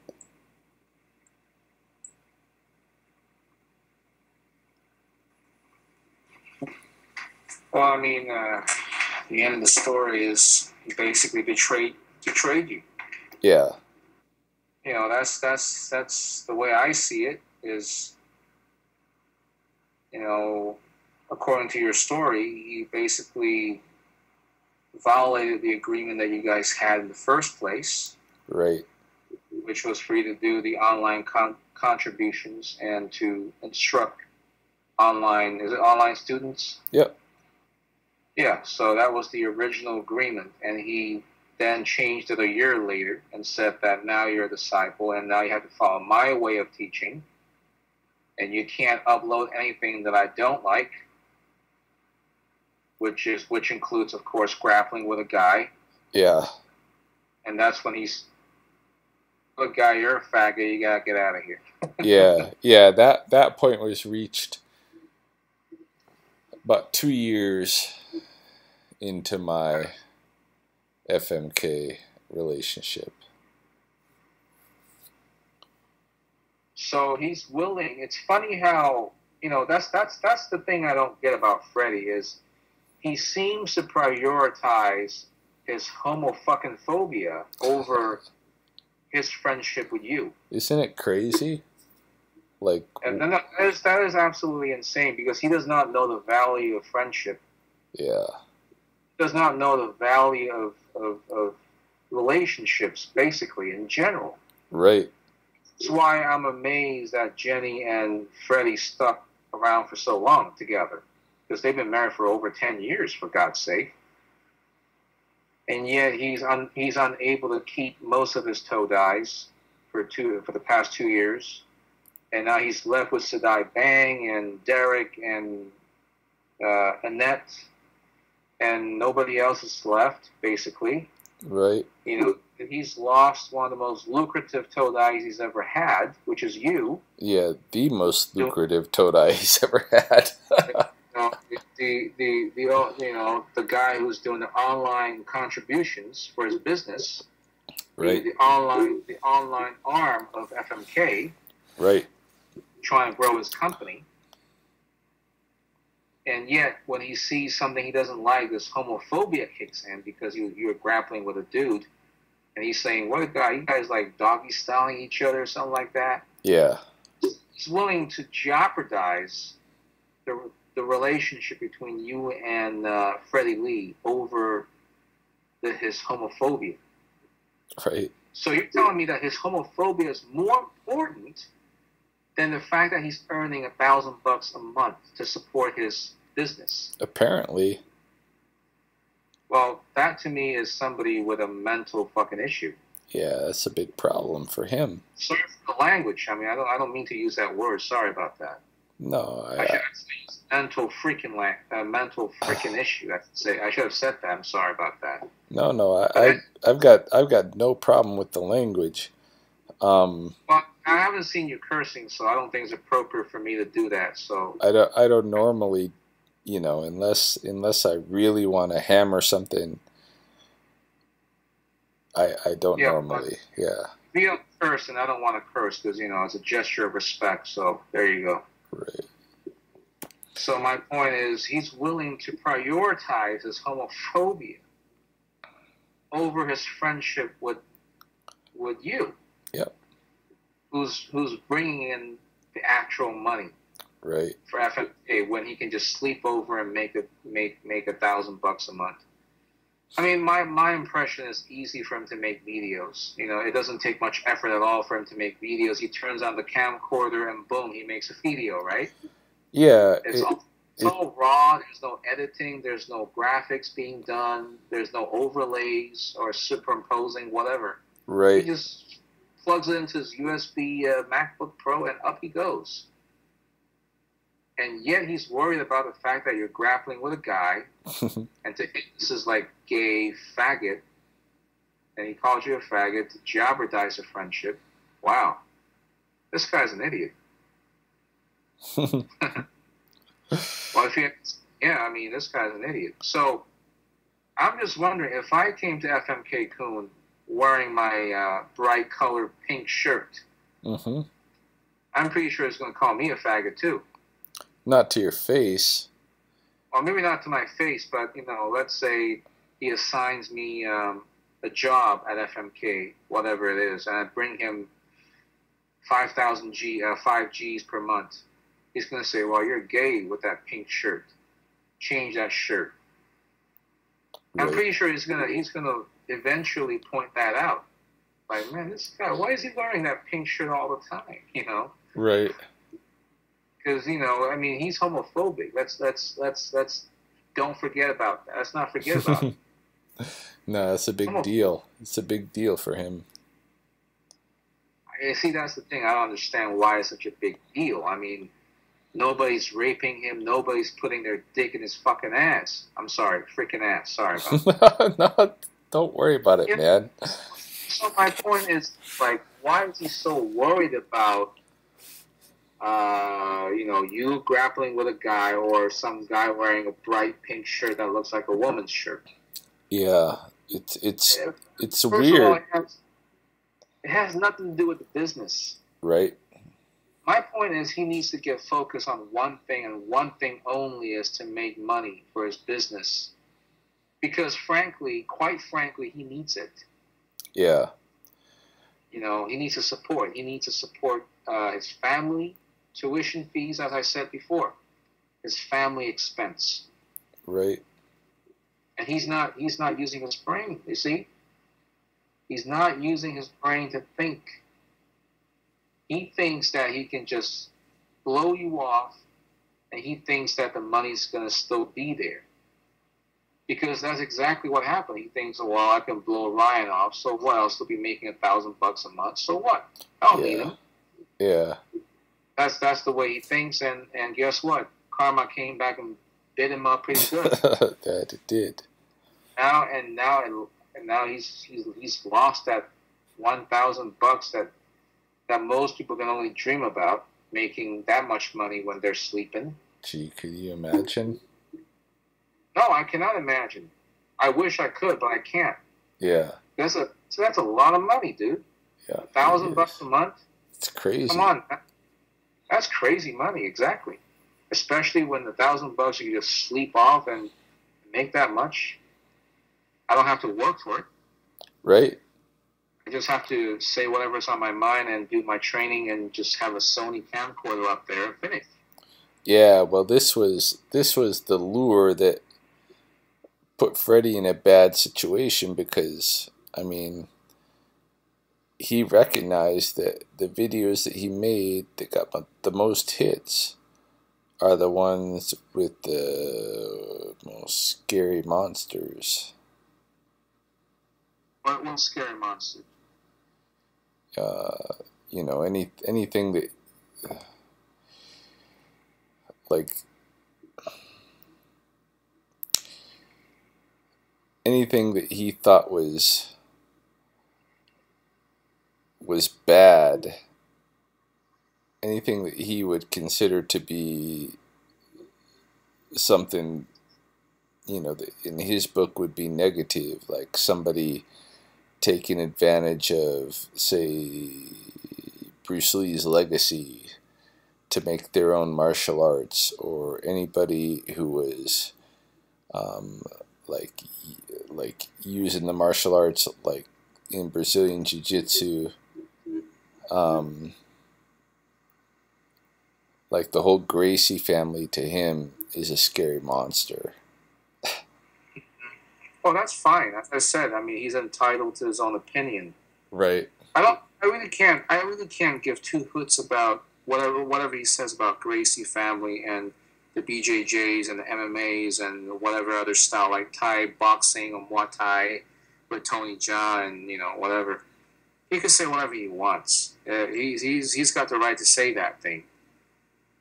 But, you know, that bullying with the gun, that threat with the gun when that 16-year-old decided to spar him, I mean, like I said, he crossed the line with that one. And especially with you.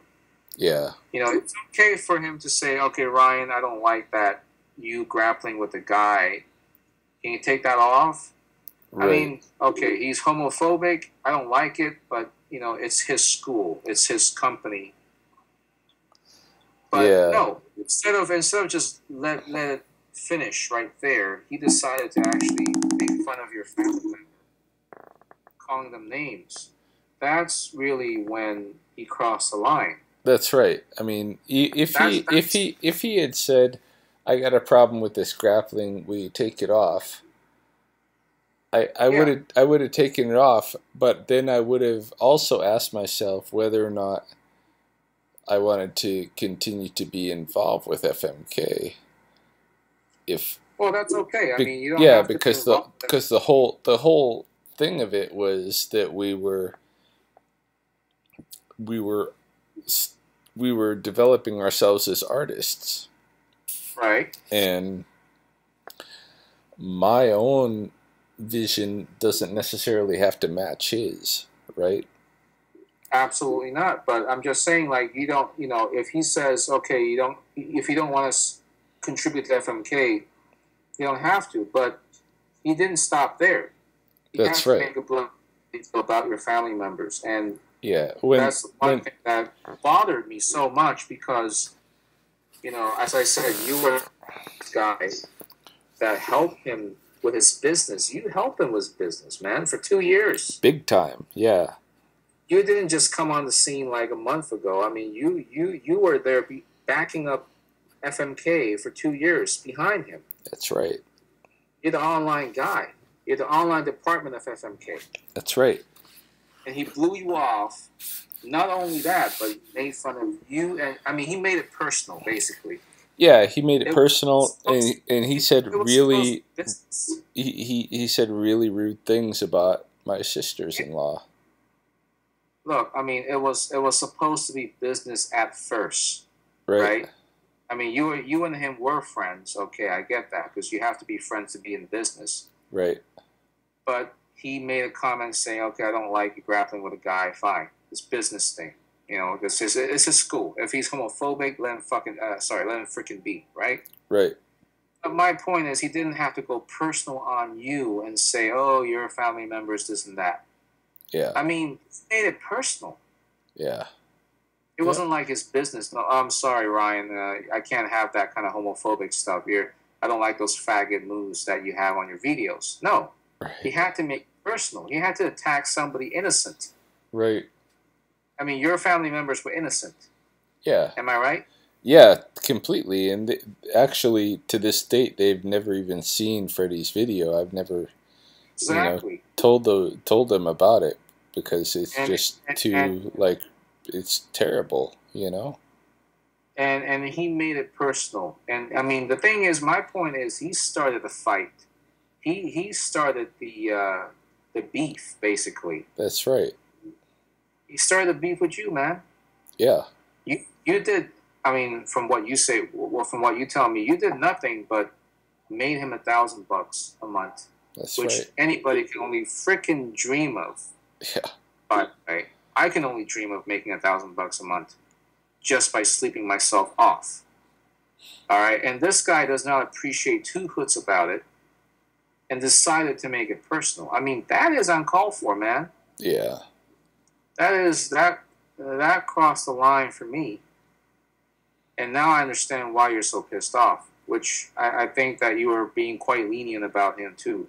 But I think you probably should be more pissed off than you are now. Yeah. Because it's only been 2 months, and I'm sure that anger is still there. Of course it's still there. Of course. But, you know, I'll tell you, I'm trying to move away from paying any attention to Freddy Lee, but it just came up for two reasons. One, my wife was cooking something that night that happened to involve the kind of like the flour that might have been involved, that might have had something to do with I don't know, it invoked for me. I'm sorry, what was that? My wife was cooking something, and the flour that she was using invoked for me, for some reason, this... Invoked? Yeah, it invoked, or it seemed to... there was some connection, and I can't remember exactly what it was, but it reminded me of Freddie, and I went on to check on his channel, and I don't know what it was. It must have been some kind of food connection. Okay. But I went on to check on his channel. It wasn't there. I went searching to see if he had come up with a new channel. Right. And then I stumbled upon this kid's video with this hilarious fight between Bruce Lee and Freddy Lee. And I started watching it myself. I got about a minute into it, and I thought, I'm going to show this to my wife because this is funny, and it was just funny. It was just for fun, right? So I showed it to her. She had a good laugh. Then I thought, well, I'll post this you know, I'll promote this video because nobody's seeing it, right? This kid went through all this trouble to make this thing. Nobody's seeing it. I'm going to promote it on my YouTube channel.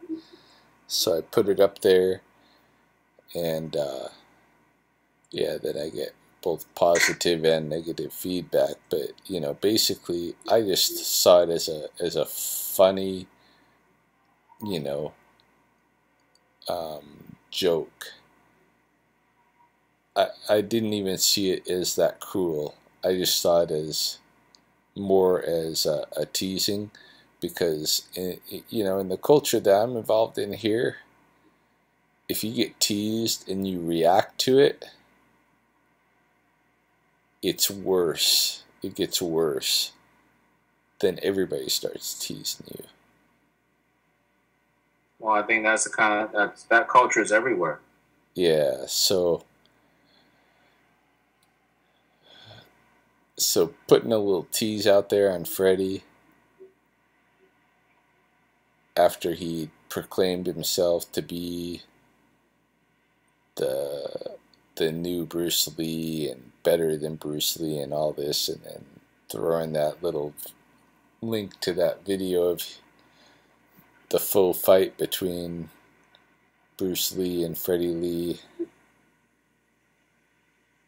Yeah, I just saw it as a bit of fun. Well, I mean, all I'm saying is Freddy Lee really is a spoiled brat. Yeah. Because he doesn't know how to appreciate people's efforts. You know, I mean, you were giving him $100 a month for training fees for 2 years. Am I right? Yeah, I was giving him $100 a month for training. That I wasn't even getting actual training. Yeah, well, you're just spending that money so that you had the permission to post your videos on his channel. Yeah, basically. But he took that as training money, and you did that for 2 years. So you gave him more than 2 G's, man. Yep, for sure. On top of that, you contributed the 20 G's I was talking about for YouTube. Yep. Man. Yeah, well, that's what happens when you feel like everybody's out there to just serve you. Right. You know what happens when you're treated like a king. You've never worked hard in your life. You've always had everything handed to you, spoon-fed. Right. You forget who you are. You forget that, you know, where you come from and who you are, that people didn't have to help you, but people choose to help you because they thought you were a decent guy. You know? Right. But after he lost, he lost everything now. I just hope that, you know, he's not going to do it again. We'll see. That remains to be seen. He hasn't learned from the last couple of shutdowns, so. Well, it's only been 2 months, so we'll see how he that's right. handles. It's pretty early. It's pretty early. So we'll see how he handles Sidai, Bang, and Derek, because these are the 2 main guys, right? He has left. Yeah, Derek is gonna be pretty. It's gonna be an edgy situation, because if he fucks up at all with that, Derek is gonna be out of there. Bang is a bit more of a committed character, so. Well, Bang is a foreigner, isn't he? He's from, where's he from, Africa? No, he's from the Caribbean. Panama. Panama, I think. So he's a foreigner. So my take is that foreigners are usually more yes man kind of type, but you know, whereas Derek, my impression. See, the thing is, when you watch his videos, you never know what the chemistry is about between these two, because my impression is that Sifu, Freddy Lee, and Derek, they got along pretty well because I saw them doing training at Chinatown and all that, and I thought they were getting along really well.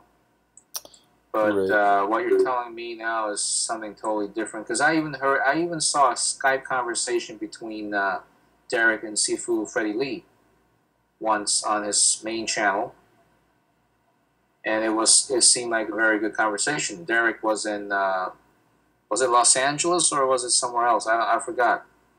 I know he was in the West Coast in California, and Freddy Lee was in conversation on Skype with him, Hmm.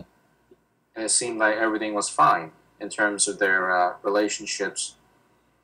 In terms of relationship, but I don't know what happened after that, whether they had a fall down or whatever. Yeah. Well, So, without you telling me all this, I would have assumed that there's nothing going on between them. right. Which I guess I could be very. This is why I say that it's important to talk to somebody who has met Freddie to get a bigger picture of what's really going on, because you watch his videos, he's only going to present the best side. He's not going to show you the arguments, the bad sides.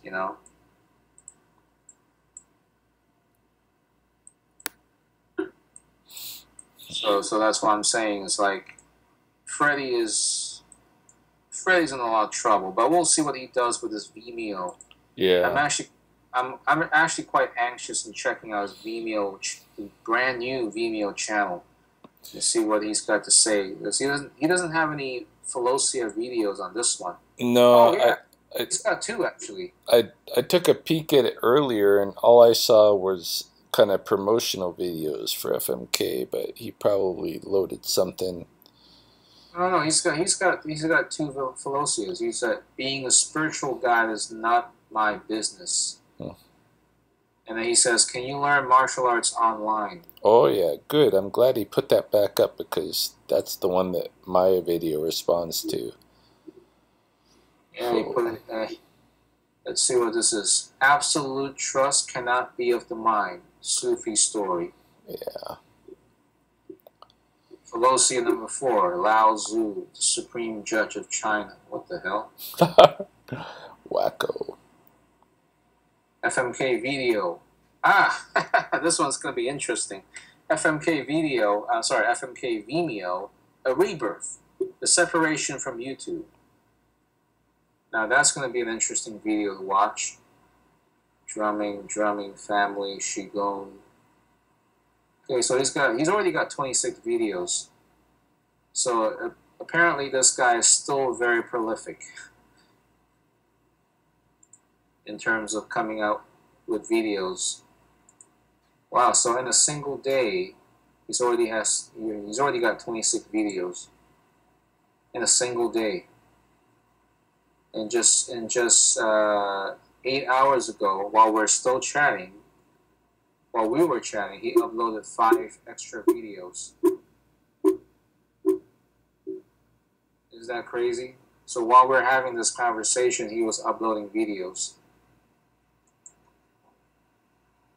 So I'm telling you, man, this guy is a video maniac. Yeah, he is. He's uploading videos as we speak. Jesus Christ. He never stops. No, he doesn't. Oh, I gotta sign off. I'm totally fading off, man. Oh yeah, you said you have a training to do this morning, or Well, so you have to. yeah, I've got potential training this afternoon, but it's gonna be dawn here pretty soon. I haven't slept Yeah, at I'm all. sure it's like 5 or 6 o'clock. Yeah, it's getting towards 6 o'clock, and my body's shutting down. Yeah, I can hear that. So yeah, well, thanks for such a spending so much time. Yeah, it was good to talk to you. I'm glad. I'd rather talk to people than be throwing these, insults back and forth without knowing each other. Well, that's the benefit of Skype chat. That's why. Yeah. It's good to get to know people and get to know their intentions. Right. Because not everybody's as bad as you think. And I like to get Freddie's point of view on this one too. Yeah. Well, Freddie's a good guy when you talk to him. He is. I'm sure he is, but when I ask him questions, when I confront him with these kind of things, I'm not sure if he's gonna be the good guy anymore. No, if you get too inquisitive, then he's definitely gonna be like in that interview. You know, what are you attacking me? And you know. So he's gonna be like, "What are you, huh? Yeah, what are you? exactly. I'm gonna wave a gun on you now." Right, exactly. I mean, he knows what he's done. He feels guilty. That's why he doesn't want to talk to people to begin with. That's why he turns off his comments. He's afraid to face people. So. Yeah. Sometimes makes me kind of wonder what kind of martial artists will be afraid to face people. Yeah, for sure, man. I mean, that's the whole thing. He's not a martial artist. He's a great he's a great motivator for fitness. He should just stick with that. That's his thing. He's way into fitness. It's fantastic the kind of fitness that he does. You know, and he can take somebody even like myself, you know, he helped me inadvertently just by inspiring me. You know, I adopted a lot of his fitness practices and it helped me. And I think that happens for a lot of people, but to try to keep pressing this martial artist thing when he just does not have the skills and knowledge, it's embarrassing. Needs to stop. Yeah. Well, news flash for you. We've been chatting for almost 8 hours. Yeah, it's crazy. So I look forward to this 8 hours of content on your YouTube channel. Yeah. I don't know if you're going to put this on YouTube. It's kind of pointless anyways. Yeah, I don't know if I'll put it all up there because I don't know how many people will look at it all or listen to it all. It's a long bit of video, hey? Well, but the truth is most people will probably just use it as an audiobook. They'll be listened to while they're lying down on their iPods or iPhones or whatever. Right. Right. So that's most likely what they're going to do with this conversation of ours. Right.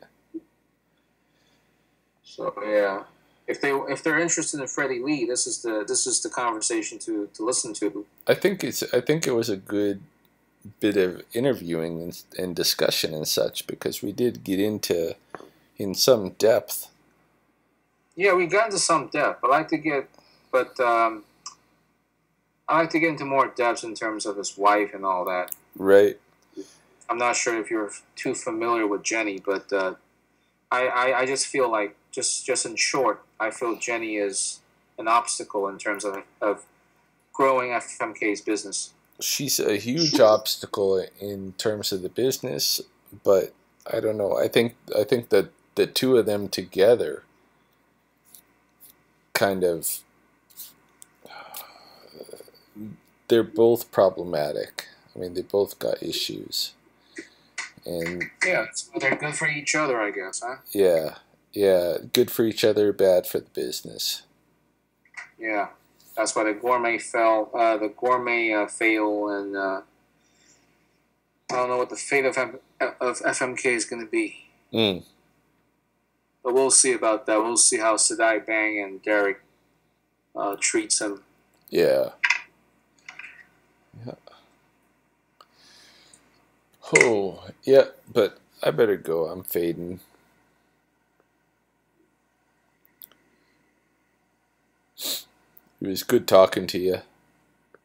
Yeah, it's great talking to you. Thanks for devoting so much time. I mean, 8 hours of your time. you were supposed to be sleeping, but yeah. standing all night. So thank you for that. Yeah, no problem.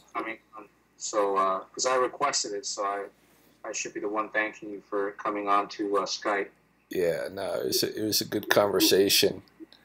Hopefully yeah, it was. Well, it definitely opened up my mind about Freddie. There was definitely a lot of things that I got wrong about Freddie, and I love to talk to Freddie about this if he's up to it. So we'll see. Anyways, yeah. So just to put on the record, this is probably the longest talk I've ever had about one subject. I mean, we did go to your intelligence thing and the technology thing, but right. That was brief. That's right. But mostly Freddie. So it seems like there's a lot of content about Freddie that we can talk about because we spent 8 hours on it. I forgot. Yeah, there's even more. If I wasn't so tired, I probably would have pulled even more, but I know that the last few hours I've been fading, you know?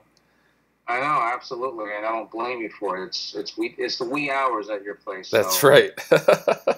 Yeah, and you know, listen, Freddie's got a lot of content, 4 or 5 years of content. I'm sure you've been with Freddie for 2 years, so you must know something that I don't know. That's for sure. I know all of the content because I had to organize it all into playlists. I watched every bit of it.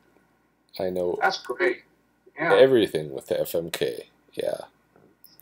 So more content. Hopefully, more content from you to come. Yeah. About the history of FMK. This is what we're interested in. Yeah. There's a lot more to say.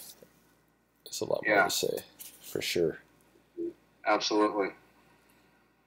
Because Freddy Lee's famous. I mean, he's famous all over the internet for the wrong reasons. That's right. Yeah, and it's good to talk about it so we get to know what kind of person he is and learn from it, I guess. Yeah. Exactly.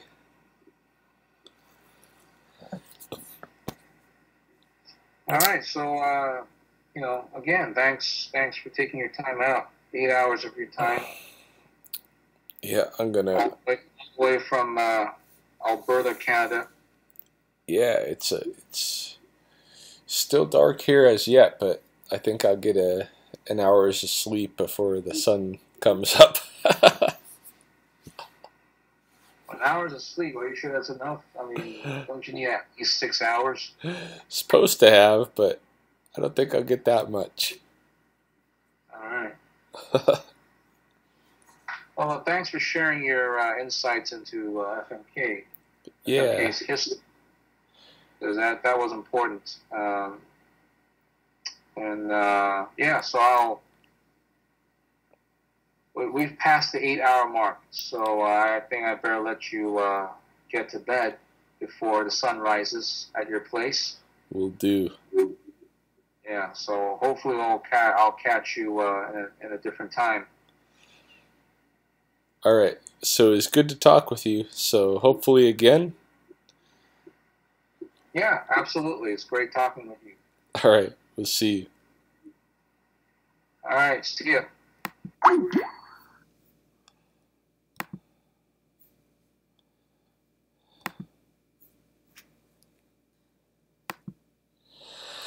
Yeah.